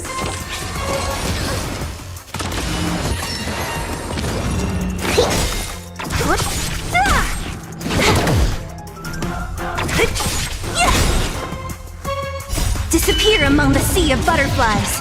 Illusions of the past.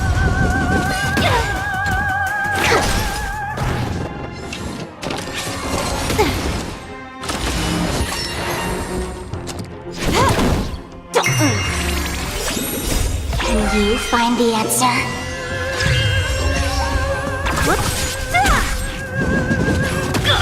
Gotta stop the bleeding. This is double speed. Feeling spiffy?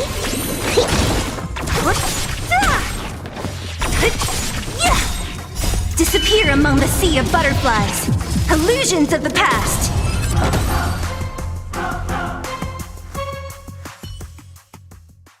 In the hushed expanse of a nocturnal reverie, I leave faint traces behind. No need to remember me, or to recall the essence of dreams. What is mine shall wane, while you shall transcend its delicate nature. This is the final scene. It's much more straightforward. He wants to expel the harmony and establish an empire based on the order. Let's go. Once this stage play concludes, it'll be time for the main event, the Charmony.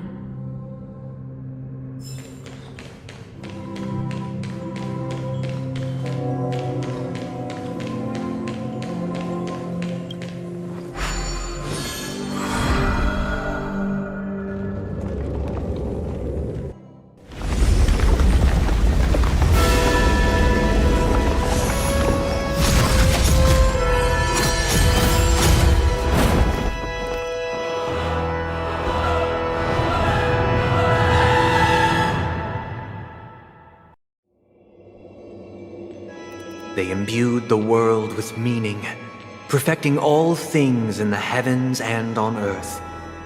Then, they rested from the labors of creation. Yet, all beings cried out to Enna. Under the banner of the Order, you have defined all things in the cosmos. But this made us realize that we are but puppets in your hands. Thus, on that day, all beings united and cast the Eon into the abyss of oblivion. This Grand Theater looks totally different. Is this the power of the Order? Everyone, get ready. This could be a tough battle.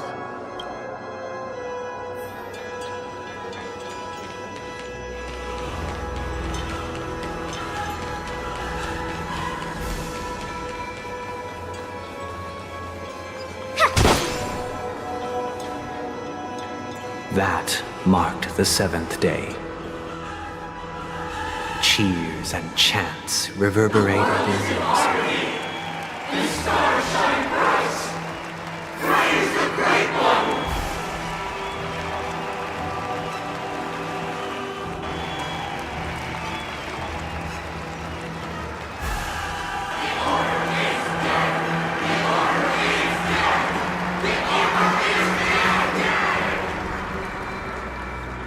Watch this.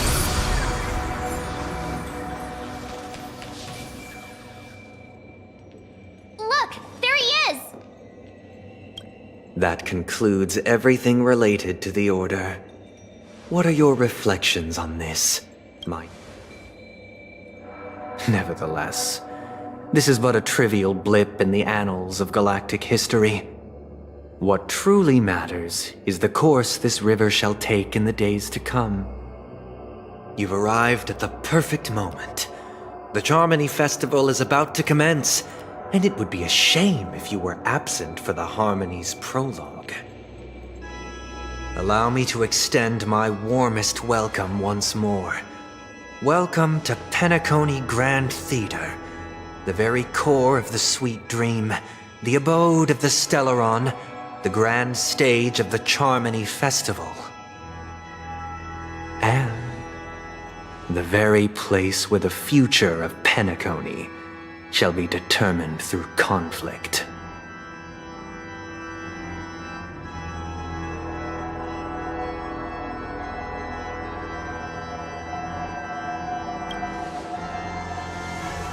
Your unwavering faith in the Trailblaze is truly impressive.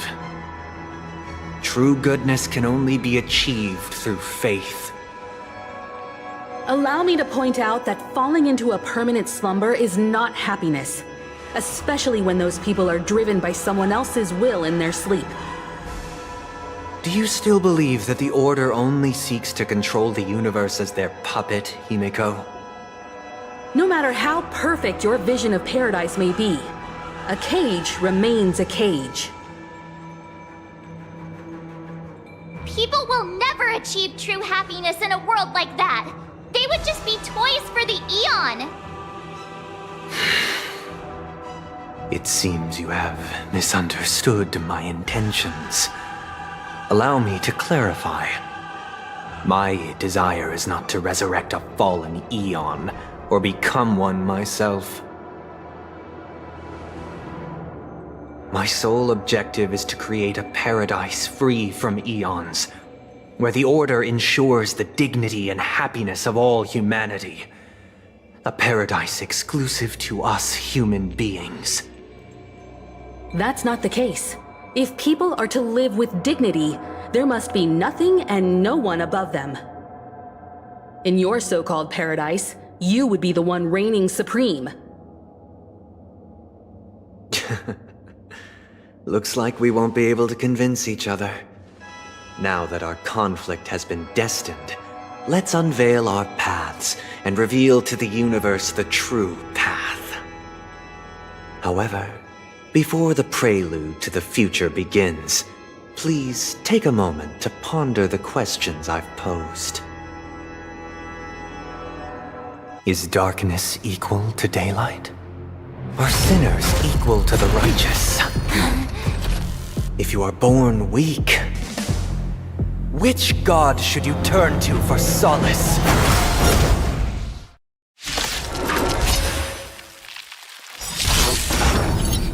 The Eon with great might, under the banner of the Order, you have defied all things in the cosmos. But this made us realize that we are but puppets in your hands! Come on, I want to try something out.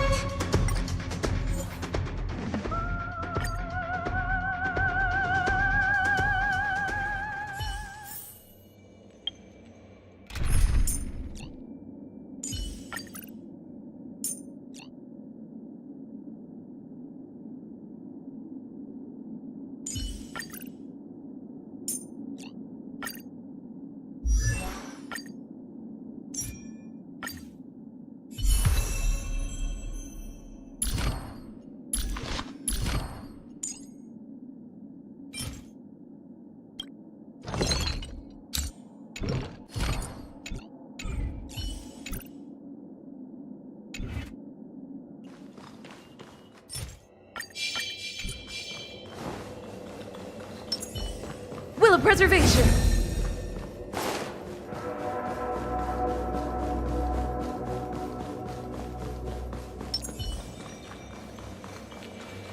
Watch this. Is darkness equal to daylight?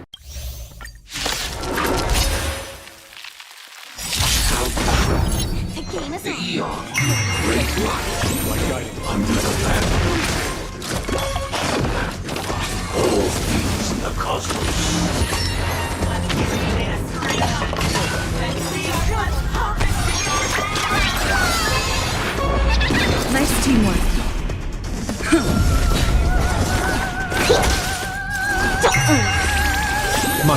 to a solitary Let's rose. play. Can you find the answer? Beauty is eternal. I will protect all beauty. Forandrilla.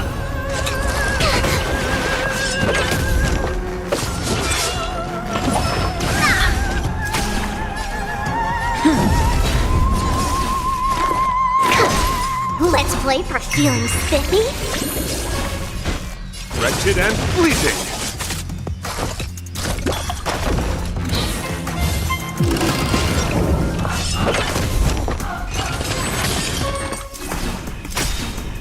Lance ablaze! Lance forward!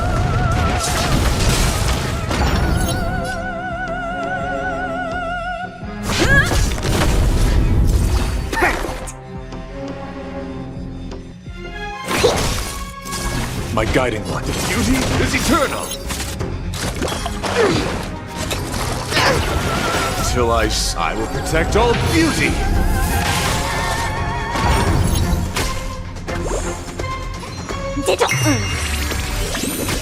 My oath is to wretched and fleeting. Protest. I'm on guard.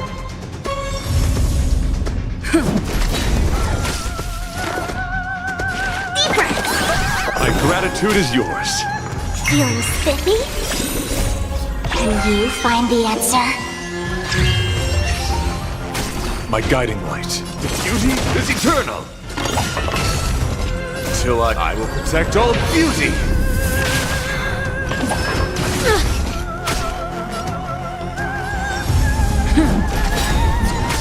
Lance ablaze! Lance forward! I'll go easy, bitch. My oath is to wretched and fleeting.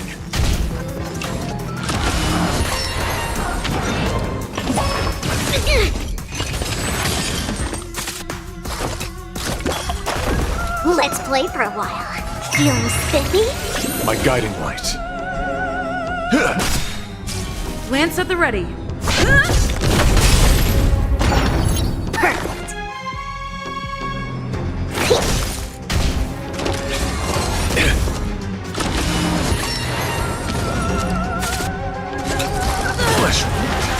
I'll go easy this time. My oath is to a solitary Let's play. rose. Can you find the answer? Beauty is eternal.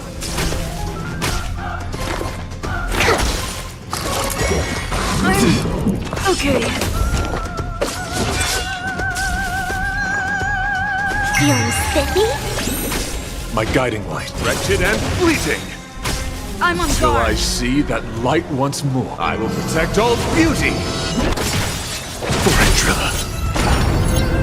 To travel. My gratitude is yours.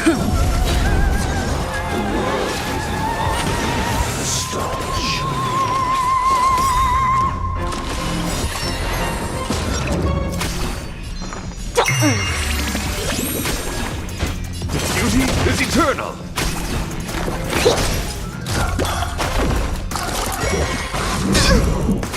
Let's play for a while. Feeling spiffy?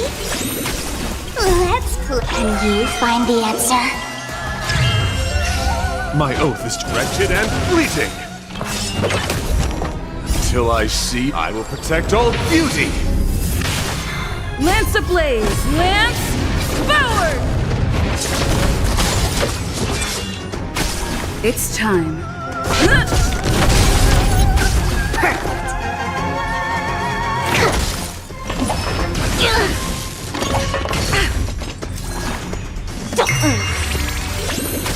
My guiding light. Beauty is eternal.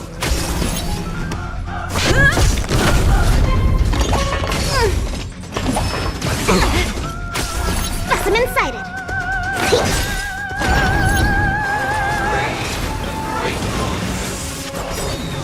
Travel far.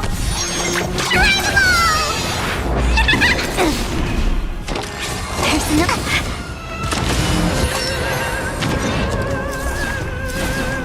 Wretched and fleeting. Not a scratch. goggles, feeling spiffy? Let's play. Can you find the answer?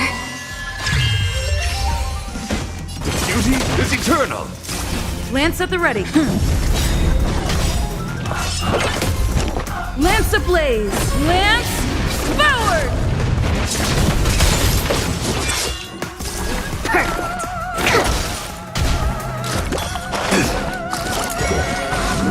I think something bit me. My oath is to wretched and fleeting. I will protect all beauty. For Trilla. It's time. Commencing peak. Feeling spiffy? Beauty is eternal.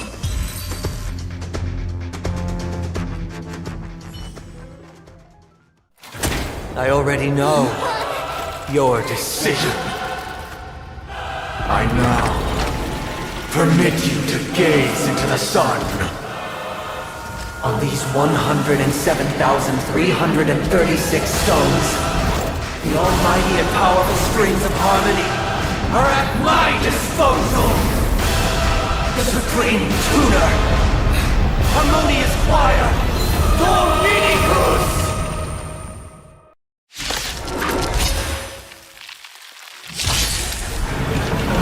Lost souls, come and meet your master! The embodiment of the harmony? So the true purpose of the Charmony Festival is to usurp it?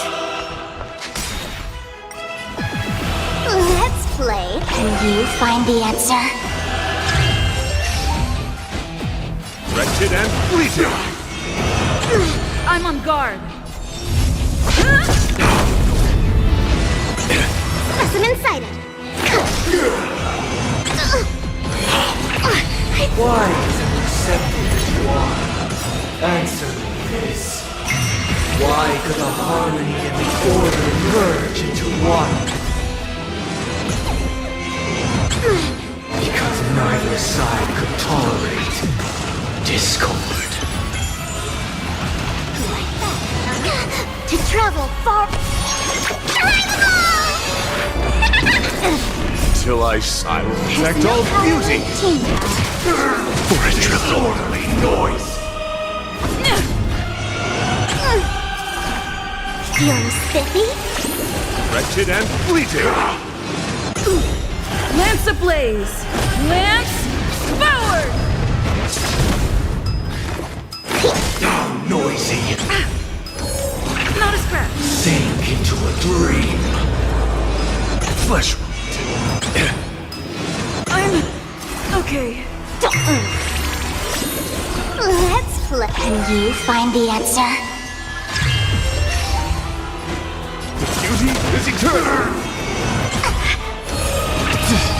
Sing together.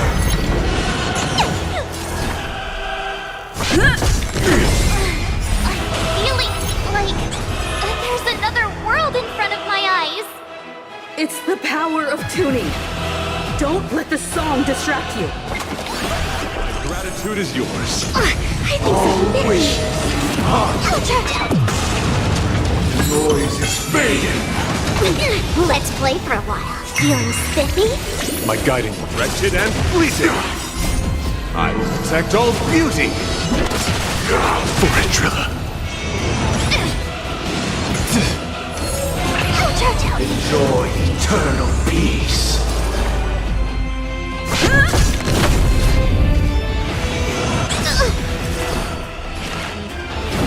Here, try this.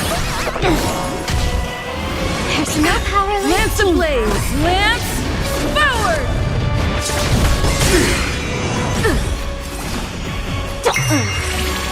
My oath is to a solitary Can rose. you find the answer? Beauty is eternal.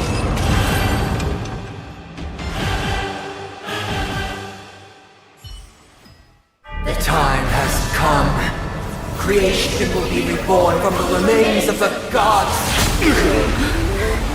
Dan Heng?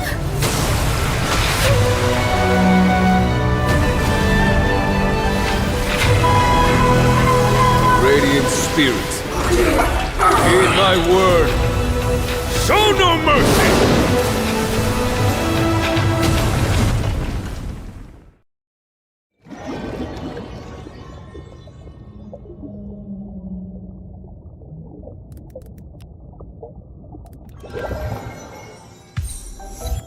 Wake up! Wake up! Hey, wake up! The sun's frying your butt! Are you alright? Can you hear me? Do you remember your name?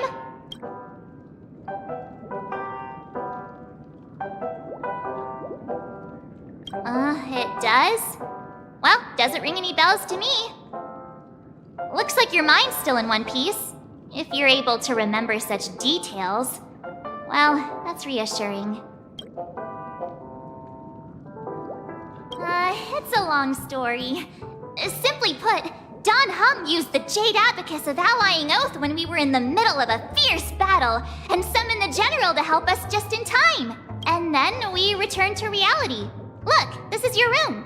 Everyone else has also returned from the dreamscape. Himeko and the rest are at the lobby discussing matters with the General. And now that you're awake, we should tell the crew that you're alright. Come with me.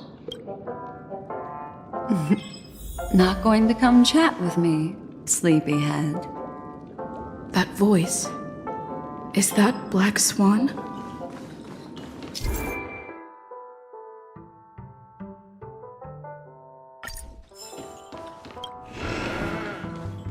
Hey, where are you going?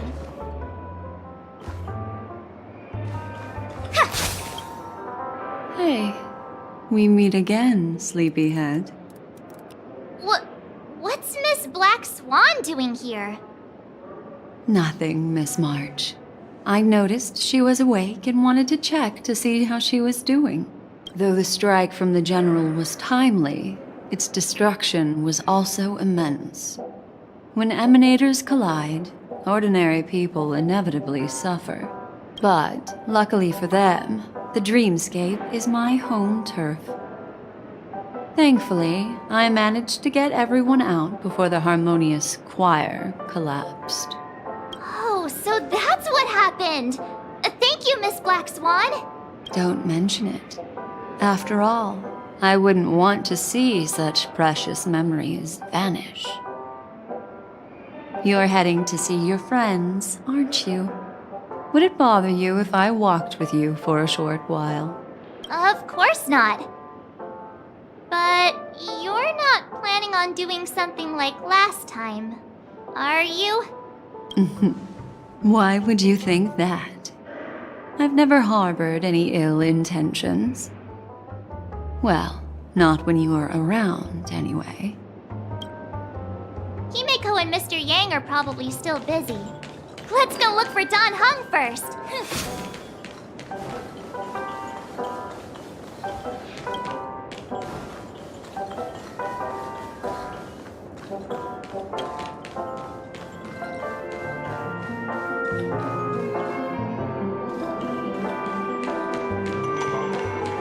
Look, he's still talking to that cowboy.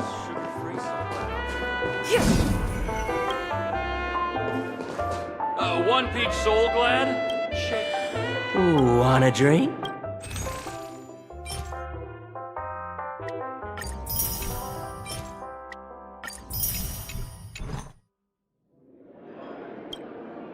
You're awake.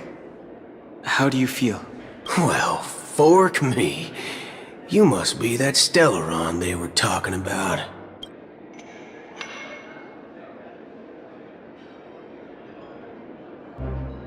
Allow me to introduce him to you. This is Boot Hill, a Galaxy Ranger. During our pursuit of a certain person, we crossed paths and just so happened to uncover a shocking plot being concocted by Mr. Sunday.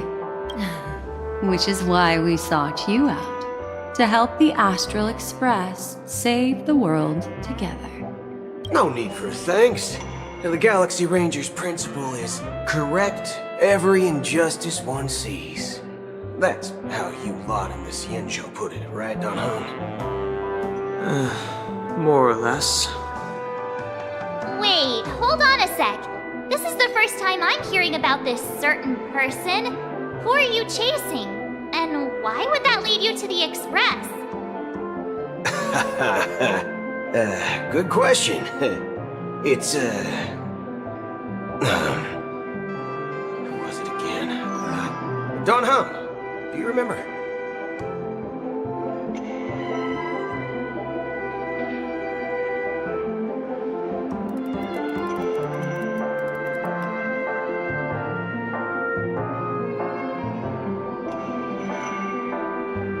No, that ain't it. I just can't seem to recall. Weird. My neurochip hasn't registered any malfunctions. I can't seem to remember either. What's going on? Heck. Forget about it. If it slipped all our minds, reckon that person was just a minor scoundrel. Unimportant. Ain't gonna stop us from piecing together the story anyhow. Yes. When the dust settles, I'll just think of a way to recall it in the memory zone. Everyone, let's hurry up and look for Miss Himiko, shall we? She's now a minor star on Peacony, and the entire hotel's concerned about her well-being. You're right. Let's head to the lobby then. Shaken, not stirred.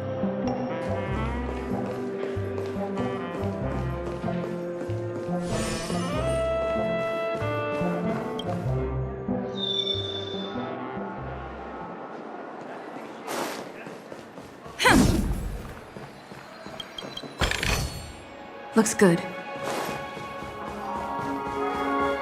Look, they're with the General. That's all right. In these times of conflict for the sake of utmost safety, it is only right that the Alliance steps forward to mediate on behalf of the Astral Express. We must not allow you to take unnecessary risks.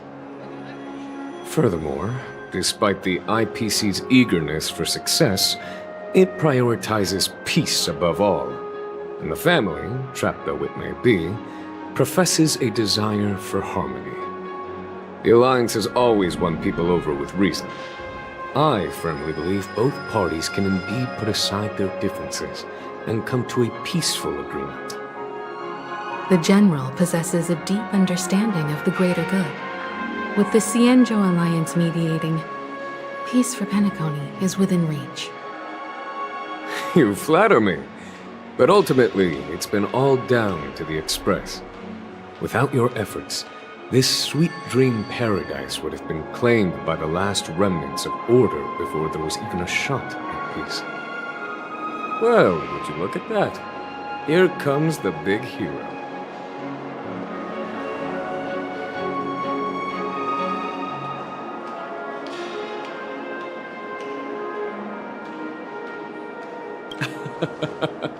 If it isn't the galactic baseballer, a true hero who dares to take action. Are you okay? I heard you couldn't wake up. Are you feeling unwell? Don't worry, Mr. Yang. There's nothing wrong with her. She practically burned through a lifetime's worth of jokes on the way here. What about you, Mr. Yang? I heard that even Miss Robin wasn't spared. And that guy locked you both up. It's a long story. But at least Mr. Sunday took it easy on us. He used an ability called tuning to connect our consciousnesses with his. In other words, he imprisoned us within his consciousness. Thanks to General Jing Yuan's destruction of the Harmonious Choir, we were able to escape. He used that tuning on us too. Does that mean that we were almost imprisoned as well? I can confidently say now, he was truly after a fair fight with us. Had he wanted, he could have easily taken us down, without so much as lifting a finger. Speaking of the Oak family head, where is he now? It's complicated, but in a nutshell, He's now the former Oak family head. The IPC has named him the key figure in the family's Peacony split, citing a threat to cosmic peace. He must represent the family and answer for the unrest caused. His trial is set to take place at Pier Point. The family quickly labeled him and the remnants of the Order as enemies, declaring the turmoil an internal rebellion. This move effectively barred the IPC from intervening in family affairs on both moral and rational grounds. Everyone really has their own agenda, after all. Then, what's going to happen to Miss Robin? She and Sunday won't be able to deny their involvement in the Charmony Festival. They're siblings, after all. Why the sigh, General? I can only say that this incident is an unexpected mess for the girl. The Alliance will try to persuade the family to consider this matter carefully during mediation. It's time, everyone. The IPC's key members and I have agreed to consult one another before the upcoming negotiation. Do any of you wish to sit in? Given the General's invitation and the matter's significance to the universe, the crew will naturally accept. However, if the IPC has any reservations... Why, of course you're welcome.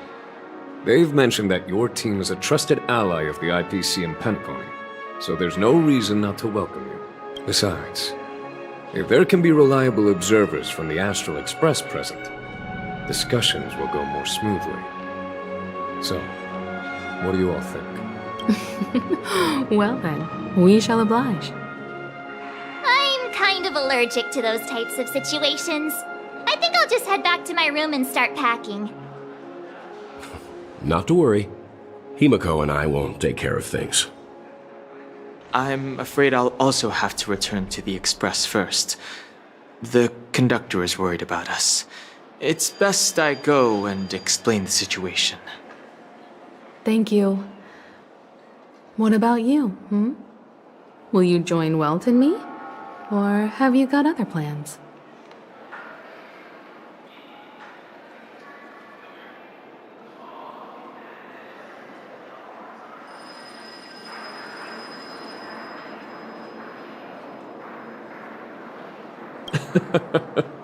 Good guess. Although I'm not too sure of the reason, the representatives from the IPC have insisted on her presence. Allow me to lead the way. Follow me, please. The negotiation will commence at the hotel lobby. Everyone, please, follow me.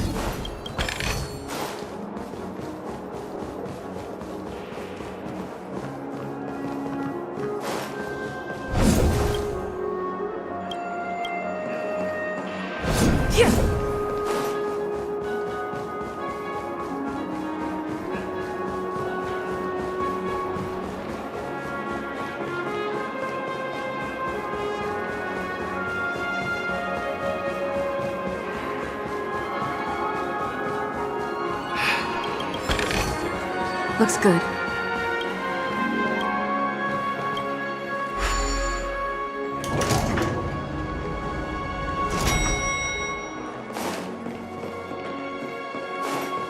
I'm a little clock.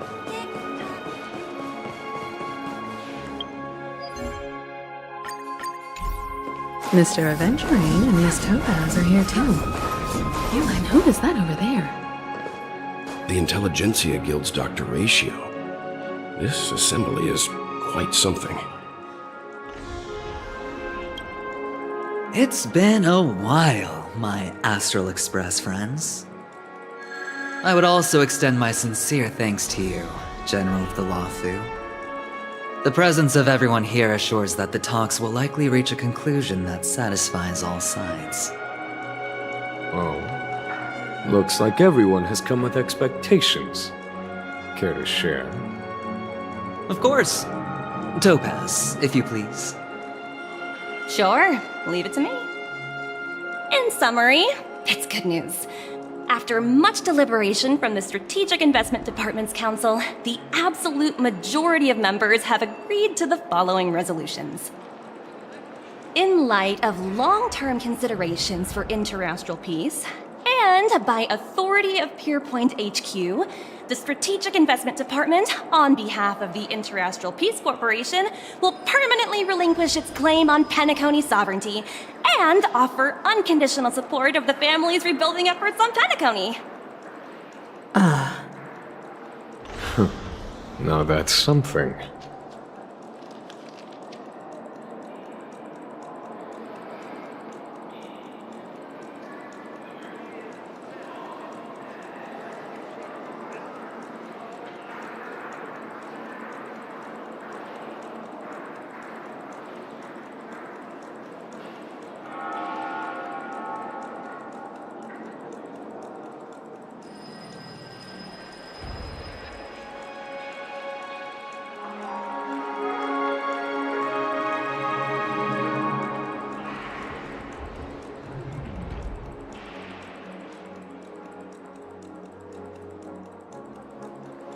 All in the name of peace. That's our motto. Has the IPC finished sharing all its thoughts? Then it's our turn. The Guild, much like the Genius Society, has taken a keen interest in the recent calamity in Peacony. Ultimately, both parties have agreed to a comprehensive collaboration, offering technical support for the reconstruction of Peacony. The floor is yours for the finer points, Mr. Scroolum. Enlighten us, please. Organic life's unrelenting search to understand the realm of inner spirituality is something I both admire and envy. Inorganic life has no mechanism to evoke dreams. But when my mechanical impulses are activated, my inspiration circuits will start to operate, and I will enter a state defined as imagination. Every time, within the realm of imagination, there emerges a fire from the shadows. It is warm, bright. I frequently ponder this flame might represent the essence of intelligence. A cluster of inspiration ignited by high temperatures. The future direction of the universe may well lie within it. Alas, they are nothing but projections of my thought system to me. Desired, but unattainable. But after learning of Peacony's accomplishments, I have come to realize that the flame is not beyond my grasp. After deliberations with my partners, we have decided to defer the progress of the Simulated Universe project, and instead assist the Intelligentsia Guild as technological consultants in the research of the Dreamscape and Memory Zone, so that these assets may be better used to serve humanity. Not only that, we've also established contact with the Garden of Recollection through the IPC, and they've pledged their support for our research endeavors. I'm truly happy for the Dream Chasers on Peacony. The cosmos' brightest and, let's admit, dimmer intellects are now at their service.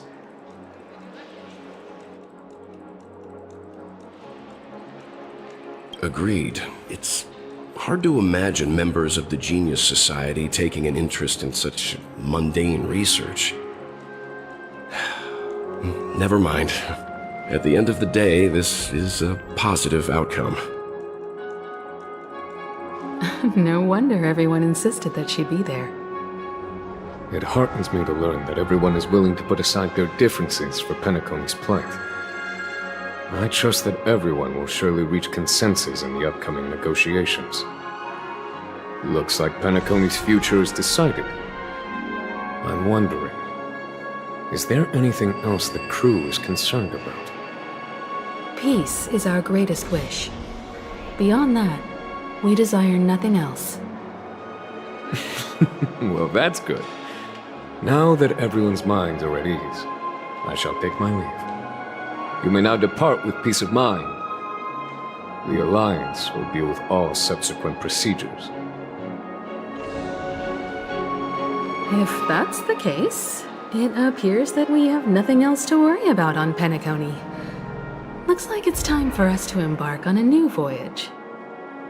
Sounds good to me. You two head back to the Express first. I'll pick up March and deal with the checkout procedure. Oh, also, Miss Black Swan, you have a matter to discuss with me, yes? Nothing escapes your attention, Miss Navigator. You've been with us this whole time, huh? In any case, she and I will be waiting for you in March on the Express. Let's go. Our time on Peacony has come to a fruitful end. Peacony's journey ends here. I guess it was pretty fruitful. I am truly happy for the Dream Chasers on Peacony. The cosmos's brightest and, let's admit, dimmer intellects are now at their service.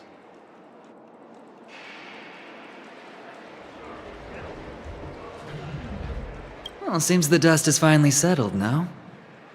Well done, friend. This is all due to your heroic deeds in Peacony. Everyone's been moved by your integrity and selflessness.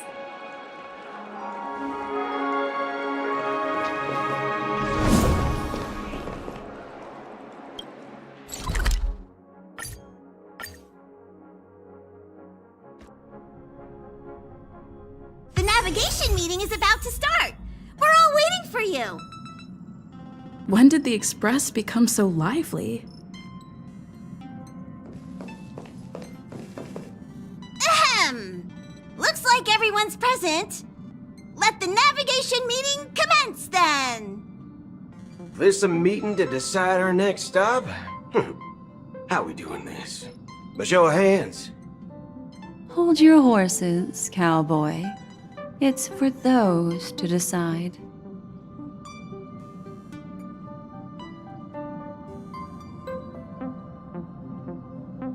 Allow me to explain.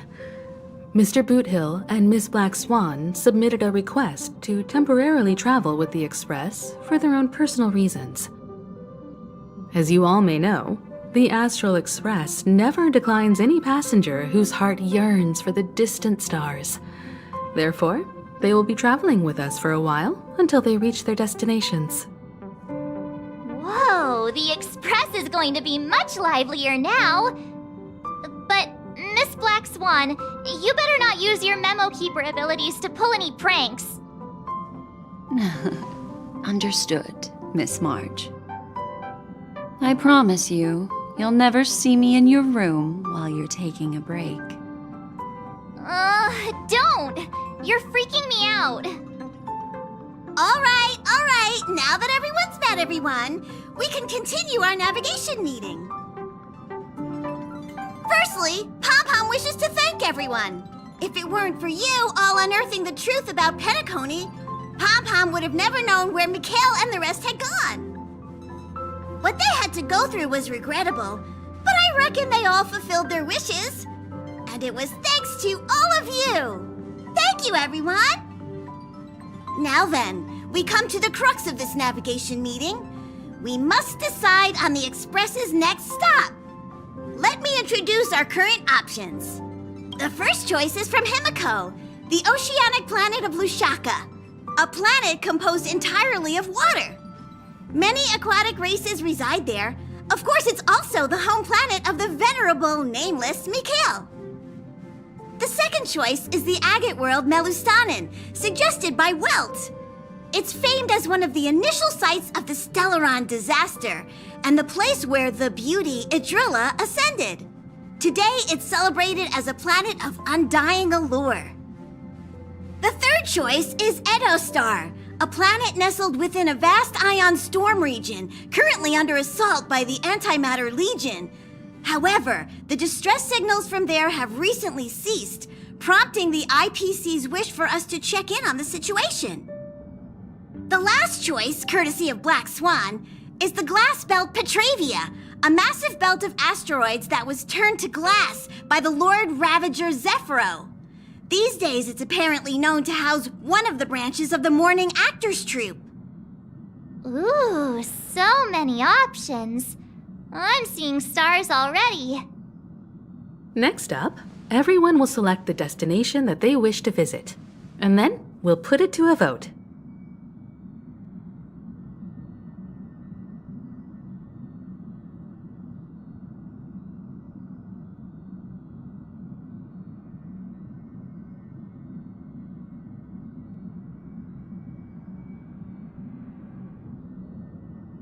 Little Misha and old Mikhail's homeland. Having been through so much in Peacony, as an aspiring nameless, I believe a visit to his homeworld is a must. Count me in. Still, I imagine that planet must have changed entirely after the Stellaron disaster. I've heard that its landmasses no longer exist and the native population has completely changed. I'm not against Miss Himiko's choice, but Edo Star sounds like it's in danger. As nameless, should we not extend a helping hand? March is right. Though the fact that the distress signals have ceased means we're probably too late. But I still think we should investigate the situation there. 3 votes for Lushaka, 2 for Edo. Looks like we have a winner! Next stop, Lushaka, the ocean planet! Then this navigation meeting is adjourned. I'll go check the warp jump coordinates. Everyone can catch up on some rest in the meantime. When it's time to make the jump, Pom-Pom will make an announcement. There's still some time before the jump. What should I do? How about a chat? Over here.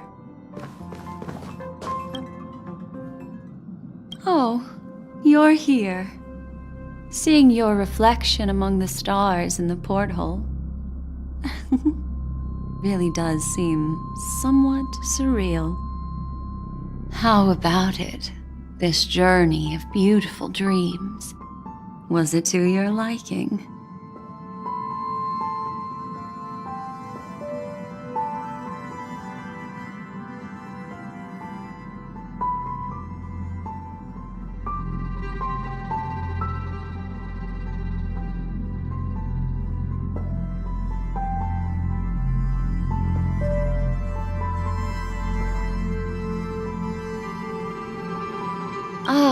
Such an intense emotion. Makes you break out in a sweat, but you just can't get enough. So, how about you hand that small parting gift back to me? I'm quite eager to have it back.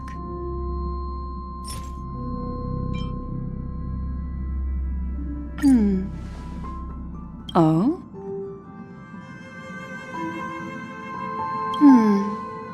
Never mind. I just stumbled upon a particularly fascinating spot in your memory. Before I explain, I would like to apologize to you. This farewell gift I gave you isn't really a compass from the memory zone, but merely an empty light cone. Remember when we entered the hotel in the dreamscape for the first time, and I procured a few trinkets from your companions? Their functions are similar. This way, I can always be attuned to your location, ready to assist immediately if you encounter any threats. But this is not its most intrinsic function. Light cones are slices of light used to encapsulate solidified phenomena. This empty light cone is the same. It can etch your memories in their most vivid form, and then allow me to admire and manipulate them, turning them into unique mementos. All the world is born from the power of mind and soul, and that power is memory. To prevent ourselves from being forgotten by the world, we must make the world remember us, or use our memories to recreate it. Life, seemingly vast, offers but a scant collection of impactful memories. Some joyful, some sorrowful, some light, some heavy. But you are different. Memory is a reflection of the future. Within that reflection, I see your unparalleled worth. You have the power to craft memories that can captivate the world. Your memory can illuminate the universe's future path.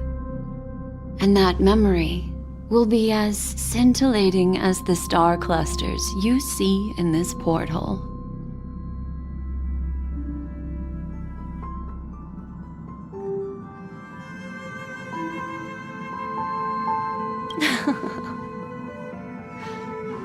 The memories I have of you are not enough for me to predict a future that lies too far ahead. But I can tell you one thing. My favor towards you stems from a more profound reason. The reason is simple. In this grandiose and ostentatious dream of the families, only you personally experienced the entire course. Patience, my friend.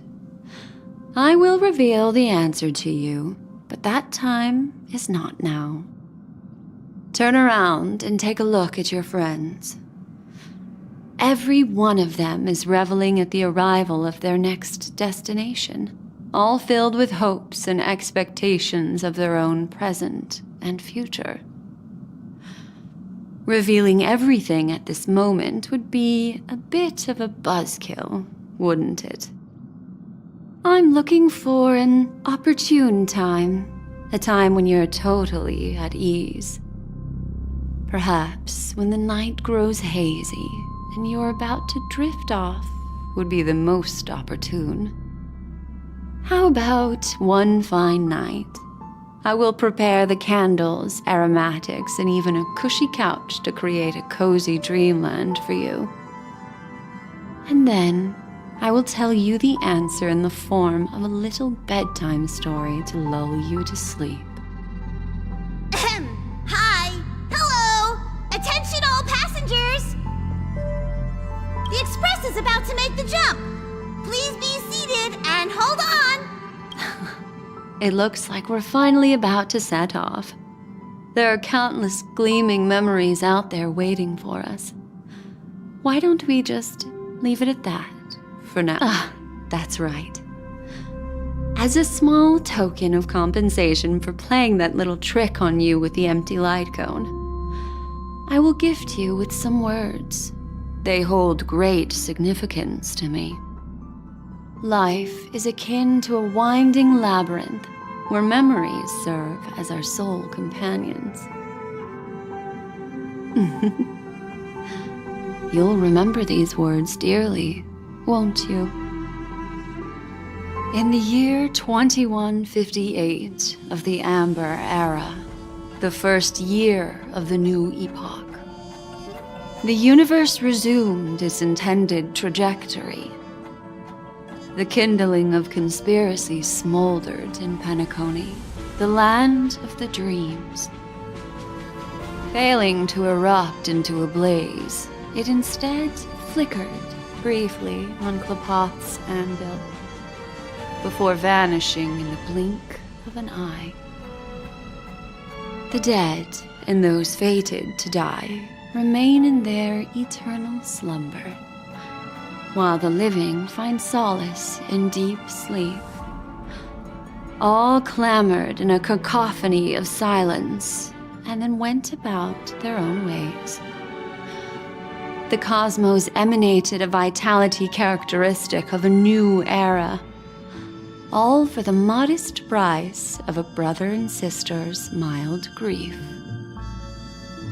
Babies are born as stars extinguish. The silver rail unfolds.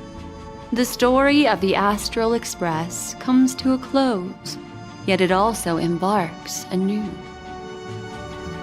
Time marches forward, heralding the arrival of a new chapter in the history of trailblazing expeditions.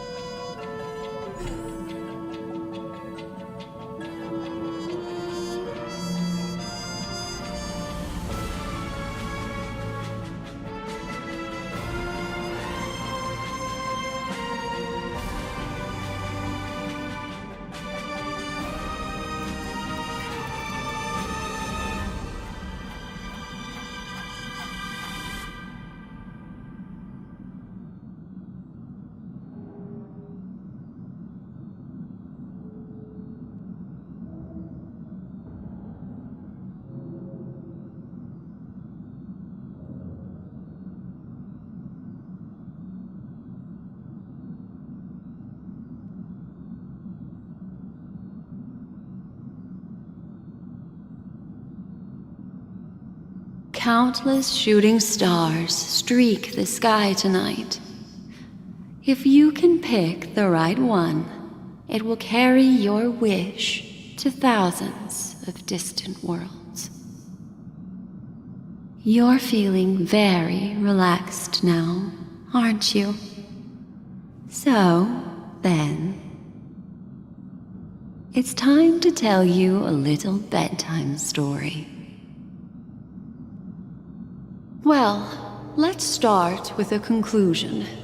The crew was defeated in the battle against Sunday. Everyone in Peacony failed, and no one survived. But don't panic. The truth, as horrifying as it may be, is not yet irreversible. There's still a glimmer of hope, and that's why I'm here. Next, I'll use this empty light cone that carries all your memories to relive everything that happened before. And when this story reaches its end, I'm sure someone as clever as you will notice that.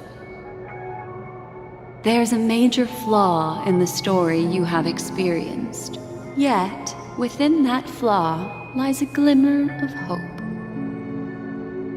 Are you ready for it? Do you remember everything? When the clock turned back, the Express started a warp jump, sending you to a strange dream. You were bewildered back then, and then a Galaxy Ranger named Acheron showed you a way out. When you arrived at the Reverie Hotel, you met the doorman Misha and had a confrontation with Aventurine, an IPC representative. Thankfully, Acheron appeared again and helped you. After that, you saved Firefly and explored Peacony together. During the tour, you ran into Sparkle disguised as Sampo and accidentally entered a child's dream. There, I rescued both of you from death, but Firefly didn't return to reality. She realized the truth and tried to involve you in her plan, but that resulted in an accidental death. Even more unsettling, you soon encountered another murder. The 2 cases of death prompted you to investigate the truth behind the sweet dream. Despite your efforts to gather information about the 2 victims, you didn't make much progress. But you did learn about the watchmaker from Gallagher. Meanwhile, Aventurine was secretly carrying out his scheme, in which you were one of the pawns. In the midst of a fierce battle, Acheron revealed her true identity as an emanator of the Nihility and unsheathed her sword. That strike foiled Aventurine's plan and opened a passage between the sweet dream and the original memory zone.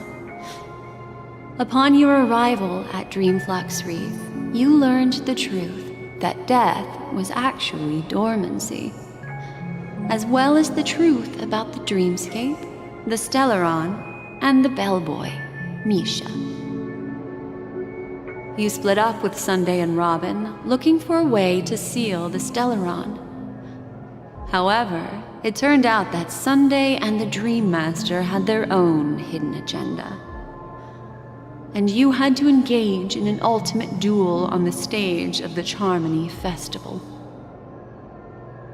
Finally, the story reached its conclusion. You emerged victorious, with the Trailblaze triumphing over the Order, and Peacony embracing a bright and peaceful future. This marks the end of the thrilling journey in Peacony. I'm sure you've already noticed something unusual, haven't you? The major flaw, which contradicts all the known information, hides in this story.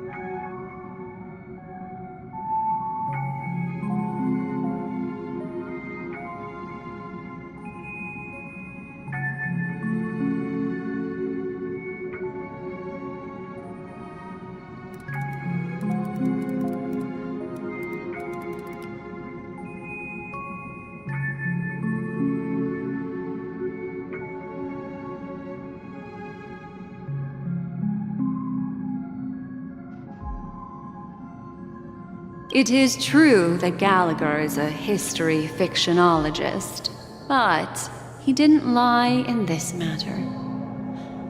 In addition, death and dormancy do arise from the same concept, don't they? This is not the fatal flaw in your adventure.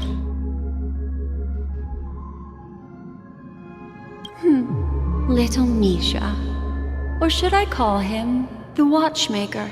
He's only a segment of memory in a dream bubble, but his ambition for the Trailblaze led him to leave the bubble and embark on a grand adventure in Peacony.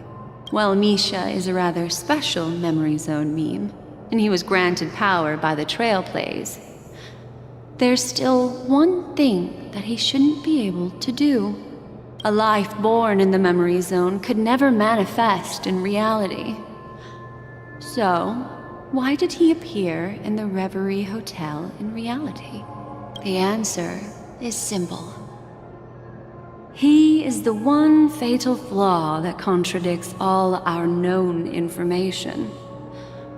This means that you, who wholeheartedly believe in this memory,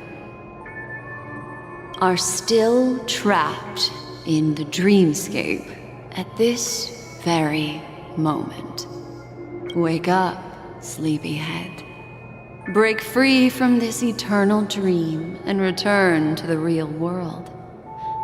We'll find our answers there. The train is about to make the jump. 5, 4, 3, 2...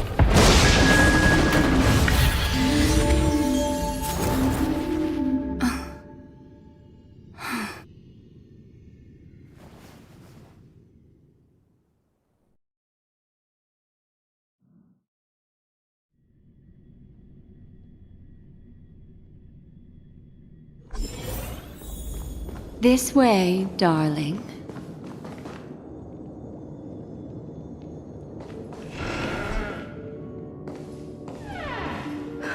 Not another one.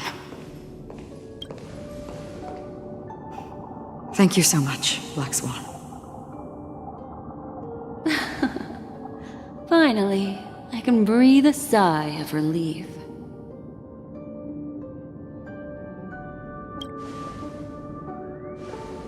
I understand you must be confused, and will do our best to shed light on the situation. However, before that, it's essential to know that this place is the rift between dream and reality. A place reserved only for those who have awakened from Enna's dream.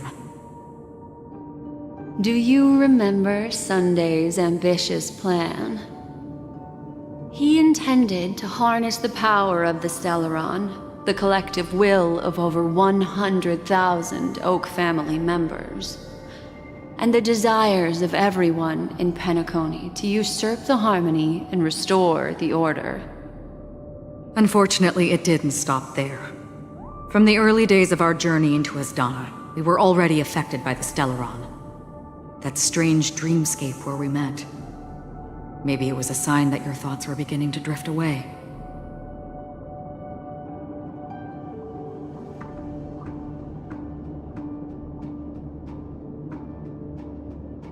I don't think the goal of the Order was to put everyone into a deep sleep. Quite the contrary. They used the Stellaron to catalyze the leakage of Asdana's memoria into the material world, allowing the dreamscape to blend with reality. And that included a lot of memoria from the Beyond the Sky Choir. As time came and went, the dreams eventually became indistinguishable from reality, and reality became an illusion. People think they are awake, but their spirits have long since stepped into the Temple of Order. This is what makes Enna's dream so powerful. In this paradise governed by the Order, everyone indulges in their delightful dreams and lives happily ever after. I believe what you experienced in the sweet dream, except for that flaw, was real. Only in this way could you reach the destination, lifting the crisis in Peacony and embarking on your next trailblazing expedition. If it wasn't for Acheron's plan, we might have been trapped in this dream forever. Fortunately, while the path of the Order governs all things, it can't affect the Nihility. I came to realize this when the Dream Master tried to expel me at any cost. This is also why you felt a sense of peculiarity when traveling with her. Well, I'm not as fortunate as she is. Even if I'm a memo keeper, I was still influenced by the power of the Order and fell into hallucinations. However, thanks to your memories, now we still have a chance to turn the tide. For mortals, even if they possess the great power of a path, they can't create a flawless world like gods do. That's why there was a flaw in your dream. In other words, once you have realized the world is not real, you'll have a chance to break free from the dream. The flaw in your dream lies within Misha, who could have never appeared in reality. When I turned the pages of your memories, I realized that I was in an illusion too.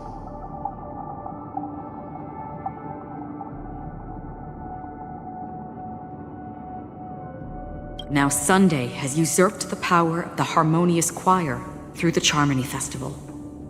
Asdana has thus fallen into Enna's dream, transforming everyone equally into the notes of the Aeon.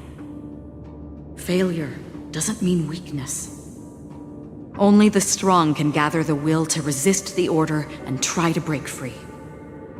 We still have a chance, though. To make it happen, please, Black Swan, guide us to those with a strong will. All right, please come with me. These people are... They're the ones who accept Enna's dream and indulge in their happy illusions. We have no means to wake them up now. Not even your clockwork will do the trick. However, there are still other things we can do. Let's keep going.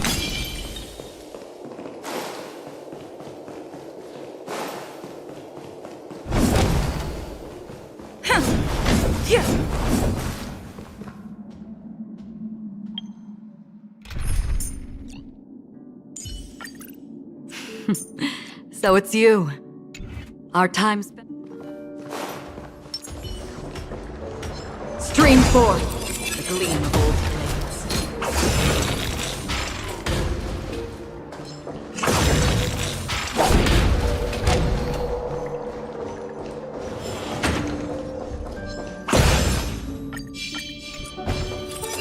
Stream forth the gleam of old blades.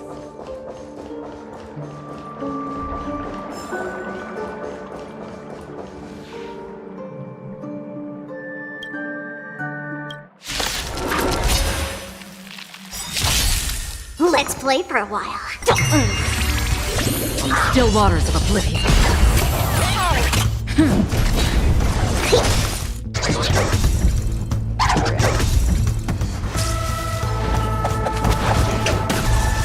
Feeling spiffy? Can you find the answer? Destined for oblivion. I weep for the departed. It too shall fall.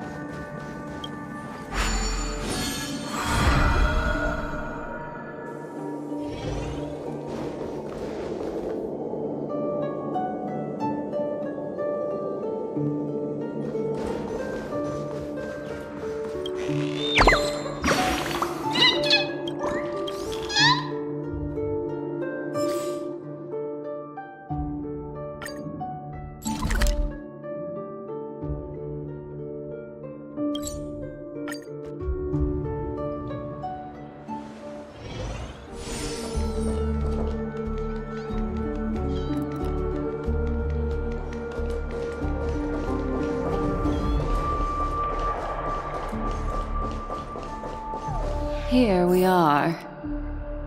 It's... Robin?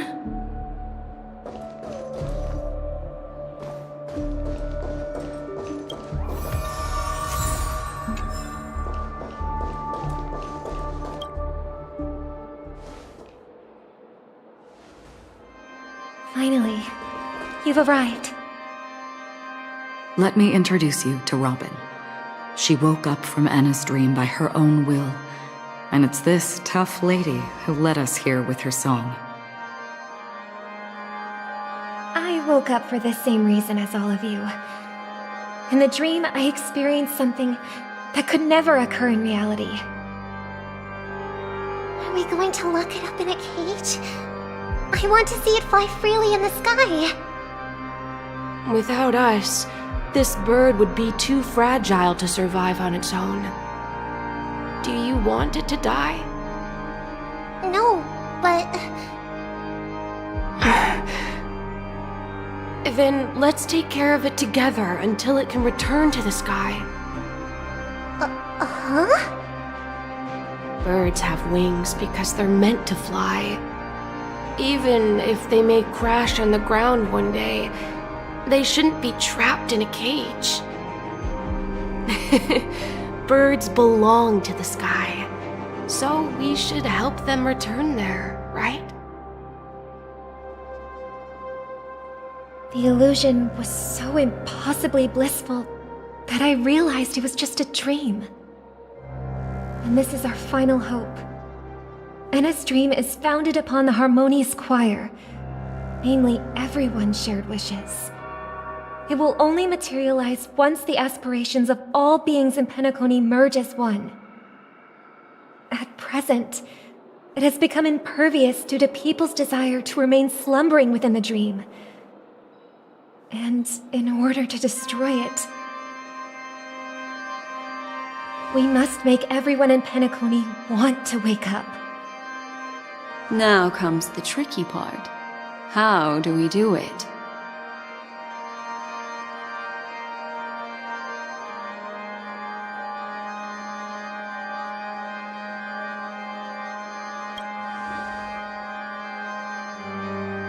Humans yearning for sweet illusions borders on obsession, leading them to subconsciously resist the harsh reality. Therefore, I carefully selected a moment where she was completely unguarded, guiding her to uncover the truth herself to make her regain her consciousness. However, to wake up everyone in Peacony and get them to share the same determination, that would be nearly impossible. Indeed. I'm afraid it's almost as difficult as resurrecting an Eon. But we can't just stay here and do nothing.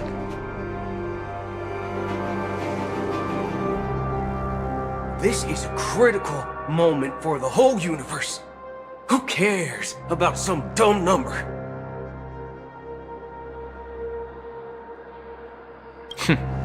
Thanks to Black Swan. You're welcome. And thanks to the memo keepers in Peacony, too. I believe your partners have also awakened from their dreams. This is the first step of our plan.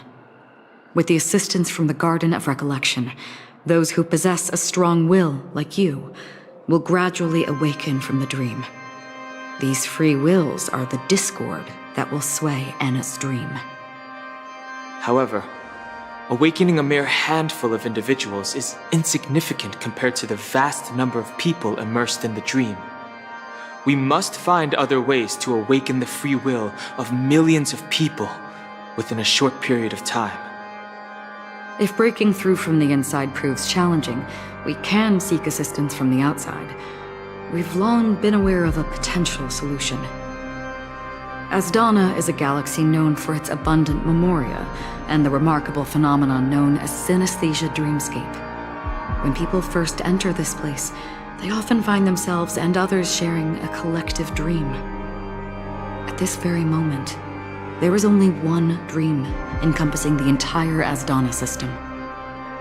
So, you mean, if we can attract a large number of outsiders to this system, their free will would intertwine with this dream and shake it to its core?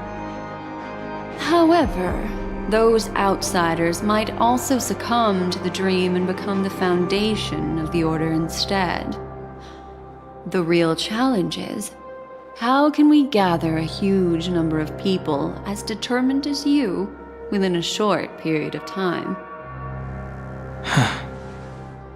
Looks like the Jade Abacus of Allying Oath will be the only solution. No. No need for that. Keep your once-in-a-lifetime treasure. We don't need to bother the Cienjo Alliance for such a tiny request. You want thousands of people with unwavering free will? That's easy. Just leave it to us Galaxy Rangers. You can gather Galaxy Rangers? Outsiders may see Galaxy Rangers as elusive and disconnected individuals, and actually, they're right. And that's why we have a tacit understanding among us. Do you know what it is, Acheron? It's the relic I returned to you. Exactly. Its owner must have told you that it's meaningless to anyone other than a Galaxy Ranger, and that it can only fulfill its purpose when returned to its rightful owner. Because it's a burial artifact, worthy only of a hero who has served the Galaxy Rangers with honor. When its light illuminates the universe, it means the fall of a hero. And in the direction it falls, countless meteors will streak across the sky. Those meteors are Galaxy Rangers, coming from all corners of the cosmos, driven by a shared purpose, without questioning the cause or counting the cost. Because we abide by a bottom line. The shooting stars of the hunt only descend on the longest night, and with them comes the dawn. We've stayed silent for far too long. Now, it's time to remind all the cowards, oppressors, and villains of the universe of our presence. I'll be the one to ignite the first spark. Once the dreamscape is swayed, I'll complete the second step. I'll fine-tune the slumbering souls with the Song of the Harmony, interrupting them with the discord of Trailblaze, and guiding them towards reality. It's true that some people are born strong, and others are born weak. If the Trailblaze is the target of heroes, then the Harmony will guarantee that the strong help the weak. Only the people of Peacony themselves can be the saviors of their homeland. Their path of happiness should be forged by themselves. While I may not be a nameless, I'm willing to instill courage in all those who need it. This includes my brother as well. Anna's dream is too cruel for him and everyone else. Your plan sounds well conceived, but still, it appears somewhat idealistic and romantic. The flaws rooted in human nature can't be eradicated overnight. Do you believe these efforts alone are enough to convince everyone to choose the right path? I agree with you, Black Swan. That's why the most critical aspect of this plan is not to convince everyone to choose the right path, but to inspire them to save themselves. So, You're the key in the end, I assume? The Harmonious Choir possesses the power of an emanator. To overcome it, you'll need the same level of power. The final step in destroying the sweet dream will be my responsibility. That's a relief to hear. Now that our roles are assigned, let's get to our battlefields and pose a grand finale.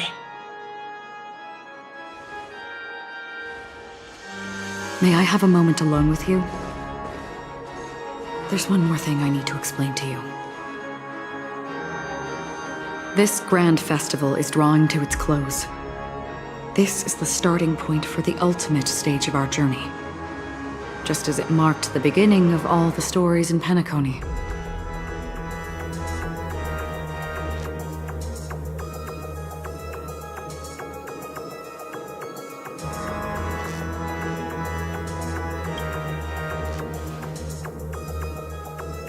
I have faith in you.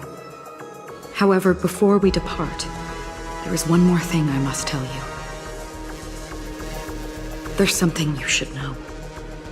We were able to locate you within this boundless dream and find the key to breaking free from the dream. All because of one person's unwavering dedication. Firefly. She awakened from the dream ahead of others, discovered the Express amidst the stars, and brought us valuable information about the remnants of the Order. She may have been aided by the script, and it came at a cost. As you know, Firefly is a stowaway who entered the dreamscape in a different way from ours. Without the dream pool in the hotel or assistance from the family, she can only awaken from this dream in one way. A real death. We mustn't fail her determination. I'm not implying that we must win this fight no matter what, but our resolve should match that of that courageous lady. Are you ready?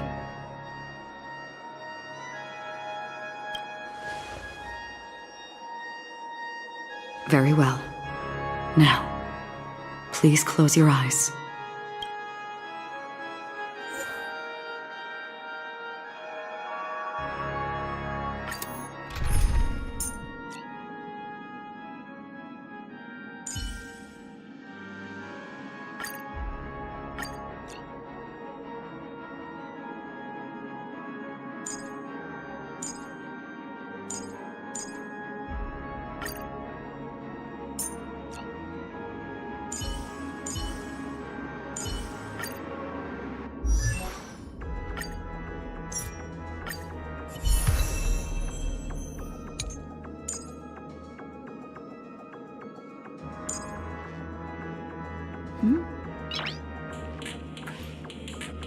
Noise.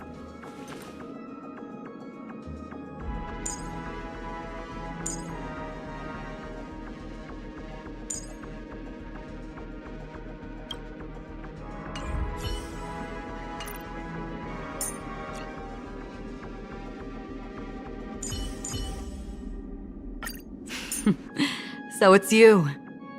Our time spent with one another is precious. You're coming with? I'm keeping score.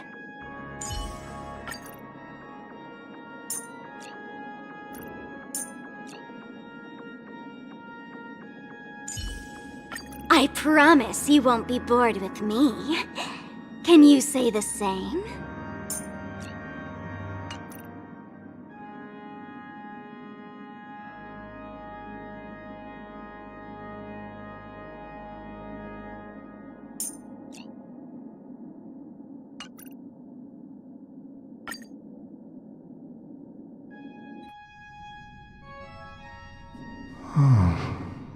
How long has this reign been ongoing? If I remember correctly, it has lasted for decades, or even centuries. The unwavering determination of the Hunt followers persists even in death. But thankfully, We've guided those lost souls to their lives beyond.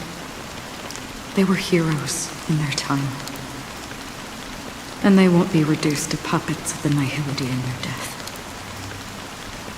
You see, the shadows on the sea have vanished. Do you remember? He once said that the sky would clear when the regrets of the departed had faded away. But it's still raining. I know. So, why is all this? Why did this rain choose me? Because someone's regrets haven't been fulfilled, perhaps. Mortals who walk the paths are like sailors on a vast ocean, leaving behind a trail that creates countless ripples of possibilities. These ripples last longer than the fleeting lifetimes of humans. And for some, their presence leaves such a strong mark that it's reflected in the waves. Sin-thirsters, the obsessions of the Pathstriders. They emerge from the depths of Ix, seeing themselves as masters of their own destiny, unknowingly repeating the actions of their past lives. They emerge from the Nihility and head toward it, leading purposeless lives. However, these hollow phantoms, they have journeyed with me for such a long time. Oh. So this is how it is.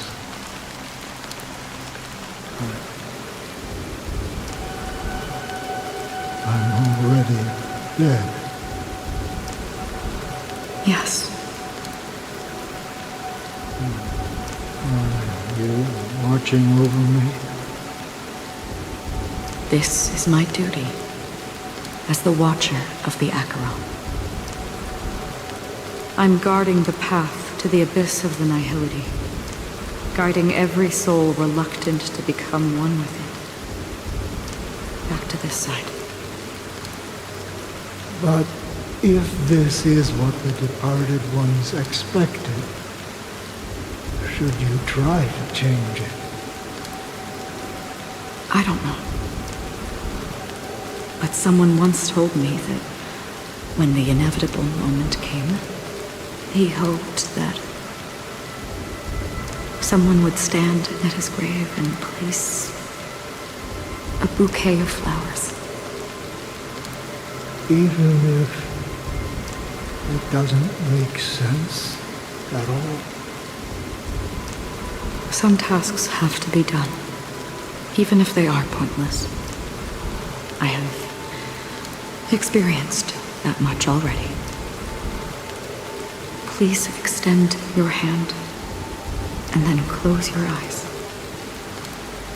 I'll carry your wish with me and fulfill it. Only then will I be able to put an end to the final regret by the Dead Sea. Will I ever see them again? Yes, that is certain. Because it was you who told me about the Express, your two former companions. The expedition cut short by the Swarm, your narrow escape from death, and your encounter with the Galaxy Rangers. And Peacony, the hometown to which you could never return. Yeah, for countless times I got rejected by the family and had to pass it by. But I knew that my companion was still there.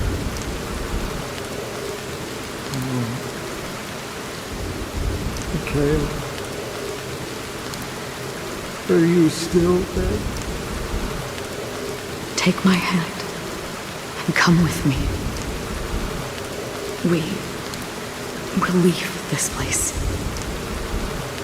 you'll embark on a long, long journey, shrouded in darkness.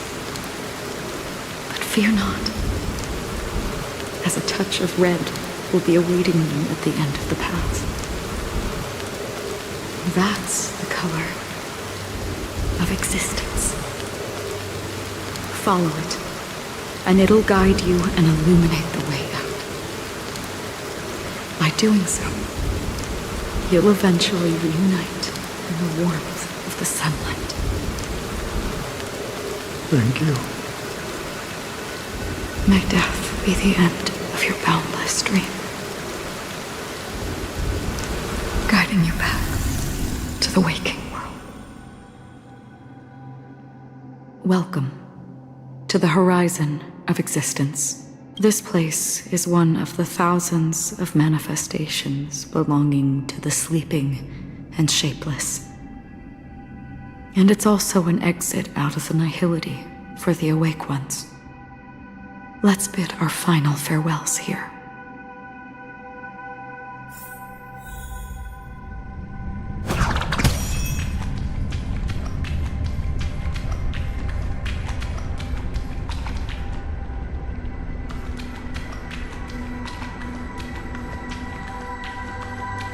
Always distinguish between reality and imagination. Life is akin to a winding labyrinth where memories serve as our sole companions. May your schemes be forever concealed. Anna's dream is too cruel for him and everyone else. To the imperfect tomorrow. I still remember the question on the invitation letter. Why does life slumber?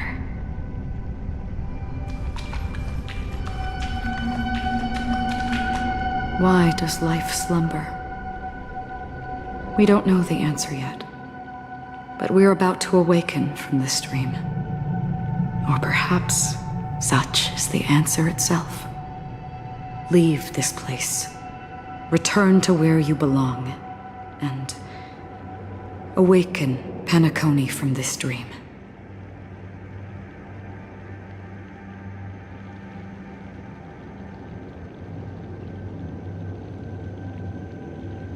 As I said, our plan is not about convincing everyone to choose the right path, but about inspiring them to save themselves. So, when will people actively save themselves? The answer is when they are in desperate situations, like a drowning individual in the deep sea, when one's body and mind bear immense pressure, agony, confusion, and despair will follow. I firmly believe that. The fragility of humankind often freezes them in their tracks. But in truly desperate situations, they will strive to save themselves. And now, Peacony has enough heroes to lead them forward. It's through this inherent, self-centered instinct that people exert their utmost effort, even when they know their struggle is fruitless. As absurd as it may seem, it's their resistance. As for now, it is time to guide them, not as a savior, but as a nameless among those mortals. In this way, you will reunite in the warmth of the sunlight. The rain is intensifying. Before we part ways, please allow me to ask a few final questions. So far, you have forged unbreakable bonds with numerous individuals and entities in the Sweet Dream. Might I ask if you fear severing these bonds with your own hands?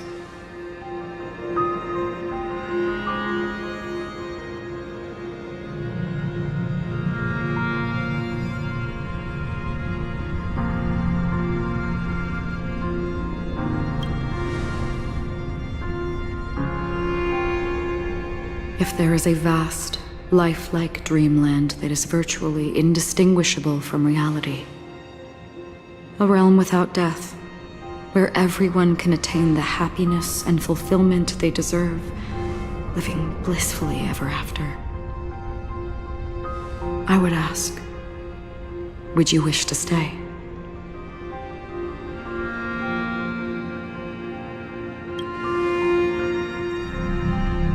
Imagine if this splendid dream were fated to fall apart.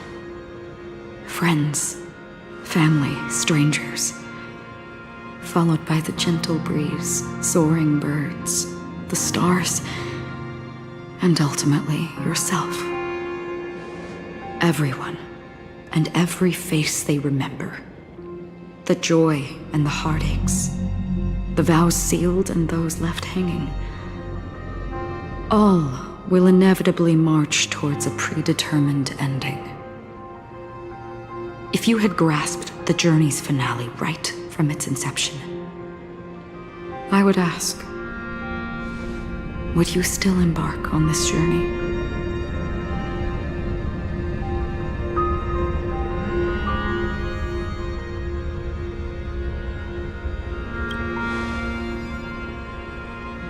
I'm glad. The answer itself doesn't matter. What matters is that you've made a decision. Listen, touch, and ponder. And therein lies the sensation. Cherish it, because that's what makes us exist. Such is the only answer humans can offer when facing the nihility. If the nihility represents the primal fear of life, rendering any lofty convictions insignificant under their imposing shadow, then behind this shadow, there must exist the most fervent source of light in the world.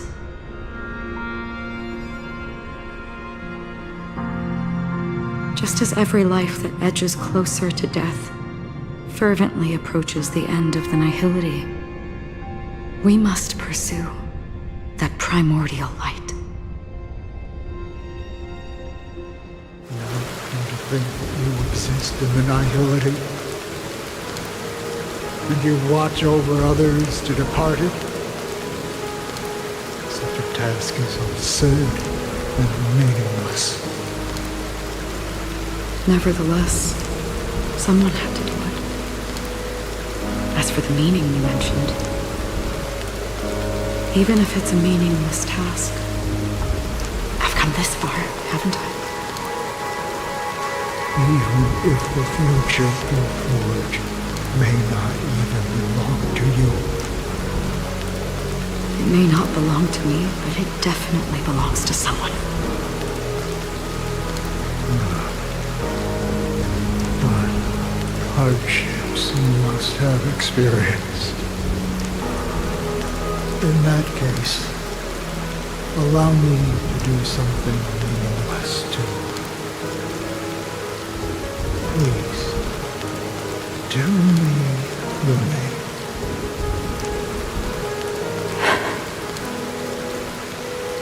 Perhaps my existence will vanish in the next moment.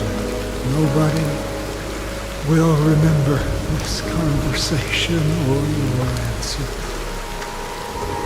But I believe that your name should be remembered.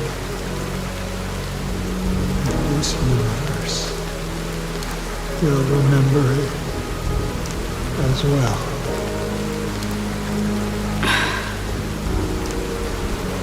For me, some things are difficult to recall, yet there are others that I find challenging to forget.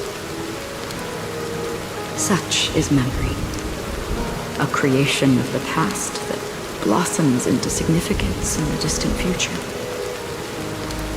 I remember that marks the start of my journey, the origin of the vibrant red hue in my life, and the most fervent element amidst every tempest. That's my name. Raiden, Bosun Mori, May.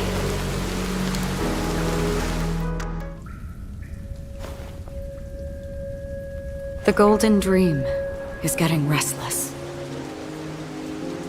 In the coming long nights, I'm afraid you will face many setbacks and witness many tragedies. And in the end, you will only see in black and white. But please believe me, that in that monochrome world, there will be a glimpse of fleeting red. And when you make a choice, it will appear once more.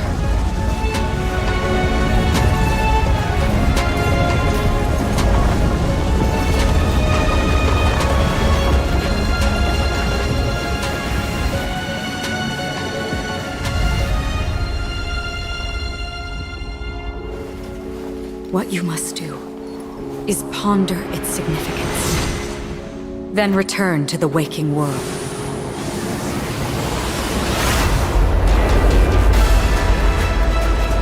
That's where we all find our answers.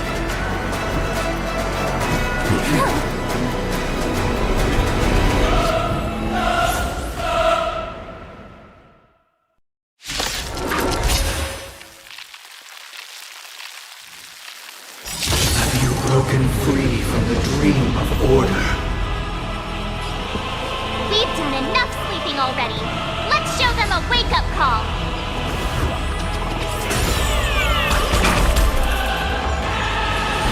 Don't move, okay? In the still waters of oblivion, I guide the wandering souls. Still the same old. Excuse me, coming through. Again?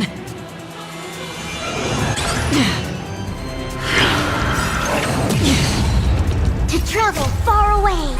For a tough case like yours, we're gonna try them all. It's not order. How can the weak be righteous? Awaken from your dream.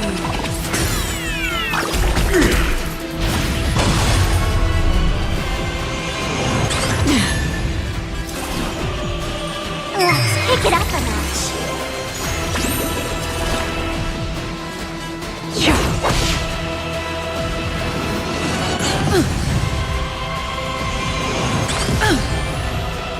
An objection. Feel free to make your case. The noise is fading.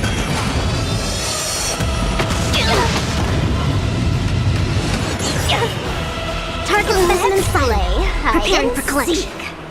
1,000 faces in 1,000 places.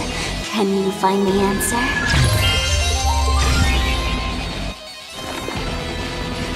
Relax, deep breaths. Great teamwork. Still the same old. Why don't you stay and play for a while? Don't move, okay? Another journey existence as fleeting as the dawn's dew, destined for oblivion. Everyone, keep up with my tempo. Listen to our song.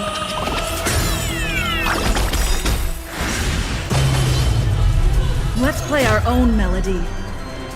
Let the show begin!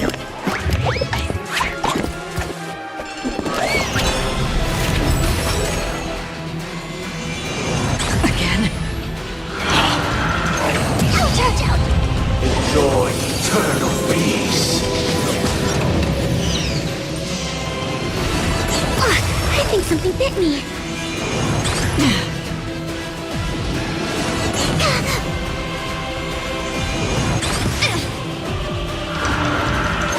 Again?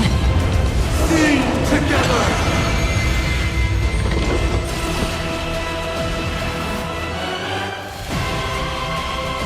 It's my turn.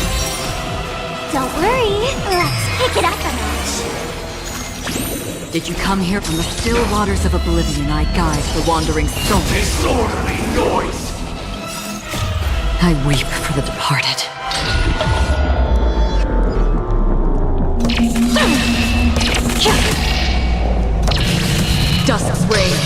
It too shall fall.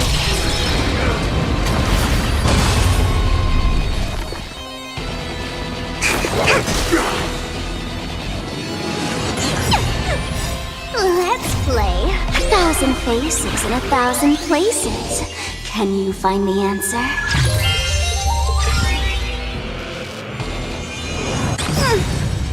We're finally waking up from our— Awaken from your dream! Don't move, okay? Existence is fleeting as the dawns do, destined for oblivion. To travel far away. For a tough case like yours, we're gonna try them all! Don't worry, it's just a scrape.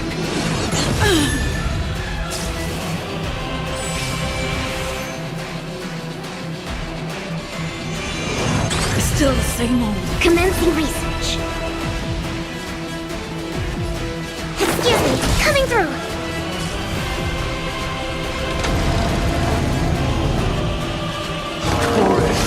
A symphony of wishes! Like that, All things are part of the melody!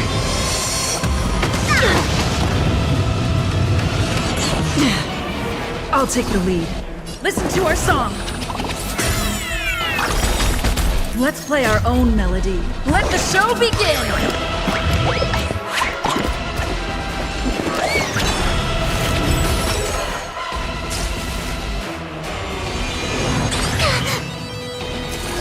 Let's pick it up a notch. Another journey from the still waters of oblivion I guide the wandering souls.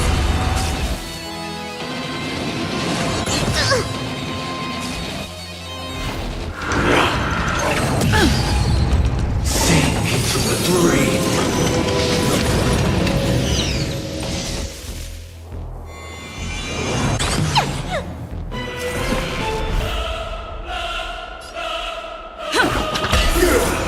Target specimen sighted. Time for something savory.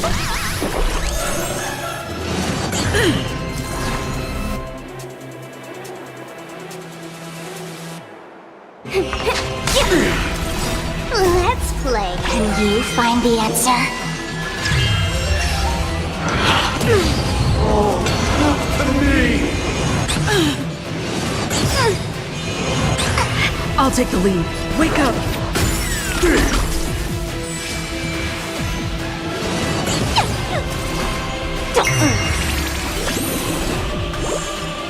Free within the still waters of oblivion. Disorderly noise! To travel. Don't worry, it's just a scrape.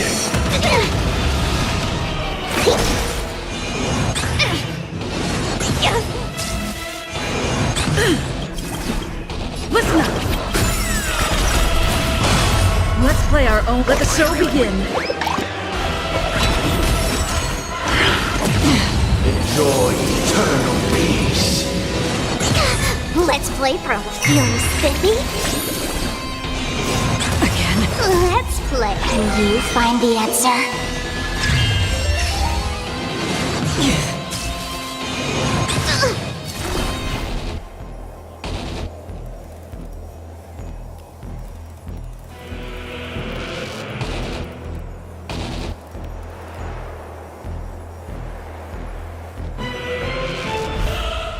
I should have brought a chair with me.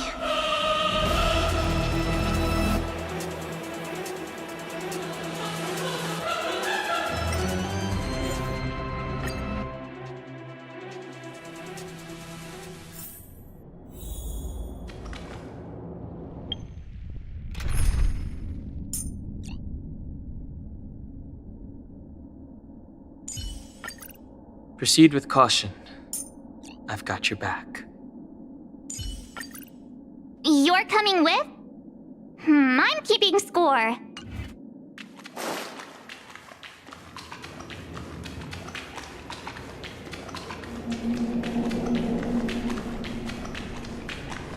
Please stay tuned. Please stay tuned.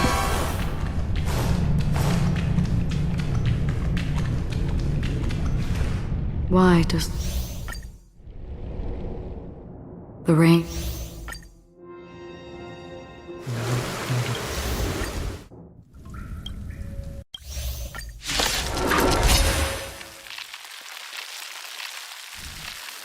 Have you broken free from the dream of order? We've done enough sleeping already. Let's show them a wake-up call. Azure Dragon, White Tiger, Bliss Card, what's this? Disorderly noise! Listen up! The strength. Disorderly noise!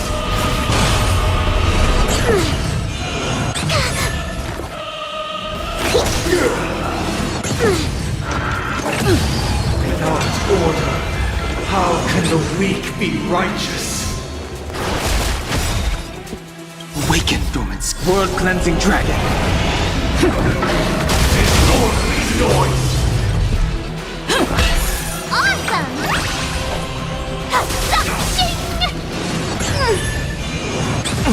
If you have any objection, feel free to make your case. To travel far... Do not fret. Heaven surge. Break. Weakness is not defined by you. Let the show begin. Disorderly noise! I think something bit me. Heaven surge. Rise. Disorderly noise! Need a shine. Disorderly noise! Time to show you what I can really do. Azure Dragon, White Tiger, Bliss Card, what's this? Enjoy eternal peace. Commencing research. Down, noisy! I'll take the lead. Wake up! That was sneaky. Not to me! A hero's life is hard.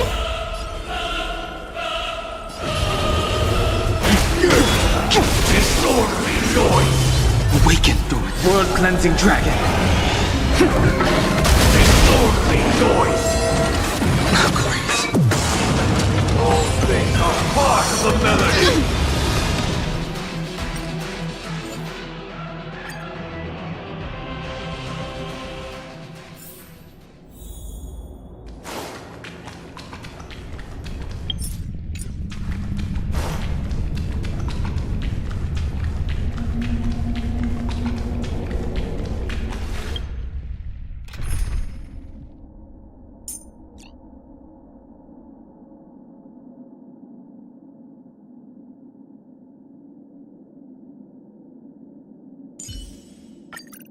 It's you again.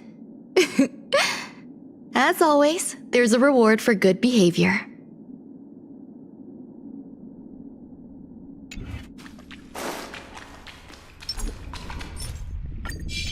Please stay tuned.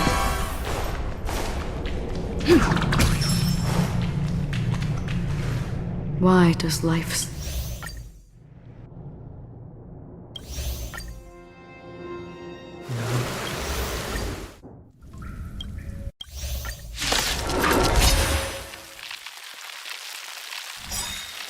Have you broken free from the dream of order?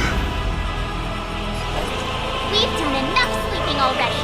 Let's show them a wake-up call. Keep up with Time to show you Azure Dragon, White Tiger, Bliss Card, what's this? Disorderly noise! Listen up! There's more to life. Eternal. Down, noisy! I think something bit me. Without order, how can the weak be righteous?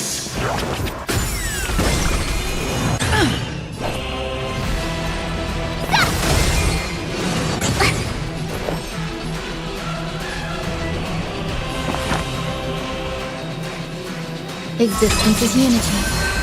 If you have any objection, Feel free to make your case. To travel. So every petal and all will be swept away by the wind.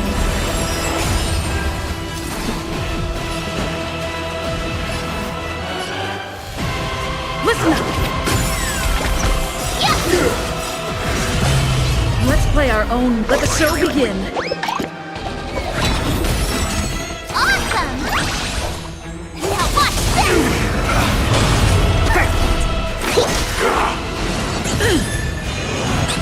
I think something bit me. Wake up! Disorderly noise! Ready to shine! Yeah! Disorderly noise! Time to show you what I can really. Azure Dragon, White Tiger, less carbs, watch this! Disorderly noise! Specimen sighted.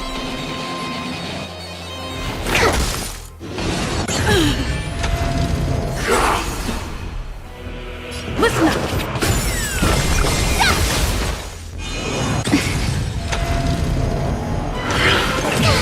Sink into a dream. Oh, I get it! Let's play our own. Let the show begin. I'll take the lead. Wake up! Commencing research. Enjoying yourself? Together! How noisy! Existence is unity. Listen up! Why is everybody silent? The noise is fading! Time to show you what I can really do. Azure Dragon, White Tiger, less carbs, watch this!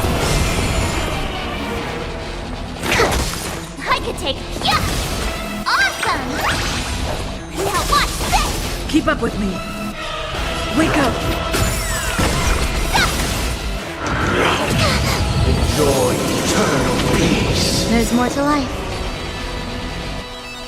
Eternal. Every petal and all will be swept away by the wind. I could take 10 of you! To travel far. You're the best! I'll take the lead. Let the show begin. Listen up! Oh, look to me! Why is nobody resonating? All things are part of the melody! Wake up! Oh, I get it! Time to show you what I can really do. Azure Dragon, White Tiger, less carbs, watch this! Sink into a dream. Let's play our own. Let the show begin. Ready to shine. Nice job! Enjoying yourself? Together! Keep up with me. Listen up! How noisy! 7,336 notes. I solemnly invite you to join the glorious chorus and ascend to the heavens! I could take 10 of you! With wisdom comes I'll take the lead. Wake up! Awesome! Now watch this! There's more to life. Existence is unity. To travel far away. You're the Every best! petal in life's all will be swept away by the wind. noise is fading. If the dreamscape is indistinguishable from reality, can it still be called an illusion? Listen up! Let's play our own. Let the show begin!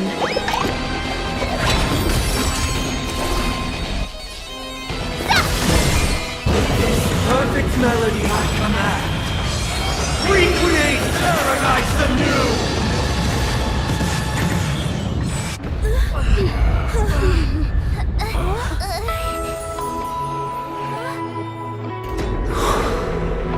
Music.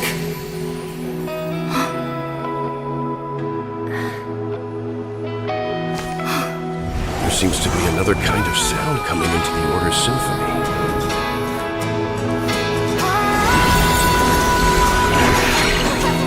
Peacony's first and last disharmony.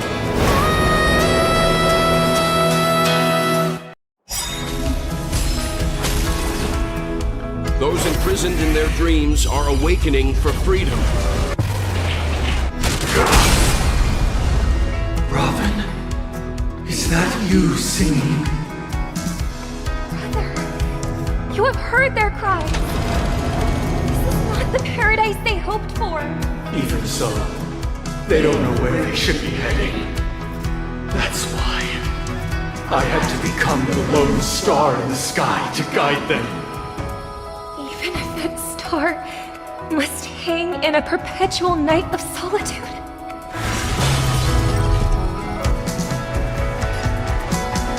Let's play our own melody. Let the show begin!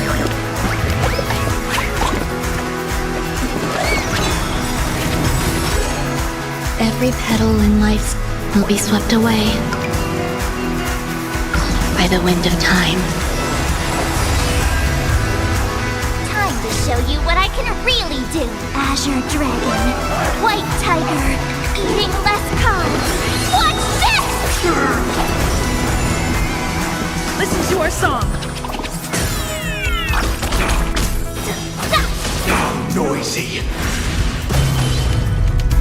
That's how a true master does it.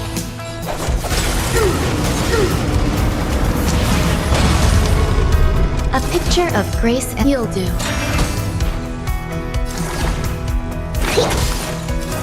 Wake up! Disorderly noise! Need to shine. There's more to life.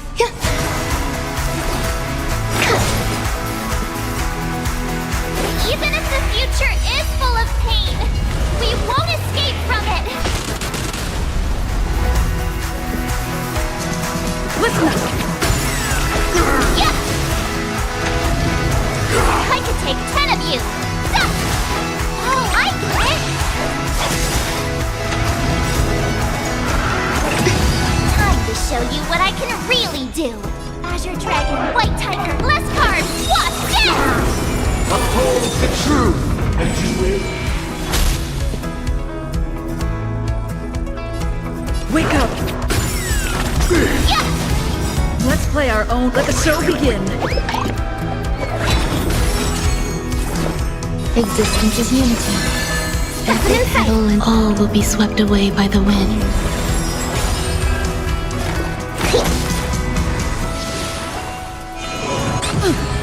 Noise is fading. Sink into a dream. Need to shine.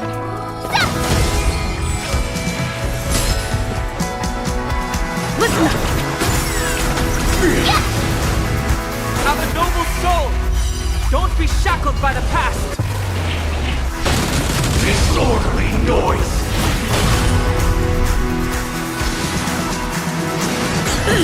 All things are part of the melody. Eternal prayer.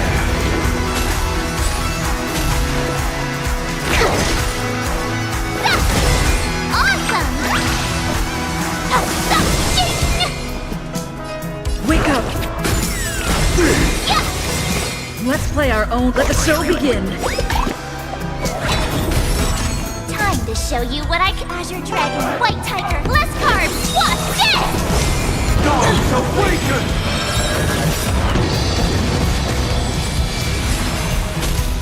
To travel. Dragon Ball! So this is the warmth of life.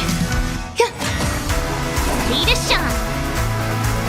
Here you go, Master. I'll take the lead. Listen up!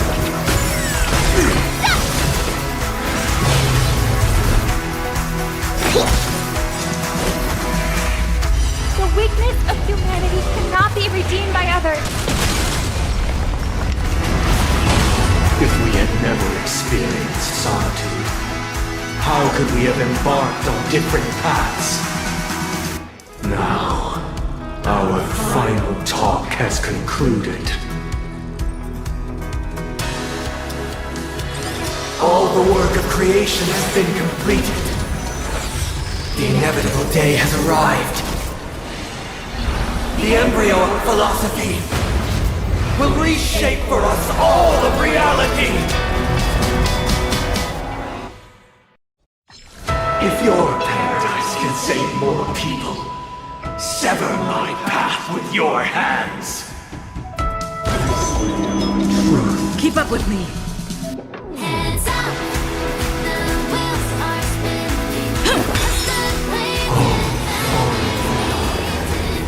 May I honor you? Words.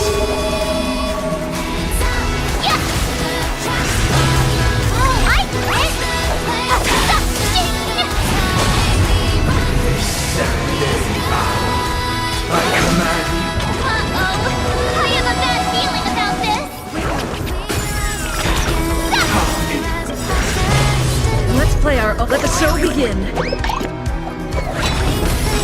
Time to show Azure Dragon, White Tiger, less cards. What's this? It was not you who created all things. It was humanity that created you. Every petal and all will be swept away by the wind. Witness the will of the weak!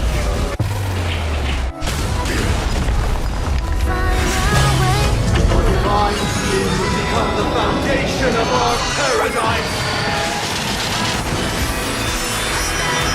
Listen up!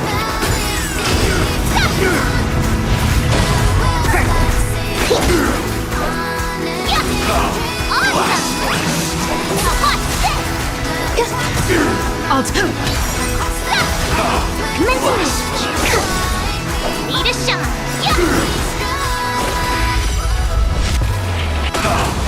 Keep up with me. Wake up. Time to Azure Dragon, White Tiger, less cards. What's this? Blasphemous. Blasphemous. I'll take the lead. Listen up. Blasphemous. Let's play our. Let the show begin. Oh, I get it. Dream cut short.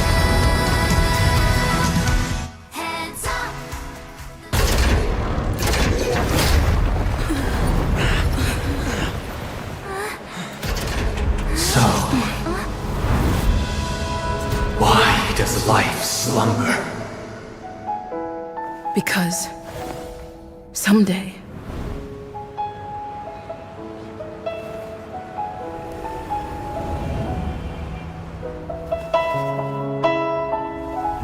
we will wake up from our dreams.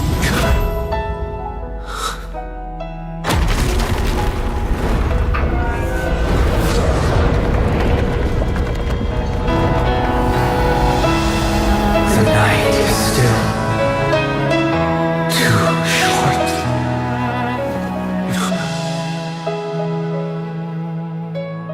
Brother, the dream is over.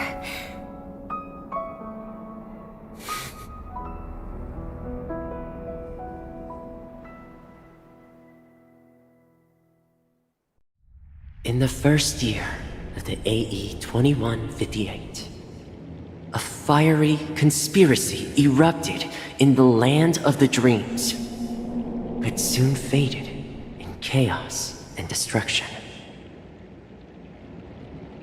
Whispers carried the tale of those fateful 48 system hours, when a sun teetered on the precipice of collapse. A paradise stood on the brink of destruction, and a world was poised to surrender to its new master. Amidst it all, a body decayed, a pack of vultures gathered, and a brother and sister were doomed for eternal separation. And so, an eon succumbed to slumber once more. Some celebrated this fall, while others mourned. Among the insignificant witnesses, mere specks in the vast tapestry of the universe, it was said that this time, the Eon met their demise with dignity. As the cosmos bathed in the radiance of a pure dawn, a tempestuous storm brewed on the horizon. The chant of "All for the Amber Lord" grew ever louder. Yet, no matter how one contemplates it, time inexorably swings Klopot's colossal hammer in eternal cycles. The tale of the Astral Express reaches both its conclusion and a new beginning. Time marches forward, heralding the arrival of a new chapter in the history of trailblazing expeditions. Brother, do you think the stars will fade away? Where did that come all of a sudden? Because the constellation that looks like a bird, the Torrent Eagles, looks a bit dim lately. It's the Torment Eagles. Don't worry, it's still there. It's just it's located in the inner ring of Peacony and can only be seen when spring and summer overlap. As for the question you asked, I think stars do die, just like people. But do you know, sister? No star actually belongs to the present. The light we see from them is from a long time ago. Even after the stars perish, their light will travel millions of light years, spanning countless years, to illuminate the night sky of another world. In our paradise, I believe there will be a star like that, shining with the same light. Its radiance will last forever, and its name will be happiness. No, not just one star. We should have 2 stars. Or maybe even more. Yeah, you're right. It's a deal. It's a deal, then. This is our promise, and nothing will sway our ideals. Yeah, you bet.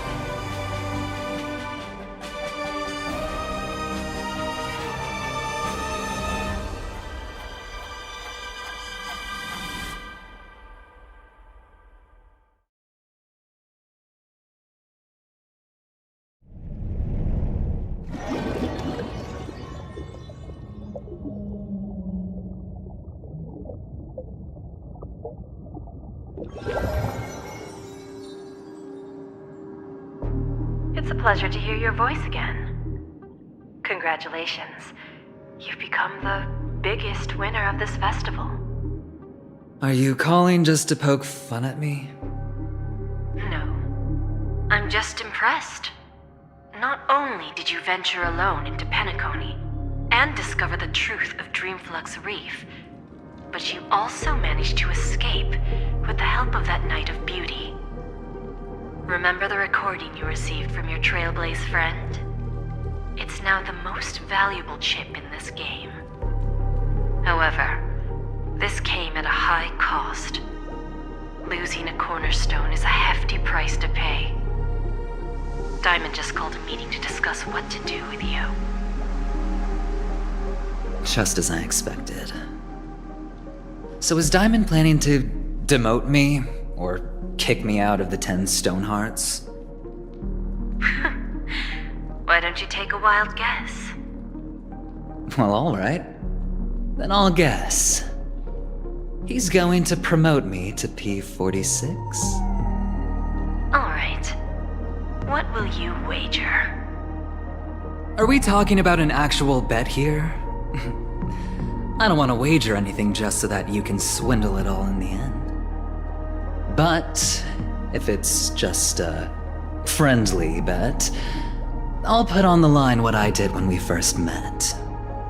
I'll bet my life, ma'am. Interesting.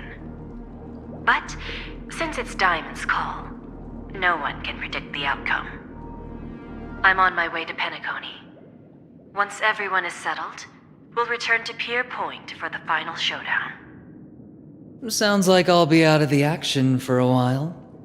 Finally, a chance to kick back and relax. Yeah. Leave everything to me and Topaz, child. Thanks to you, as soon as the Jade Stone was delivered to the family's compound, we finished up our preparations. The seeds we planted have taken root. Soon, it'll be time to reap the rewards.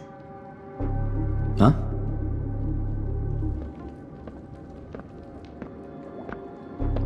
Let's wrap it up for now. Looks like I've got a visitor here.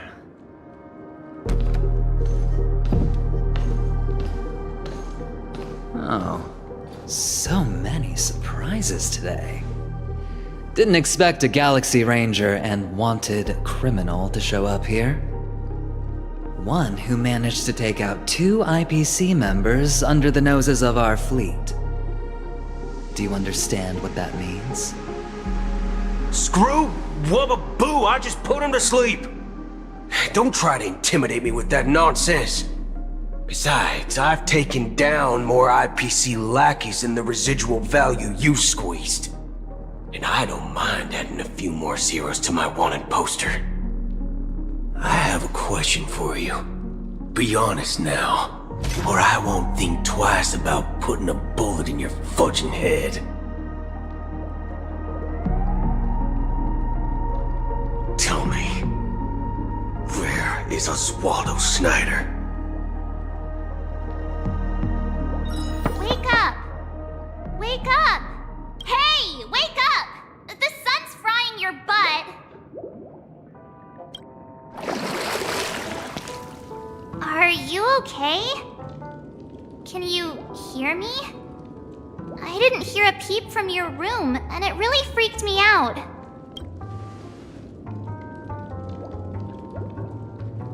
What are you talking about? Are you still half asleep or something? The Order's dream is over. Even though it's been a day, I still break into a sweat when I think about it. Our trailblazing expedition almost ended in Peacony. I'm so jealous that you got a good night's sleep. I was traumatized and too scared to even close my eyes. I thought if I fell asleep, I'd never wake up again.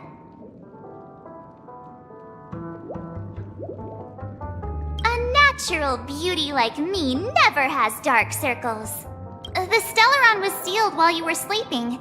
The ordinary people in Peacony have no idea what happened. They just feel like something's missing from their memories. The family's official statement was like, The Charmony Festival was attacked by an unidentified Stellaron and came to a halt. After all, they can't just reveal the truth about the Order. Now, all the major lineages, except for the Oak family, are dealing with the aftermath. The family has invited the crew to the Radiant Feldspar as witnesses for an important meeting. Everyone's waiting for you, so hurry up and pack. We're leaving as soon as you're ready.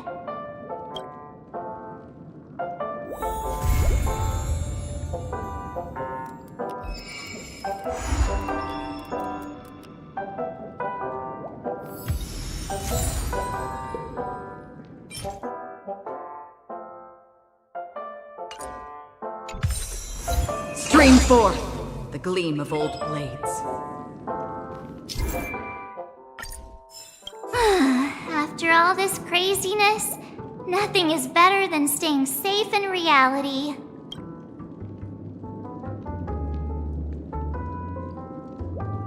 Why the sudden interest in that? Well, I was dragged into the sweet dream. I felt a cold tentacle diving into my memories, but something else was there. So the tentacle suddenly disappeared. And then I dreamed about stuffing my face with delicious food and going on a shopping spree. Sunday didn't seriously believe that was the life I wanted, right? Breaking free from that cheesy illusion was just a piece of cake. Why the sudden interest in... and then... Yeah, let's go!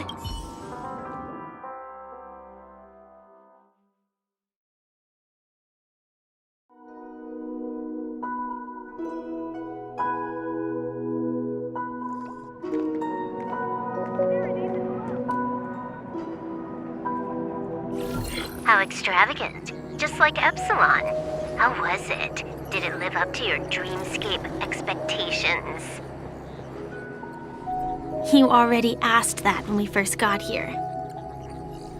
Yeah, and you said no back then. But after all this madness, I'd say you've grown fond of it. Just a heads up, you're still on the Bloodhound family's wanted list, so keep a low profile. And this time, it's Firefly in the picture, not Sam. That's gotta be a whole new experience for you, right? Indeed. In Kafka's words, that's also a missing part of my life. Still, it'd be quite inconvenient if I can't move freely. Could you help me out, Silverwolf? I knew you'd say that. Don't worry. I've hacked all the systems and left no trace. Don't do anything that may draw attention, and don't talk with guards. They might recognize you. Keep these 2 points in mind, and you can go wherever you want, unbothered. Thank you. No problem, Miss Samuel. I love this fake name. Now that we're done here in Peacony, what will you do in your free time? I hear the Genius Society is here. How about we go stir up some excitement? Well, you know my script isn't over yet. I didn't bring you back to hear an answer like that. Don't worry. The script says that I'll experience 3 deaths, but also receive an unforgettable reward on the planet of festivities. How will I know if I don't try? All possibilities exist until the outcome actually happens, right? You may not realize it, but you have a bad habit. Whenever you seem to be asking a question, you've already made up your mind, and no words will dissuade you. Anyway, Kafka asked me to pass on this message. If you see anything fabulous in Peacony, get one for me too. Just swipe my card, you know the pin. She didn't specify anything, but I guess she means a dress, coat, sunglasses, or something else. You know better about fashion than I do. Sure, I'll keep an eye out. There's tons of options at OT Mall. Do you think she'll like trinkets, like hair accessories or brooches? Those sound more like something for young girls. Maybe you should keep them for yourself.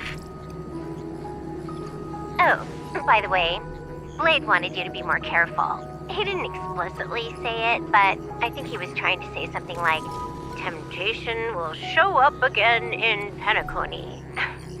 He's always so subtle with his words. Got it.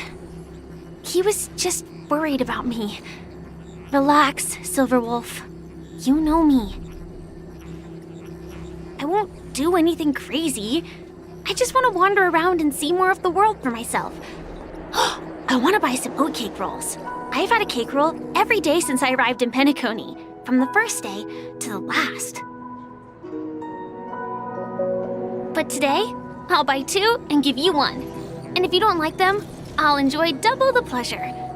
Or I can bring one to Kafka, as she never refuses. Or maybe I'll give it to Blade. He'll appreciate it.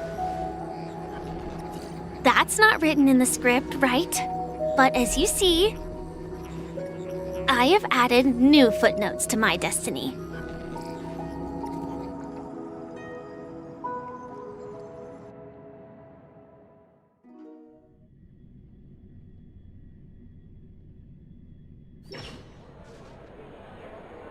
Welcome, Director Topaz.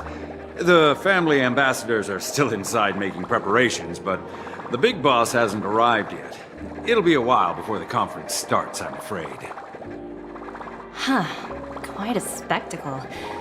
The family really knows how to make things look impressive. I thought they would choose a more formal and low-key location for the conference. I didn't expect them to go with a luxury airship. About this, Director. I've asked around. This airship, named the Radiant Feldspar, belongs to the Alfalfa family. This conference between the IPC and the family will have a direct impact on Peacony's future. Such an important event should have been held at... well, somewhere secretive in the moment of morning dew. The atmosphere here... it doesn't feel serious enough. If I'm right, this conference is probably just a prelude. Whoever organized it wants to assess the IPC stance beforehand. This influential figure either has their own ambitions and wants to reach a preliminary agreement, or they plan to put pressure on us to make us back off. Your mind is always so sharp, Director Topaz. And when the big boss arrives, please remind her to be cautious and watch out for any traps. Thank you for the reminder, but I don't think that will be necessary. When she's at the table, it's the others who need to be cautious. Just tell everyone on our team to stay focused on their tasks and not worry about the negotiations. Oh, got it. I'll do it right away. Oh, and one more thing.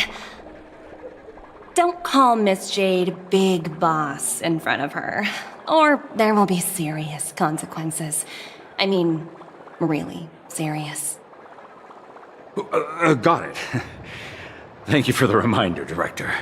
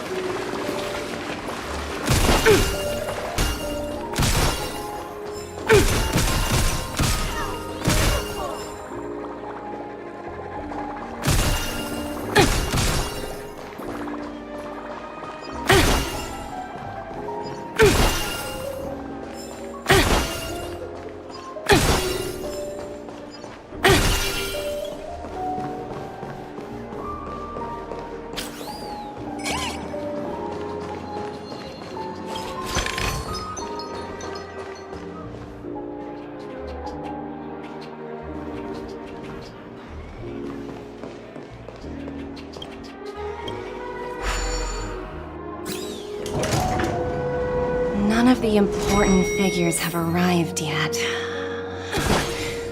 Looks like the conference won't be starting for a while. Such a bustling place. I think I'll take a little walk around. Oh, are you hungry, Numby? Food in the dream. Shouldn't taste bad, right? Numby, catch!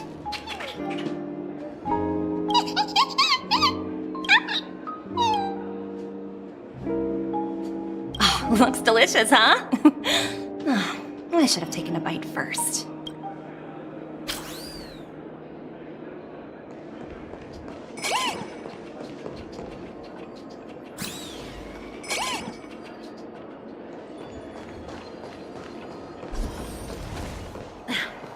Watch yourselves in front of the IPC. Don't you dare embarrass me.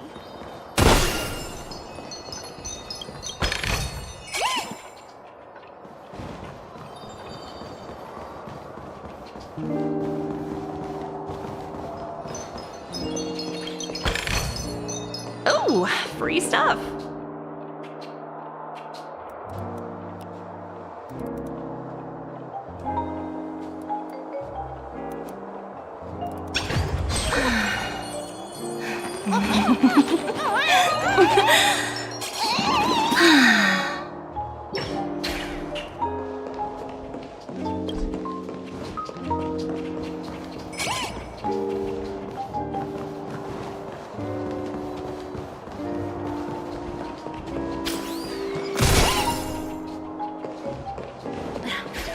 Watch yourselves in front of the IPC.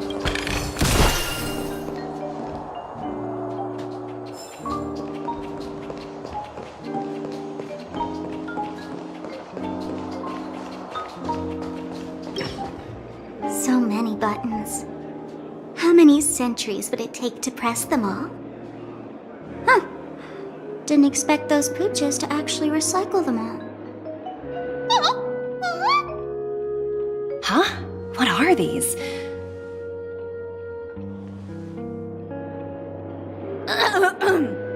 For your safety, please stay away from those objects. For my safety? Are these buttons something dangerous? Not exactly.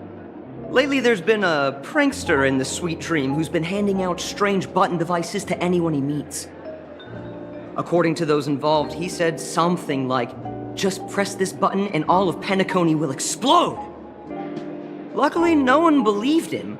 Still, the Bloodhound family collected these buttons just to be on the safe side.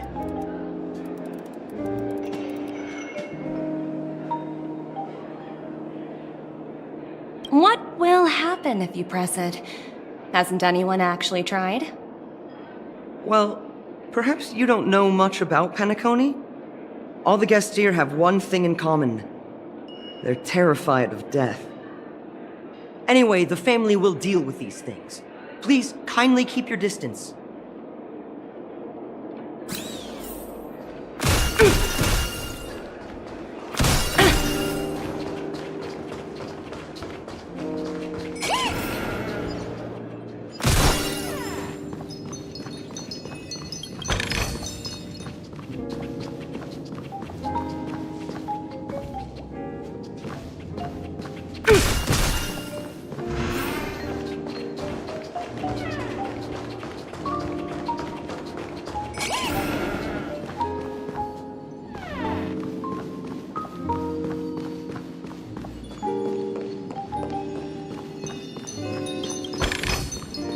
Hard work pays off.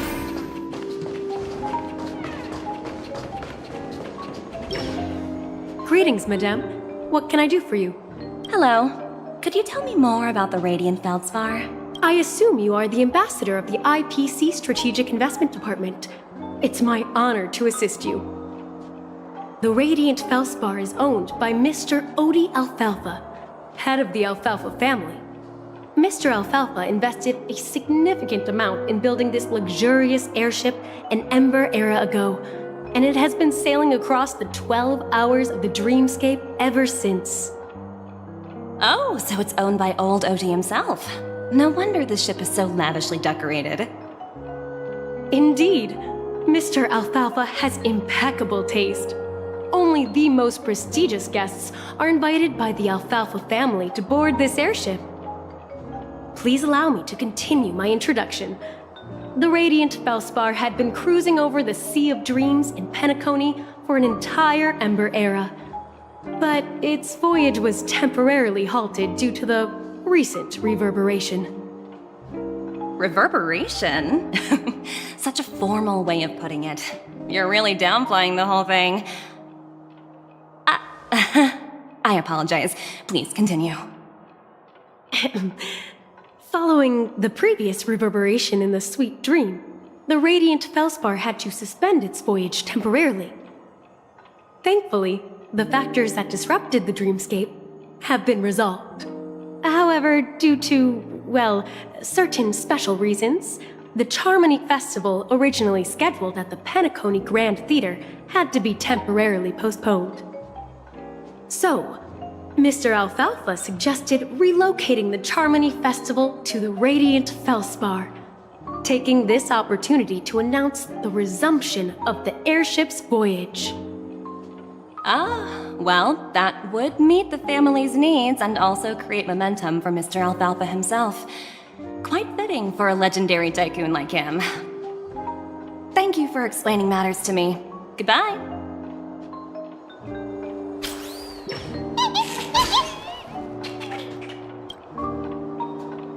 Hello?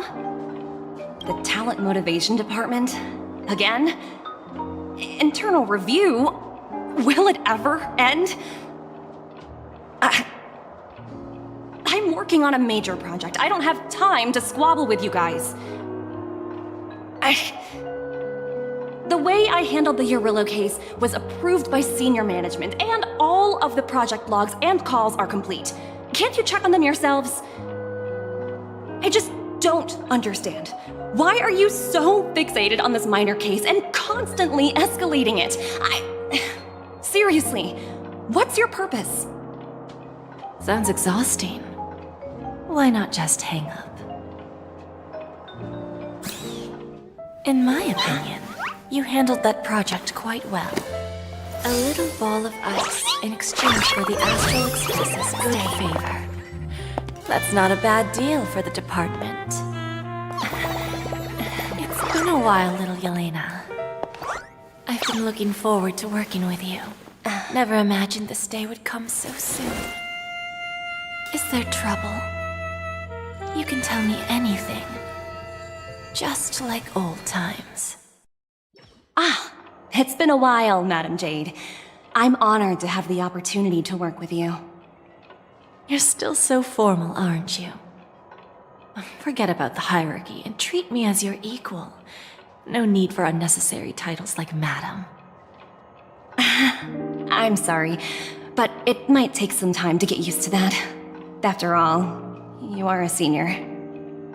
Well, now that we're both members of the 10 Stone Hearts, I need you to be at your best, especially since the upcoming negotiations leave no room for error. As sharp as you are, I'm sure you've figured out the true purpose of this conference, right? I believe old Oti has taken it upon himself to test our limits before the official negotiations between the IPC and Peacony. That's true, and it works in our favor. Do you know why? If we can reach some sort of agreement with old Oti beforehand, and gauge our opponent's boundaries, our future negotiations will go much more smoothly. That's the obvious benefit. Exactly. And the hidden benefit is that, as the head of the Alfalfa family, his actions suggest that the 5 lineages might not be as united as the Odes of Harmony would suggest. As long as the influence of Harmony hasn't completely permeated their core, personal desires will always have their way. Thankfully, influential figures in Peacony haven't entirely suppressed their own desires. It's similar to the power struggles within the IPC. the supposed all-for-one philosophy shared by the 5 lineages. It's just a slogan now that the Dream Master has gone. After the downfall of the Yoke family, Old OT's faction became the dominant force in Peacony. Even if we consider only the succession order, he's the longest serving and most senior among all the family heads. Yes, that's exactly why we need to handle the conference following an agreed-upon strategy. It's like playing a game of chess, where every move needs to be carefully thought out. Absolutely. The 3 steps of negotiation. Listen, test, and strike. That's what you taught me. Pretty clear. Although, you seem to have changed the order in the Yarilo case. That was based on my personal experience. I apologize for interrupting your conversation, but the family head is ready to meet the ambassadors from the Strategic Investment Department. Time to get to work. Let's prepare ourselves and meet that esteemed supporting actor. Remember, our goal is to create an opportunity for the IPC to enter Peacony. Aventurine has already made a small opening, and you and I, we're going to tear it wide open.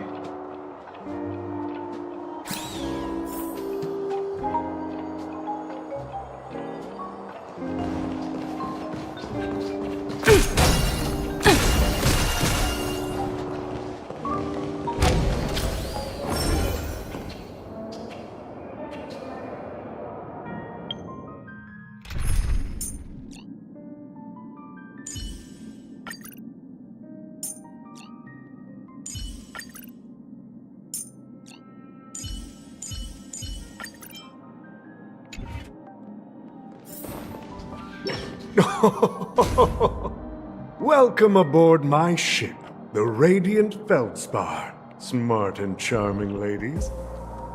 Please, have a seat. Let's have a pleasant conversation.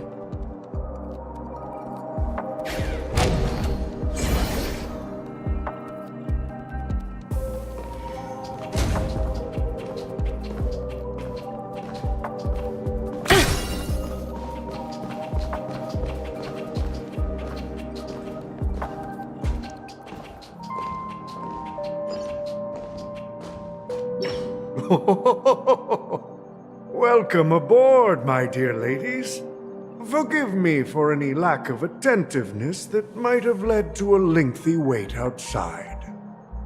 No problem at all, Mr. Alfalfa. It's my honor to meet you in person. You may not be aware, but the book Odie Alfalfa, the biography, is a must-read for all Strategic Investment Department employees. After all, to many, you are the legendary figure who single-handedly built the Peacony economy. I expected no less from the 10 Stonehearts from the Strategic Investment Department. You're definitely skilled in the art of conversation. I always enjoy talking to smart people because we don't have to beat around the bush. We can just get straight to the point instead.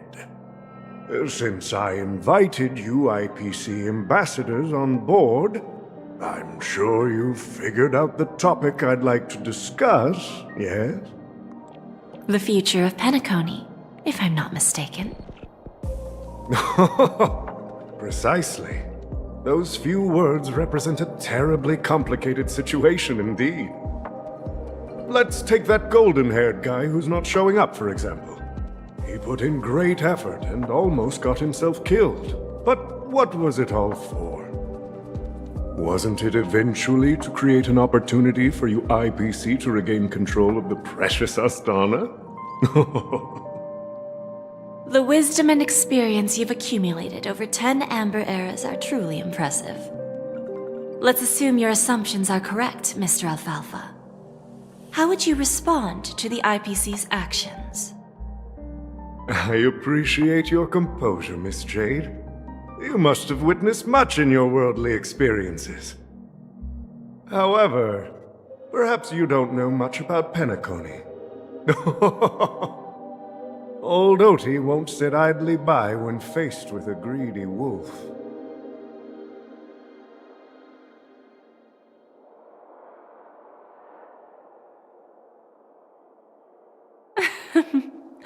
Please, go ahead.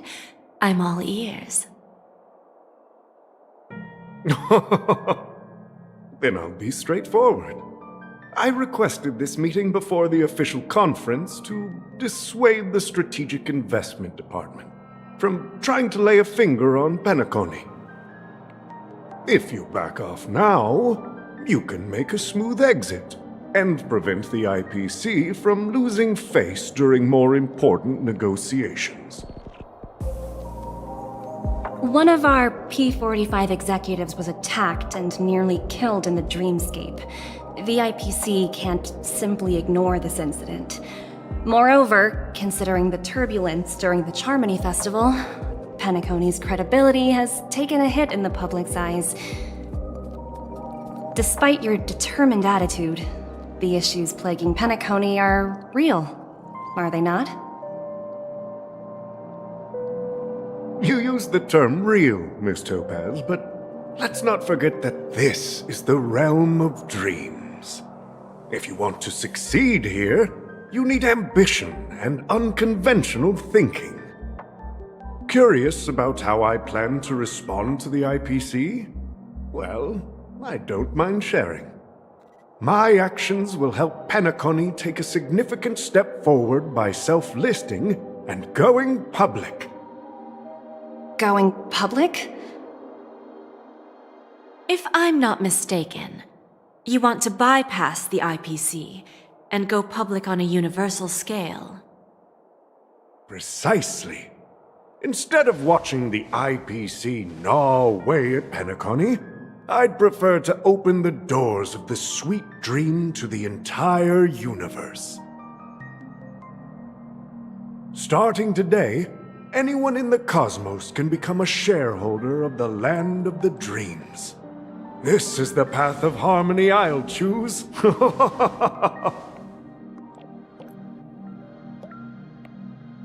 This reform should have been implemented earlier, but unfortunately, the Oak family were a bunch of blockheads blinded by order. Their level of intellectual flexibility doesn't even come close to an old fellow like me. Thanks to the little reverberation earlier, the biggest obstacle between me and my reforms has been eliminated. The Alfalfa family will publicize the financial results of Sweet Dream Paradise, so that the entire universe can see that despite the catastrophe, Peacony still holds immense potential and opportunities, and that the family remains confident in its future.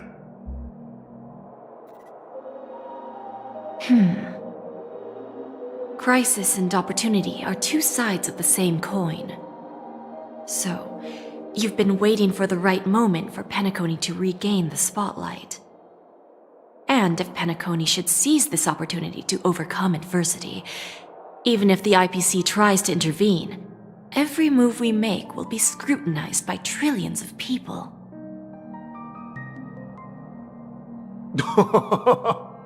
Now I'm convinced that you've indeed familiarized yourself with my biography, Miss Jade. So, about your next move.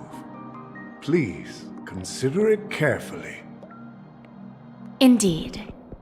We need some time to digest such a wealth of information. I suggest we conclude the first half of our conference, Mr. Alfalfa. Please allow Topaz and me to confer privately for a few moments, and to respond on behalf of the IPC later. Of course. Take your time, dear ladies.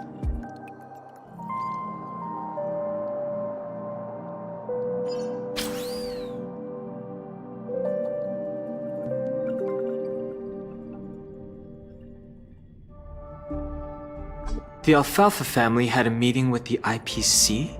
I got this information from a message sent by that IPC ambassador. He said it was to return the favor. It's not hard to imagine. Peacony today is pretty much like the frontier prison it once was, with external forces casting greedy eyes and the undercurrent of order lurking within. Instead of falling into a situation where they are plagued by both external and internal threats, Peacony would rather take a step back and invite the IPC to negotiate at the table, ostensibly to cooperate, but in reality, to secure more opportunities for their own survival. Well, no wonder they sought the mediation from the Astral Express. In your opinion, who should we stand behind? I don't think the followers of the Harmony are completely innocent victims in all of this. For reasons unknown, they have a strong desire to smooth things over, which leads to speculation about their motives. If either the family or IPC were to assume full control of Peacony, it would return to its previous illusory dream of hedonism, and the efforts of those previous nameless would once again go to waste. There you are. Did you rest well? I didn't disturb you since you were in a deep sleep.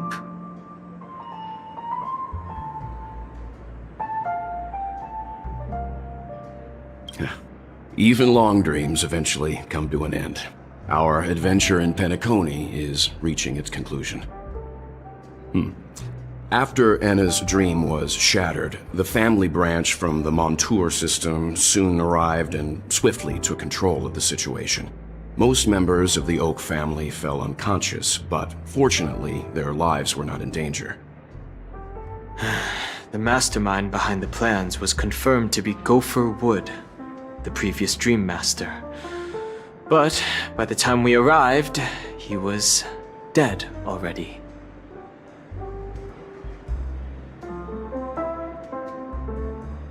He'll face a trial.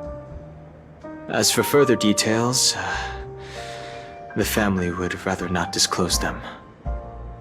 Ultimately, the public perceived the incident as an attack by evil forces targeting the Charmony Festival. They believe the family failed to safeguard the sweet dream, significantly eroding their credibility in the process. While quite different from the truth, this appears to be the outcome with the least impact. After all, you don't know who's awake and who's pretending to be asleep. Well, they'll open their eyes in the face of danger. Once the danger subsides, they'll embrace the sweet dream again. Here's a toast, with 3 glasses of Glory of the Trailblaze to all of you.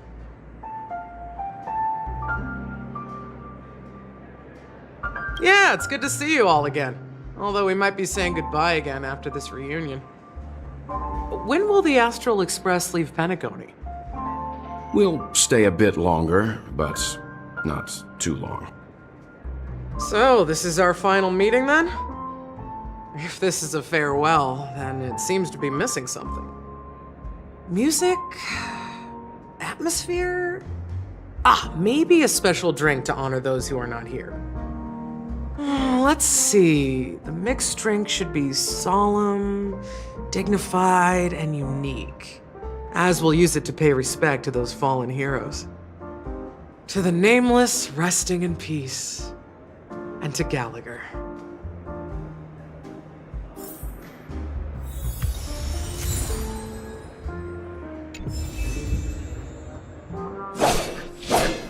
Stream forth, gleam of old blades. This trailblazing expedition has been thrilling and memorable. Hopefully we've all gained insights about ideals, paranoia, clarity, and dreams from the experiences we've had.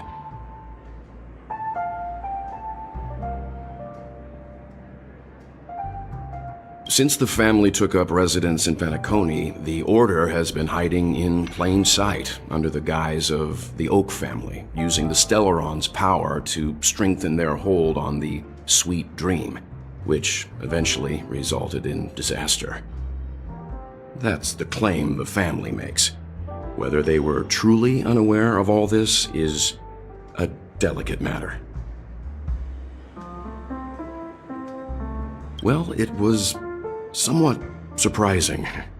In that dream, I returned to my homeworld and reunited with my long-lost friends. And for some reason, Acheron resurfaced in my mind. When I realized that her conclusion was not preserved in memories, I became aware of the bitter truth. The conclusion of a journey can often be sorrowful.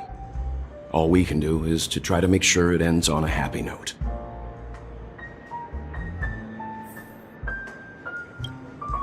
It's rare for all passengers to leave the Express together during a trailblazing expedition.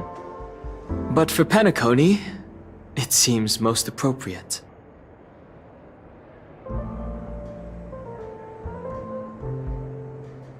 In my dream, the Express stopped at many places, and passengers came and went. However, the 5 of us were always present, and the journey seemed never ending. Perhaps this could be a deep-seated desire inside me. And upon realizing this, I knew it wasn't real. Like I said, we'll go and see. Once we've packed everything, we should head to our next destination. Stream forth the gleam of old flame. Ready to mix your drink? I'm not sure. I haven't seen him since our last meeting at the lounge. We used to discuss everything here. I have a hunch. Perhaps he's already fulfilled his wishes and won't be coming back. Before we start, would you like to talk to your friends? All right, as you wish. I think I have an idea about what drink to make. Would you like it bitter or sweet? Here's Bitter Dreams, the least popular drink in this bar. It's bitter and sour. Just like the harsh realities of life. Not a bad choice. Let's start mixing.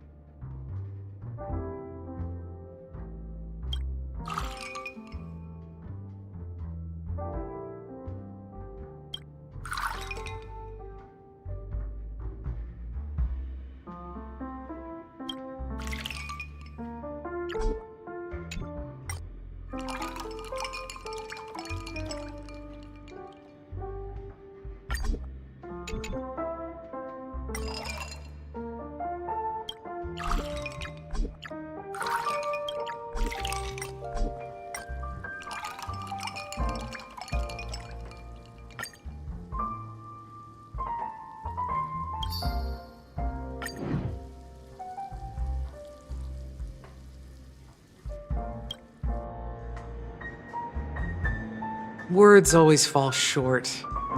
If you want to bring closure to past events at this lounge, there's no better way than mixing a drink. Blend all your memories and Well, here's to the nameless resting in peace. And to death is a bitter truth. We're not accepted by the outside world. And one day, cheers.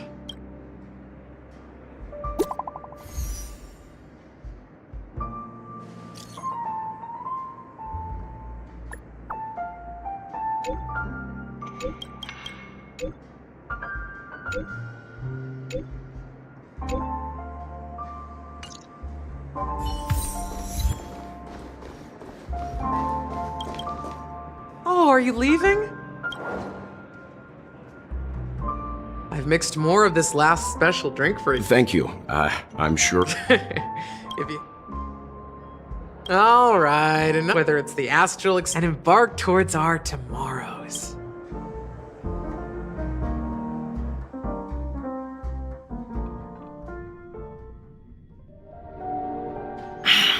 Old Odie is a tricky opponent, I didn't expect him to take the risky step of going public at such a critical moment for Peacony. Indeed. He's definitely bold. It's that kind of boldness that made him the Odie Alfalfa he is today. Still, the outcome is uncertain. Shouting loud doesn't necessarily carry any weight. What about the phone call I asked you to make, Topaz? Ah, they agreed. But it'll take some time before they arrive. Just as it should be. The sweet dew should be served after the bitter poison. Looks like we'll be skipping the exchanging apples step this time around. Now that we're dealing with a greedy merchant, a simple apple wouldn't make a difference. Well, I guess I included myself in that remark too. Now I'm a bit curious, Topaz. Do you think Peacony is a quality asset? Yes. Despite its recent calamity, Peacony remains a top quality asset within the cosmos, with good credit, lucrative potential, and promising prospects. Well, that's obvious, but what I truly wanted to know is, this project is obviously too bland for your taste, isn't it? That's true. I wouldn't be here if it weren't for Venturine. But despite that, you trust him. You even entrusted him with a cornerstone. Something as precious as life itself, to finish this gamble. Are you not in the same boat, Miss Jade? Without us playing along, your Jade Stone wouldn't have made it across the border so easily, allowing you to see all desires that flow through dreams to gain a bargaining chip in negotiations. That's why I'm willing to stake my Topaz Stone to cover for you. It's like one big, elaborate game of chess. Once that kid sets his mind to something, nothing can stop him. Not even fate. Well, at least he's still alive, and that's the best outcome. Looks like we've strayed off topic, Miss Jade. Should we discuss our next steps? No need. I'll go it alone. Meanwhile, you can go greet our honored guest and wait for my message. Okay. Is that Robin? Huh.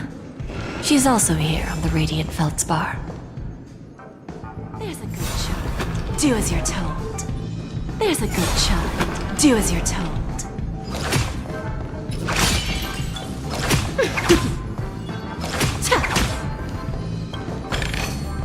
Is that all?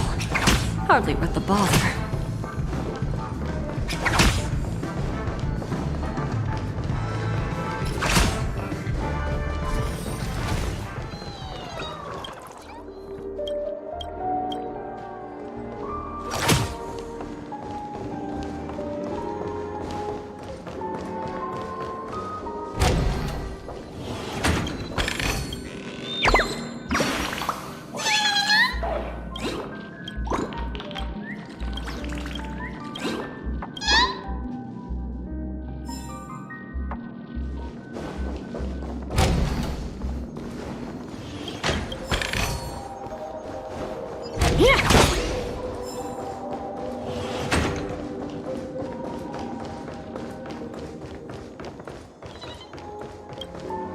Greetings, Miss Robin.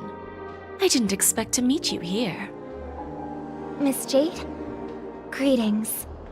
The opening ceremony for the Charmony Festival has been moved to the Radiant Feldspar, so I'm here making some preparations.